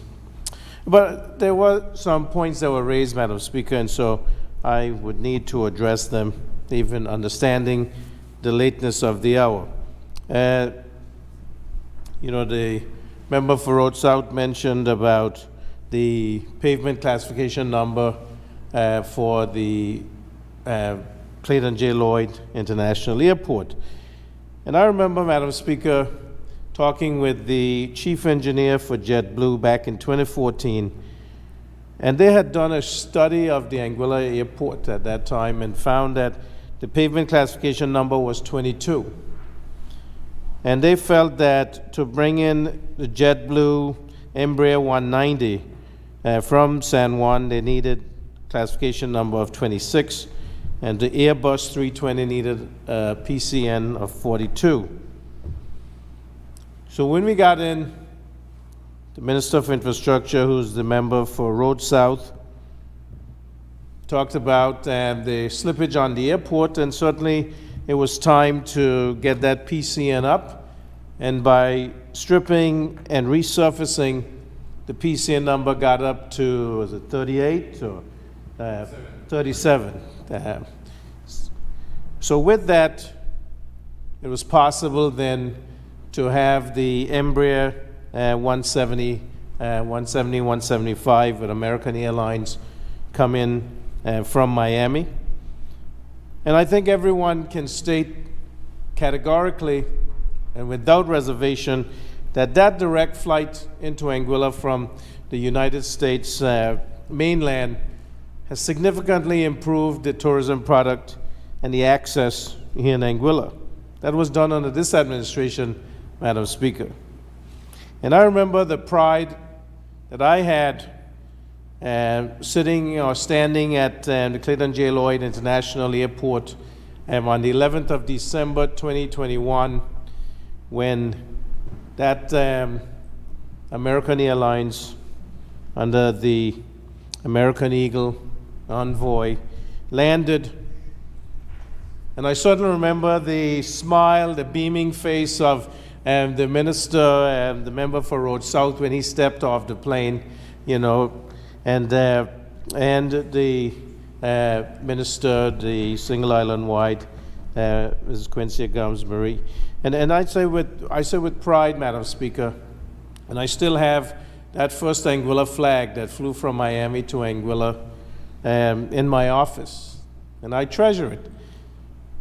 It is a symbol, Madam Speaker, of what we can do when we have a competent, caring administration. And that is what the Anguilla Progressive Movement Administration represents. And they say we were rookies, Madam Speaker. In this honorable House, we were called rookies. But I think if as rookies we have gotten this far, imagine our second term, Madam Speaker.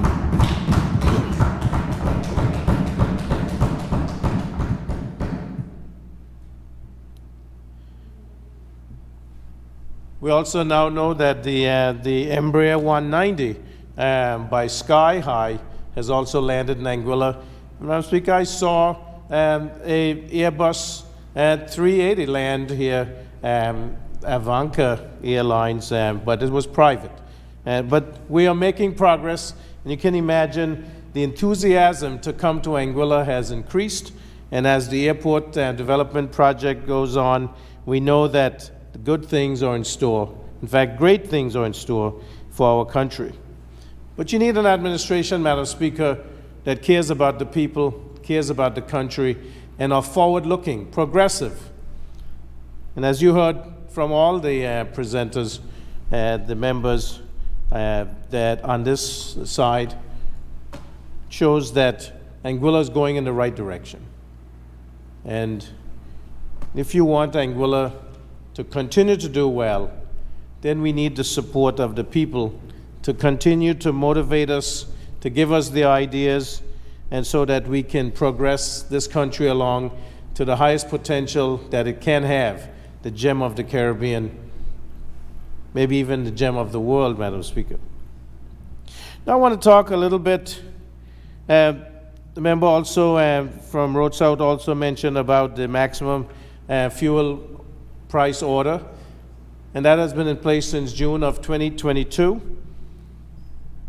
And the Ministry of Economic Development gets the information from the three providers, Madam Speaker, Delta, Sol, and Anguilla gases, and using that information is able to determine what the maximum fuel price order should be.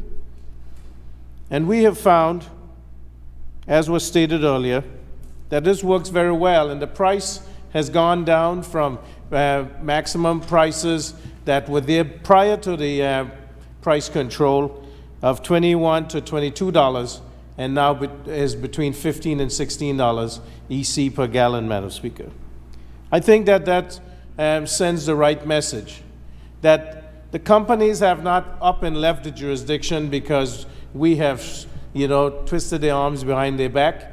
We have basically said, you show us what your costs are, what your shipping prices are, what you pay for the gasoline, and then we come up with a good plan that shows that you can make enough of a profit, and the people of Anguilla, the cost of gasoline can be controlled. We need to provide an enabling environment, Madam Speaker. That's what government should do, and that I think we have done, and we have represented ourselves well in that manner. In terms of the IGT credits, and this is a vexing topic, Madam Speaker, because we are now facing lawsuits because of this, when it was specifically stated and in writing and guaranteed by the Executive Council, because this was determined in Executive Council. On the 26th of June 2022, letters were sent out to the businesses.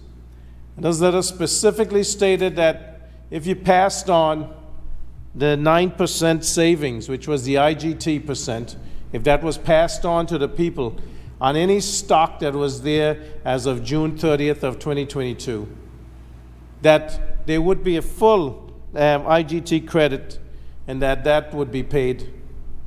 Some businesses decided that they would accept the word of government. They did the surveys to see what they had in stock, and they submitted what they had passed on to the people in terms of savings, and they were paid.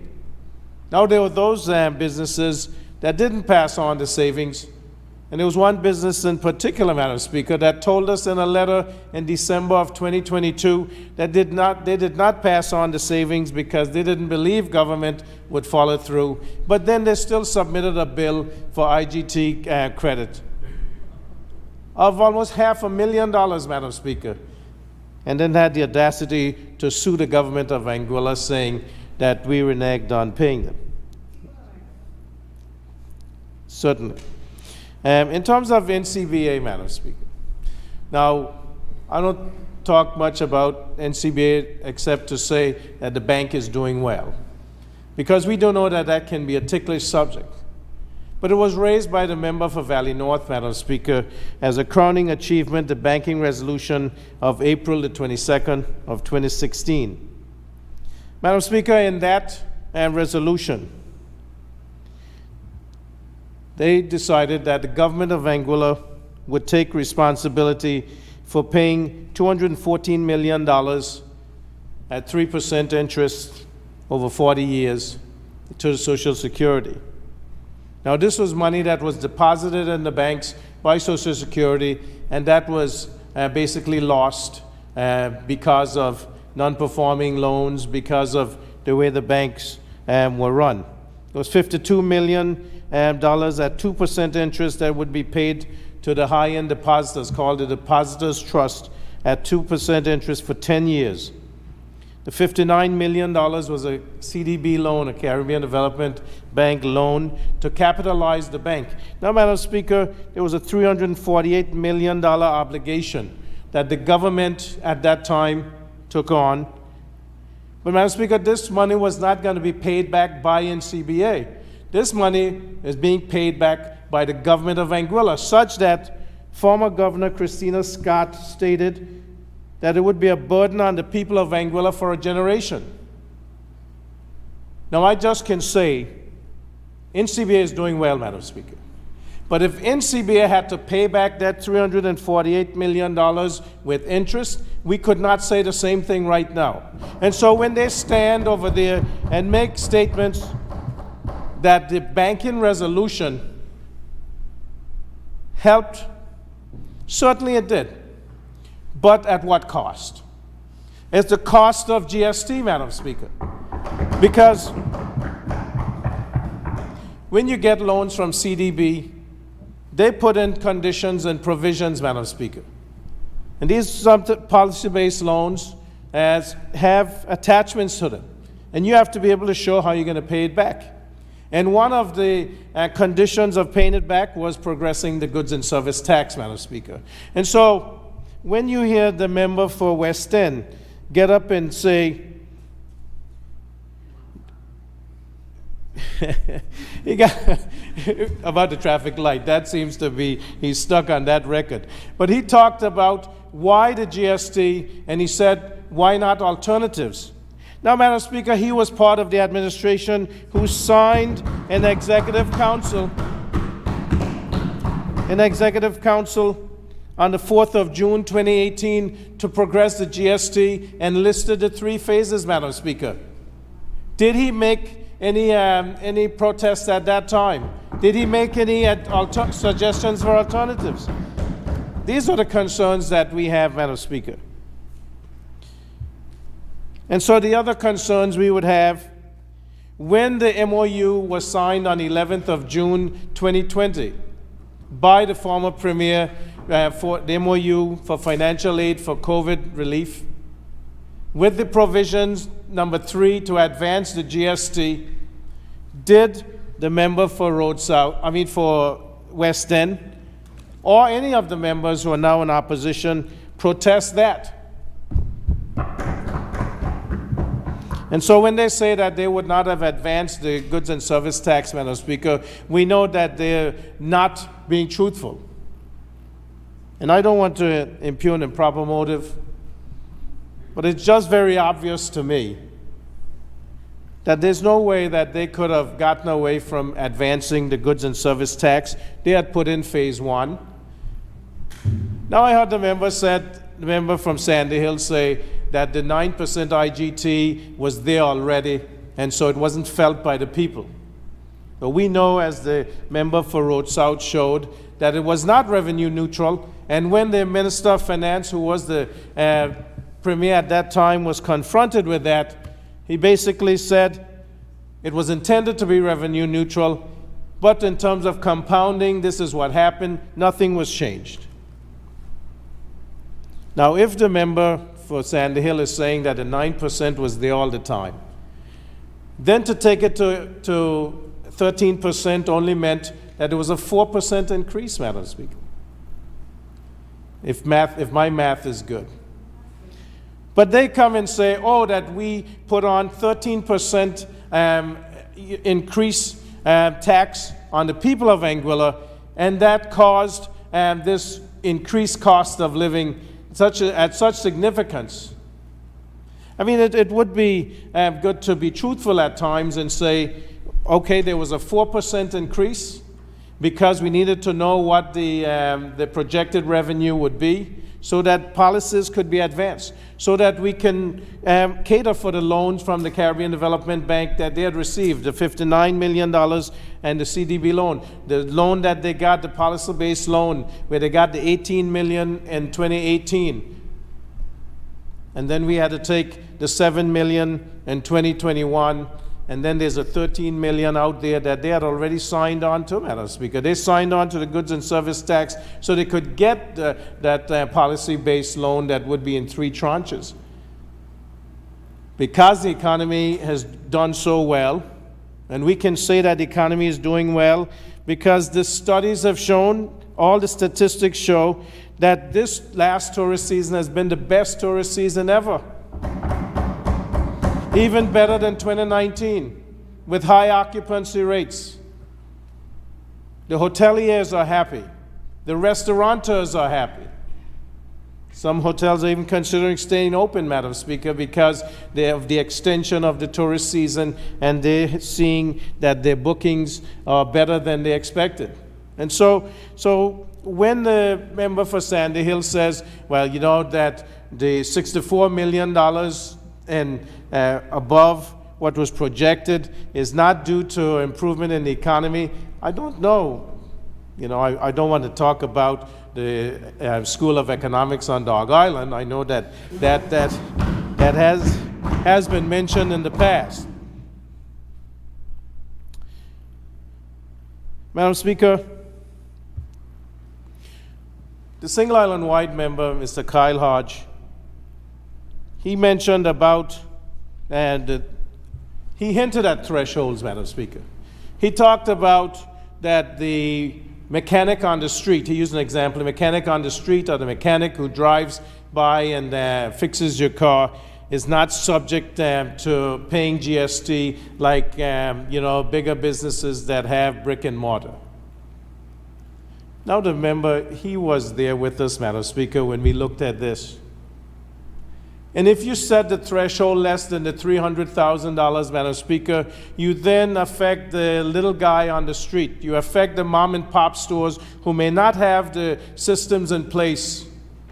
And that's why a threshold was set, Madam Speaker. A threshold was set so that if you're making a certain amount, in this case over $300,000 a year, then we anticipate that you should have the capability of getting the point of sale systems, that you can have persons who can do your bookkeeping. Madam Speaker, to impose those type of conditions on the single person or the person who is you know, making a living by doing some contracting or handiwork, I think that would defeat the purpose, Madam Speaker, of trying to help our people. And that was the goal, Madam Speaker. So I don't know what you know, the member was thinking at that time, but that is a concern to me. Now he talked also about the accommodation tax. And I saw something come up on social media after the Single Island Wide elected member spoke. And it talked about why are the hoteliers not paying accommodation tax. Madam Speaker, the accommodation tax, Madam Speaker, was 12%. And when the GST came in, there were 5 taxes that were repealed, basically because they were now all made into the GST. Accommodation tax, public entertainment tax, communication levy, environmental levy, and the IGT, Madam Speaker. They were set at 13%. Now, Madam Speaker, the hotel properties, they pay GST. They're paying at the port for the imports. They're paying for electricity. They're paying for communication. These are all where they pay their GST, then they can claim it back, Madam Speaker, just like anybody. We do know that all short-term rentals have to sign up for GST, no matter the size. There's no threshold for them. So they are paying their GST. And it's not coming out of the accommodation tax, Madam Speaker. And as the minister, who's a member for Road South, mentioned, when we did the projections looking at GST, it was felt that about 30% of GST collected would come from tourism industry. And we have done the studies and show it's 47.8%, Madam Speaker, that come from the tourism industry. So what it's showing is that it's persons who are not Anguillan or not living in Anguilla that are paying almost half of the GST. Madam Speaker, that means that our people are not being squeezed by the GST as is implied by the members of the opposition. We have put in as many exemptions as we could. Healthcare, education services. Madam Speaker, 130 kilowatt hours of electricity per month has 0 GST on it, Madam Speaker. The local water from local water producers has no GST. Water from the Water Corporation has no GST. Madam Speaker, fishing, farming, and manufacturing Those do not attract GST. But, Madam Speaker, the members of the opposition stood on that side and said that they did not want GST on fuel, and that they stated that during the debate. However, Madam Speaker, when the time came to vote for the exemption of GST on gas, diesel, and LPG cooking gas, they voted no. On bicycles and bicycle parts, Madam Speaker, they voted no.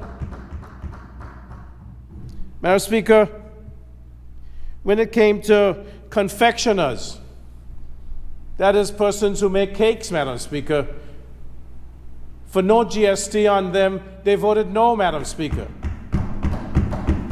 Madam Speaker, they voted no on block makers, on those who make aluminum siding, windows, hurricane shutters, Madam Speaker, they voted no. And they did it by division, Madam Speaker. So we know how they voted person by person by person. And I hope that the people of Anguilla will go back and look at those videos and tapes on those days to see June 30th and July 29th of 2022 to see how the members of the opposition voted, Madam Speaker.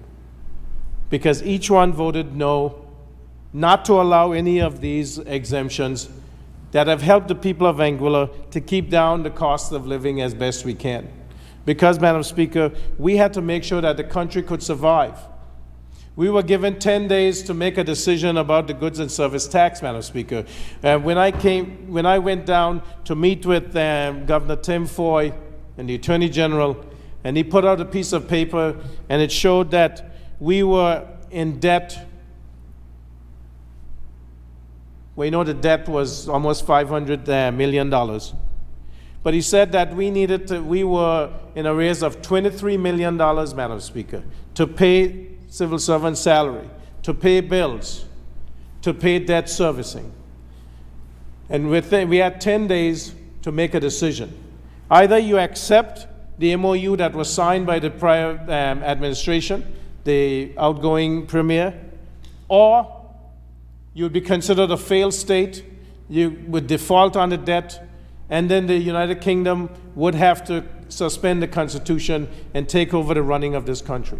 Madam Speaker, just imagine that we'd had this spirited campaign. We had everybody, young and old, dancing at our rallies. People had hope, Madam Speaker. For the first time in their lives, and June 29th of 2026 for those who are 70 and older, and June 29th for those who are younger. They had that hope, Madam Speaker, that finally the change couldn't wait, and they were going to make sure that they got out there, or however they got to the polls, to make sure that they put in this team that gave them that hope, Madam Speaker. And then for us to surrender that to the United Kingdom, Madam Speaker, I think that would have been a slap in everybody's faces. That would have made our forebears who had fought in a revolution, who had stayed on this rock, who had sustained drought and heat, who when they were asked to move to Demerara and to Antigua and elsewhere, who said that we'd rather die and perish than to leave Anguilla, because they saw the potential, Madam Speaker. It would have been tantamount to treason for me to say that I would now tell the people of Anguilla that I would stand on the principle that we wouldn't put in the GST just to make a point that we had promised that we wouldn't. Madam Speaker, we decided to make the changes that were necessary. We decided to, when we saw the white paper that had already been done, that was dated May 2020, that had the Honorable Premier Victor Banks on, signed at the bottom. And it talked about what the goods and service tax would look like, Madam Speaker. It didn't talk about that the goods and service tax would be imposed after the products got to the stores and then they sold and then they would remit to government. It did not. It talked about that they would be charged at the port, as the IGT was charged. Madam Speaker, we have spoken to the former Inland Revenue Department controllers. We have talked to the Controller of Customs, the last two. In no way And we've talked to the permanent secretaries in the Ministry of Economic Development, the Ministry of Finance, and none of them have ever seen any proposal or heard any proposal until they were here in this house, or they listened to Just the Facts on radio and heard members of the opposition talking about a goods and service tax imposed after the goods were in the stores. They've never heard it, Madam Speaker. And so revisionist history is always good if you can back it up. But the reason why it's called revisionist is because there's nothing to show that that was ever the case. So, Madam Speaker, I know it's late, but I just want to talk about when it's mentioned about the overperformance of $64 million, Madam Speaker. And it seems that every time the opposition, the Anguilla United Front, hears that there are reserves, their eyes light up, they start salivating. Madam Speaker, in 2009, at the beginning of 2009, there was $65 million in reserves in Anguilla. By October of 2009, there was a $70 million deficit. The reserves were at zero. Remember, we started at $65 million in reserves in 2009, Madam Speaker. By October, zero. $70 million deficit. It was $18 million in overdraft. And there was $14 million in unpaid bills, Madam Speaker. That's over $100 million that you'd say a negative, Madam Speaker. And then the Anguilla United movement came in. And remember, Madam Speaker, the member for Road South mentioned that FERP, we call it, the Fiscal Economic Recovery Plan, which was the 2009 to 2011. And in that, it talked about all these taxes that would have been imposed, Madam Speaker. Payroll tax of 5%.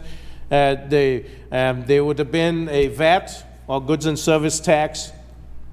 Other taxes, increase in custom duties, property tax. These were all in there, Madam Speaker, because you had to show the United Kingdom government at that time that there's somewhere that you could pay as you went ahead. Because remember at that time that the Anguilla United Front was borrowing $10 million every month from Social Security to pay civil service salaries. And Madam Speaker, if you're going to do that, then the UK needs some assurance that that's going to be covered. And so this is how they were dealing with it, Madam Speaker. So if the Anguilla United Front had won in 2010, February of 2010, there would have been all these taxes imposed. And the goods and service tax would have come into effect in 2010, Madam Speaker, and not in 2019 like it did. So the truth has to be told, Madam Speaker. But the reason why we have this 64 million, Madam Speaker, is because some of the policies that are in place have done well. .ai, and the domain name, Madam Speaker, which represents artificial intelligence now. Anguilla is lucky sometimes, because to have AI as our domain name, Madam Speaker, it's now, the good Lord is smiling upon us. And that was projected. Remember, when we came in, it was making just over $1 million was being paid into the Treasury from .ai, Madam Speaker. And so we decided that the person that was managing it, we had to, get an idea of how many domain names were being sold, what they were being sold for, and then we projected extrapolated what could be made from this. There was no way, Madam Speaker, that we could even imagine the potential. We thought we did. So we said, the first year we said, maybe, $8, $10 million. Madam Speaker, we projected this year that the .ai domain name would bring in $24 million. By May, we already have brought in $26 million, Madam Speaker. Madam Speaker,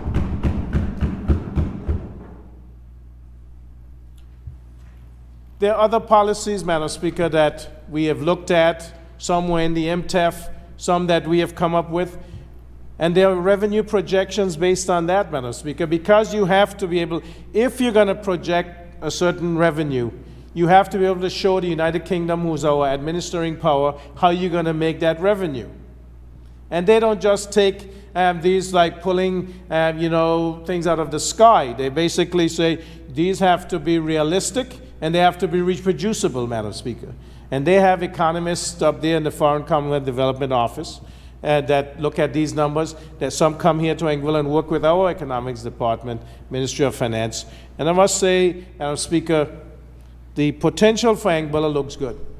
But the leadership of Anguilla is what will matter. And so, you may say, okay, anybody can be at the tiller, Madam Speaker. But I can tell you, if you don't have the right crew on that ship, Madam Speaker, the ship will go down and the people will go with it. And so that's why I'm saying 3 years in, we have 2 more years to go in this term, and I can tell, given the scorecard that we have presented, which we presented a couple of days ago, and which was presented very ably today, Madam Speaker, I want the people of Anguilla to be objective, to think about, certainly we have made mistakes, we're not perfect, but I can say that with the intent to make sure that the people of Anguilla are well taken care of and their well-being is paramount, that we have made the right steps and we're going in the right direction. We have an MRI machine, Madam Speaker, first time in Anguilla. That is something, when we talk about health is wealth, and this MRI machine provides the services that we've needed for so long, that we've been sending patients away just to get an MRI scan. Now we can do it right here. That is important. I want to thank the Richard Schultz Family Foundation and Mr. Richard Schultz for his donation of that MRI machine. And for those who helped to get it shipped here, Mr. Robert Seamus, Mr. Gary and Connie Sharp. Now, Speaker, there are those who come to Anguilla who want to be part of the community and want to help. We have to make it easy for them to be able to participate in the development of this country. And on the corollary, there are those who come to Anguilla and they want it to be a tax-free, a tax haven, and they get on in the newspaper and on the radio and voice notes and make all kinds of assertions and statements that they have no backing and no reality to them, Madam Speaker. But we will continue, Madam Speaker, and we must persevere. And so, Madam Speaker, I just want to say that this bill, the Bill for Goods and Service Tax Amendment Act 2023, it is to remove the goods and service tax from gas, from diesel, from liquid propane, or cooking gas, permanently. That is, it's there.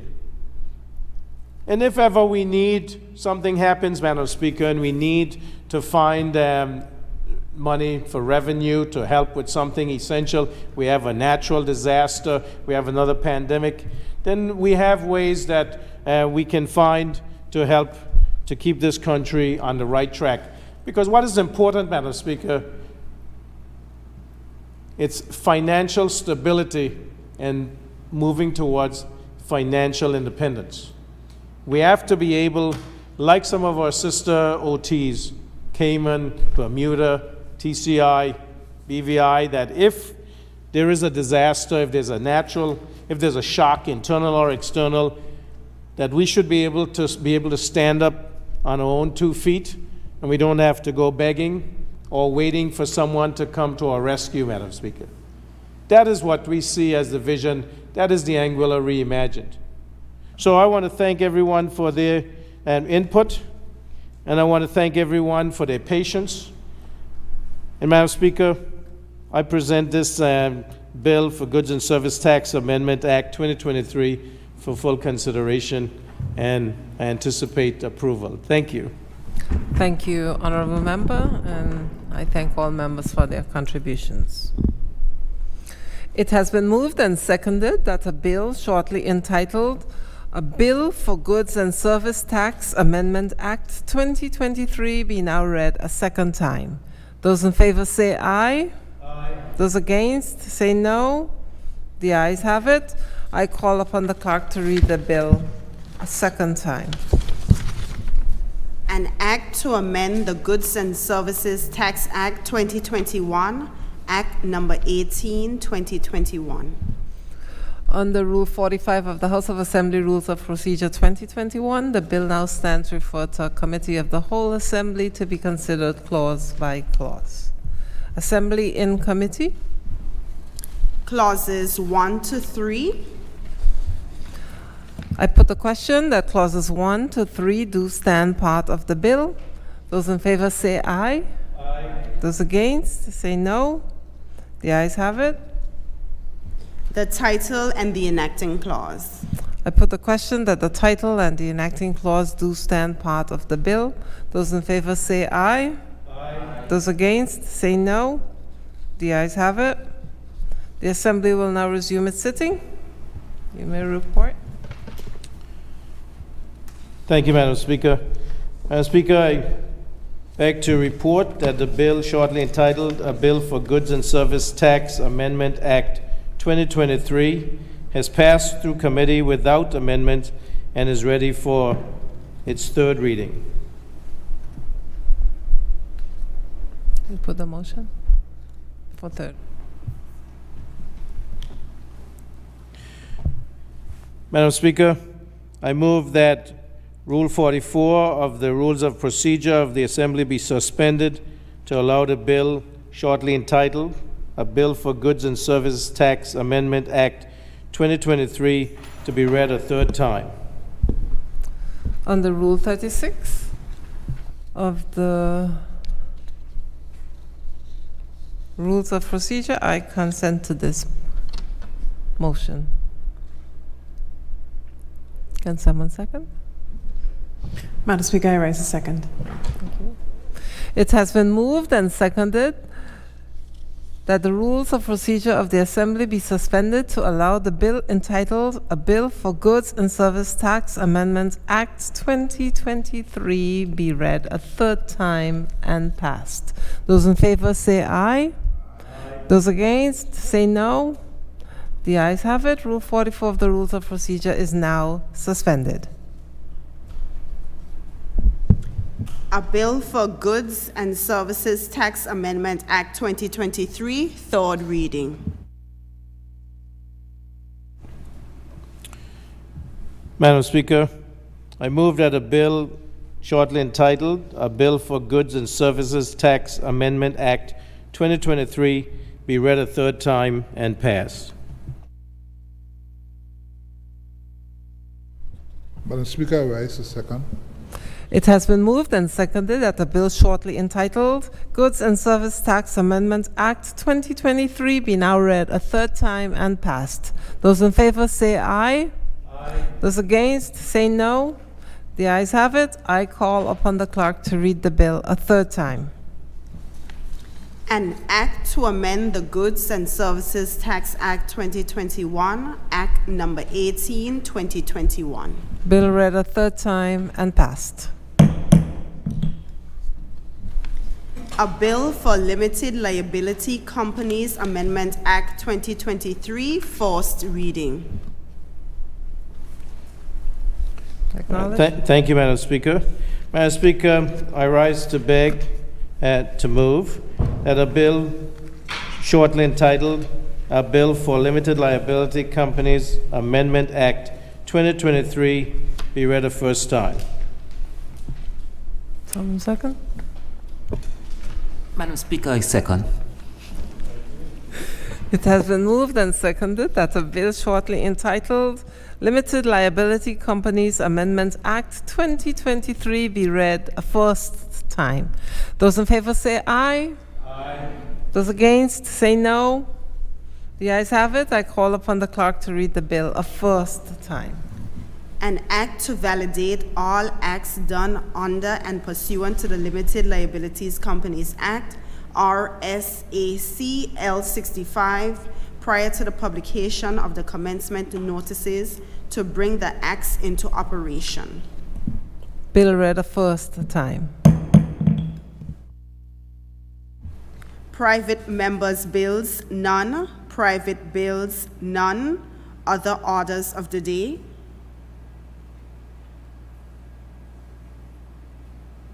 Honorable member for Island Harbor is recognized. Thank you, Madam Speaker. Given the lateness of the hour, and be short, I just want to say, wish condolences to those who are mourning loss of loved ones, those who are sick, especially those in District 1. Madam Speaker, wishing that they have a, that they get good mercies and healing.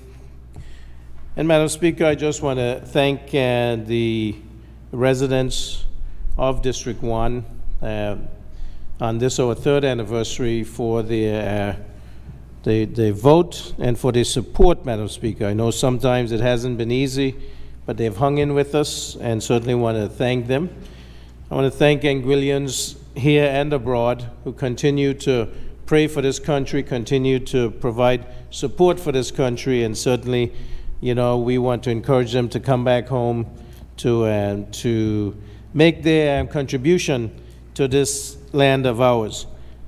Also want to say, welcome to the new acting governor, Paul Candler, Madam Speaker, who is the director for the overseas territories for the FCDO.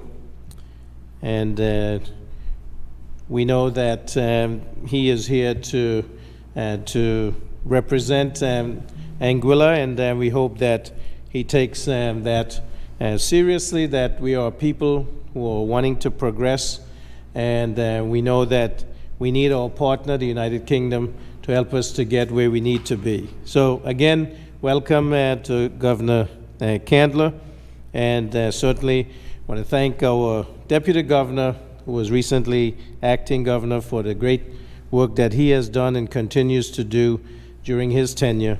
And to the members of my cabinet, the ministers, parliamentary secretary, ministerial assistants, our permanent secretaries, heads of departments, civil service, Madam Speaker, who does a great job, and also to the private, the hospitality workers who continue to keep Anguilla going. I want to thank our police, firemen, nurses, and doctors. All the essential services, Madam Speaker, they are frontline, immigration, customs. They're going through a tough time right now in customs and in the prison. They have lost officers, each of those departments. Want to wish them the best, and want to say that, thank God for this country and for the ability and for giving me the honor to lead it in the best times that it has. Thank you very much. Thank you, Honorable Member. I acknowledge the member for Valley South. Thank you, Madam Speaker. I would like to thank the people of District 4 on this third year of our anniversary in office for the honor and the privilege of representing them, and for being able to usher in the changes that we campaigned to them to see within the relevant sectors within our society. We never said on the campaign train that change would be easy, but nevertheless, we are going about the hard work of instituting change in this country. Although we were branded as rookies upon getting in office, this team of persons led with their heart and their passion to do the best for Anguilla. And I want to thank the people of Anguilla and the people of District 4 for giving us the grace to lead in very trying times. As has been stated before, we've led this administration in this country through 2 years of a COVID-19 pandemic, and then a year of stabilizing the country and trying to hold the reins through all of it. Even though we had many challenges in those periods, we were lifted by the prayers of the people of Anguilla and the people who trusted us to lead this country. And I want to thank them for their trust and their continued support and their prayers over each individual member and representative in this House of Assembly and those who are representing the various ministries. And so that is, there's a tribute, I guess, in my heart for the people of District 4 to thank them for the opportunity to be here today. But I also want to have the opportunity, Madam Speaker, to, in this House of Assembly, with your permission, just to give a brief explanation in relation to my absence from the country from the 15th of June to the 26th of June. I had to leave the island on emergency basis because a family member of mine was hospitalized, and I had to go and take care of them. And I mean, I've seen the rhetoric online about my whereabouts, etc., which is quite unfortunate because at that point in time, I would have been helping, been taking care of someone who was very dear to me. And when I returned, I saw the dialogue that was happening on the ground, but nevertheless, Madam Speaker, some things aren't disclosed at the time that they're happening for various reasons.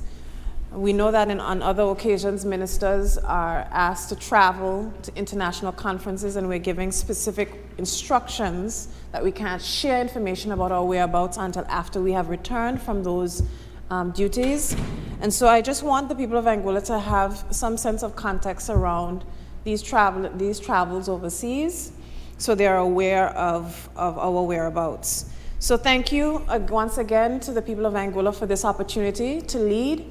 And also, I want to extend my condolences to the people of Anguilla who, it seems every time we come into the House, we have to extend our condolences to persons who are losing loved ones. But I think that's a reminder that we have to soften our hearts and open our arms to persons who are dealing with the loss of loved ones and their families in this time, and to focus on being a positive source of inspiration at this point in time. So thank you very much, Madam Speaker. Thank you also. The Single Island Wide Electoral District member, Mr. Kenneth Hodge, is recognized. Madam Speaker, the evening is long. I won't be very long, Madam Speaker. I just want to give thanks and praise to Almighty God, Madam Speaker, for having sustained me through these past 3 years, Madam Speaker. And I ask His grace and mercy for the years ahead, Madam Speaker. To the good people of this fair land, Madam Speaker, for their trust and confidence in me when they voted me into office in 2020. Madam Speaker, to the Honorable Premier and my colleagues for their confidence and trust in me, Madam Speaker. To my dear wife, she has been a shoulder of support. Her love and guidance has kept me going, Madam Speaker. Behind every good man is a woman, but she was always by my side, Madam Speaker. Powerful woman, Madam Speaker. Madam Speaker, to you and all the staff of this fine institution, Madam Speaker, the support has been felt and appreciated. And of course, Madam Speaker, to my permanent secretary, Dr. Harrigan, a man who I admire greatly, for his support, the staff at the ministry who welcomed me back with open arms, Madam Speaker, and of course to all the staff directors of the departments, Madam Speaker. It has been a memorable 3 years, Madam Speaker, and I'm looking forward to the challenges that the next 2 years and beyond will bring. Thank you, Madam Speaker. Thank you, Honorable Member. The member for Road North is recognized. Thank you, Madam Speaker. Madam Speaker, there was a trying time with us here as a family, and I keep referring to us as a family because we are more than a team, Madam Speaker. The trials and tribulations that we have gone through in this short but long 3 years. You know, they say if you don't break, you it makes you better, makes you stronger. But on a lot of the times when we're going to trying times, I remember there's this song, no one ever said it would be easy, but I know he wouldn't have brought me this far to leave me. And those words stay with me. So whenever there's rough times, whenever there's hard times, because in this job, when you're in the public, every day, all the time, there's a lot of pressures that comes with it. But I just want to implore the rest of the team just to keep your faith. I know there are words going out whether we are God-fearing people or not when it comes to certain matters. But of certain meetings, I know we pray about everything. We pray to start our meetings. So I just want us to continue keeping our faith in our Lord and Savior and staying strong. To the good people of Road North, home of the fastest boats on the island, to the people of North Hill, Sandy Ground, Back Street, South Hill, and Water Swamp, and this is our 3-year anniversary. I just want to give my thanks to you because 3 years ago today, I got a new employer, the people of Anguilla, and by extension, the people of Road North, and I appreciate it. It's the best job I've had thus far in my life. It's rewarding, and to come to work with the best people. If I have to choose this team, handpicked, I will do it all over again, Madam Speaker. It's the best team ever. But I want to end on a solemn note. Someone close to me, while this meeting was going on, I learned that Nelson Hughes, AKA Long Distance, has passed. So I just want to extend condolences to his children, his grandchildren, and his entire family. Thank you, Madam Speaker. Thank you also, member. The Honorable Single Island Wide Electoral District Member, Mrs. Quincy Gums-Marie, is recognized.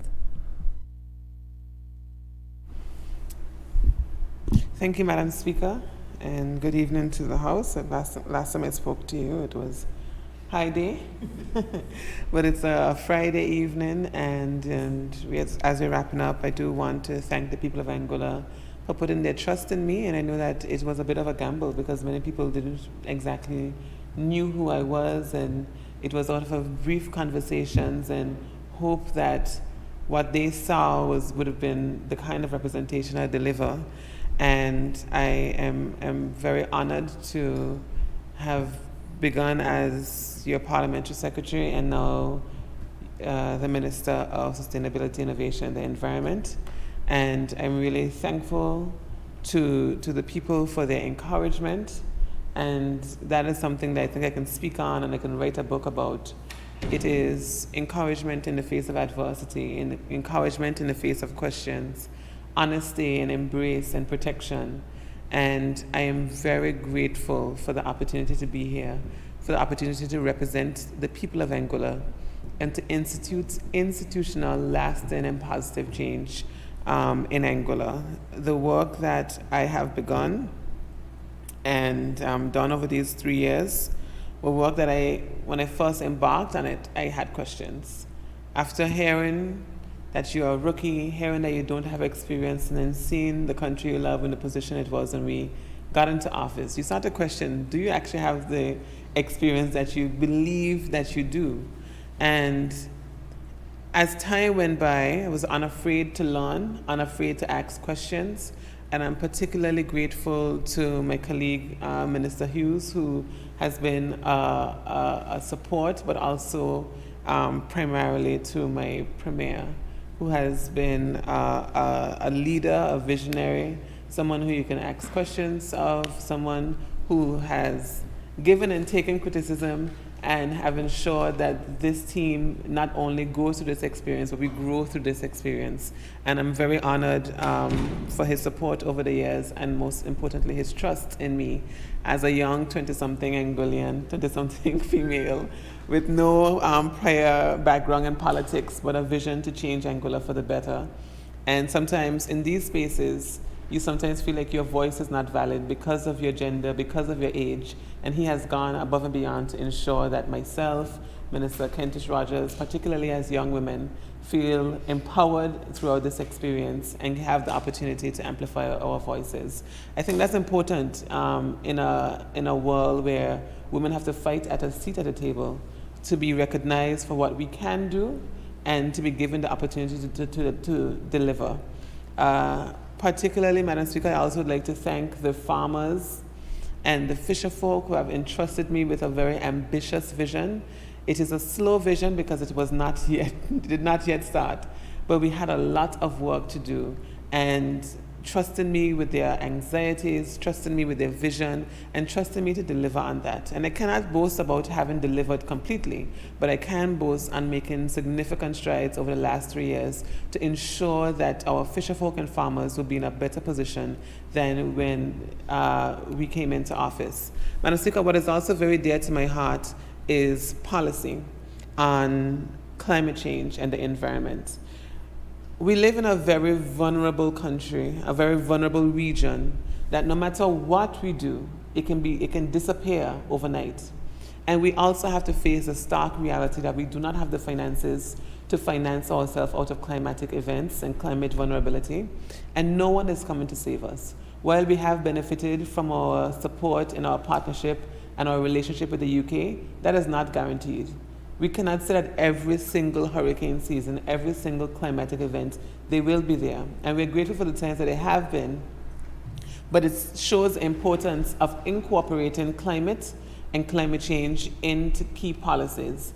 And that has been the hallmark of my work, having represented Anguilla at tens of events, I can't say hundreds as yet, but at COP26, COP28, at the Joint Ministerial Conference, at the Caribbean Renewable Energy Forum, at the Caribbean Infrastructural Forum, at many different forums that I've had the opportunity to represent Anguilla, OECS, at the CARICOM level.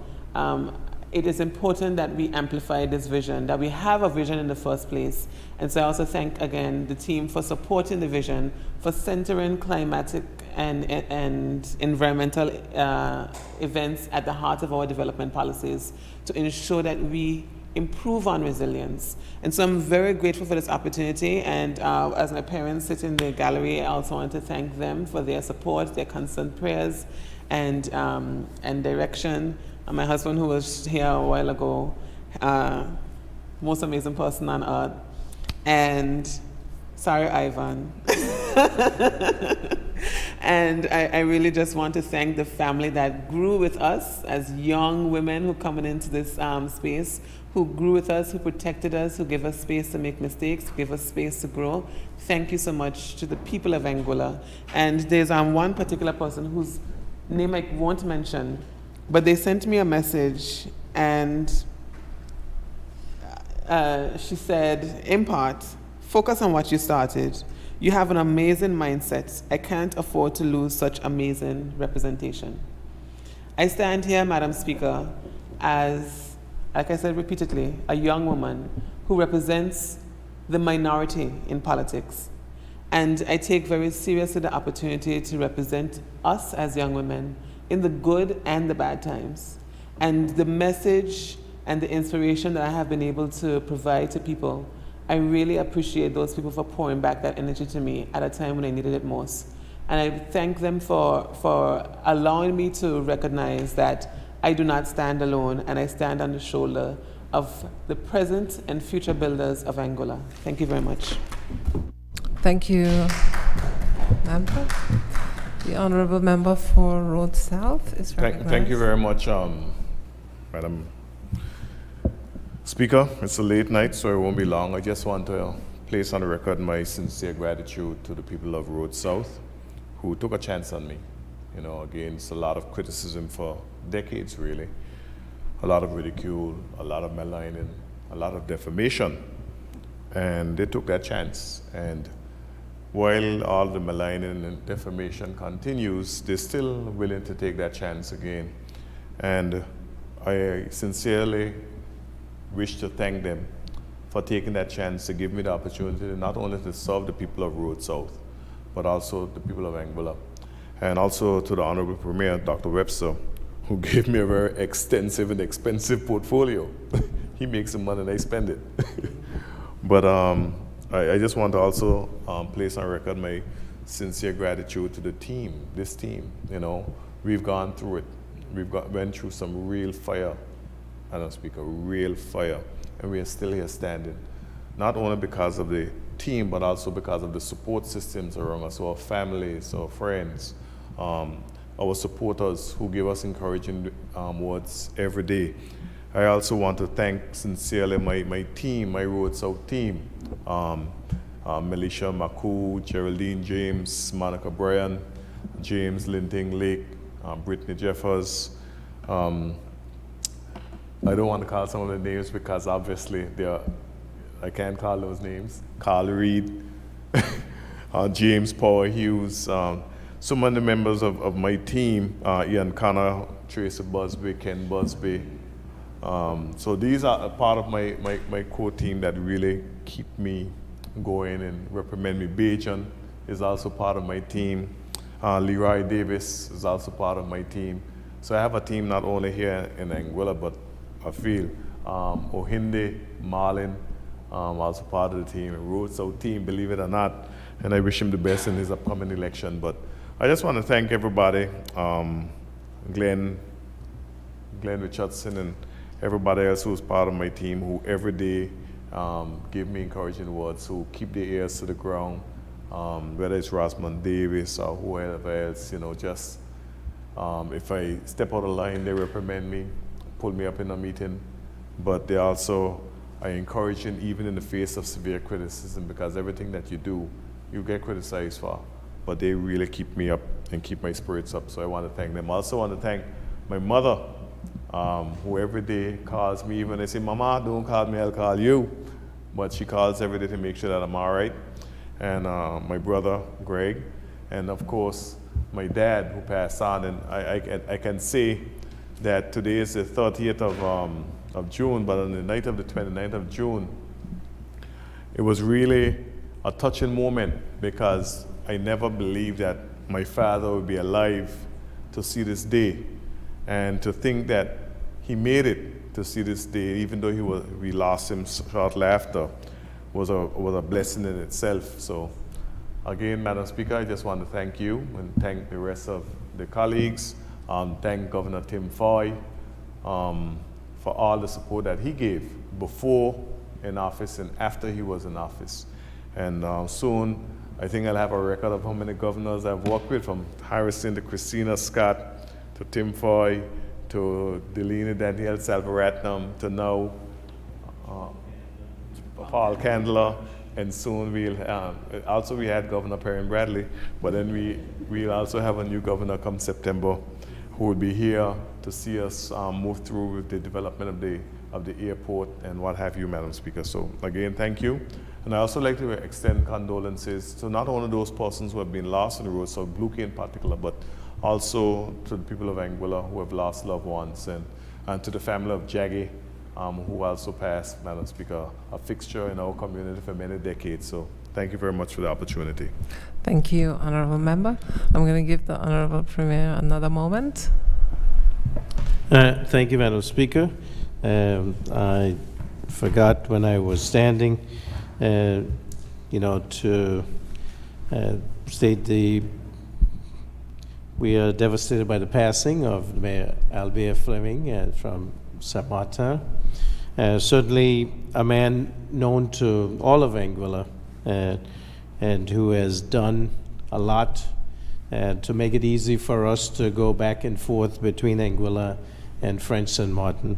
And certainly his passing is a shock to us. So as the leader of government business, I'd like to say official condolences from the government and the people of Anguilla to the family and friends of Monsieur Fleming, and also to the government of French St. Martin on the passing of a stalwart, a giant in their community. So condolences to French St. Martin. Thank you. Thank you. Thank you. I just wish to place on record my congratulations to this AUM administration on your APM administration on your third anniversary. And just to wish you lots of success for the future. I know that it's a difficult task, but we have a group of competent young men and women, so I believe that you are quite capable of handling whatever is to come. And of course, I always wish to thank my staff. We are missing Mr. Proctor today, who's in the UK on business of the house. So I wish him well while he undertakes that task as well. Okay. We move for adjournment. Do you want to do a moment's silence in Mr. Alvear's Fleming's? Yeah, we can do that.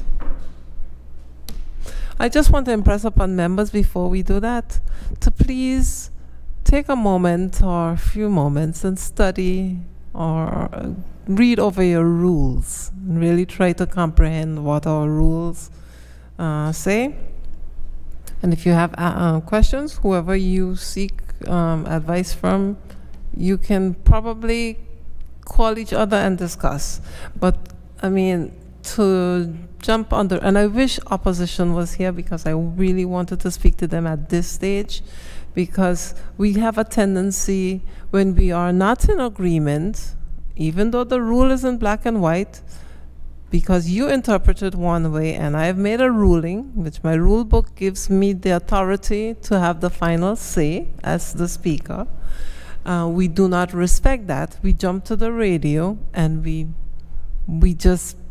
are just disrespectful in whatever way we wish to be, whatever comes out of our mouth on public radio, when we know better, when we should be examples as leaders. So please let us just take a moment and read our rules and ask if you're not in the same frame of mind, same understanding. We can have meetings with the committees to discuss them further so that everyone basically is on the same page and we do not have to go that route of being disrespectful to each other.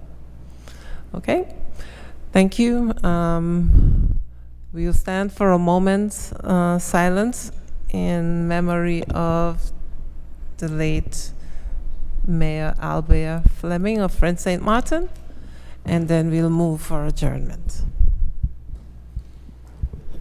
That moment starts now.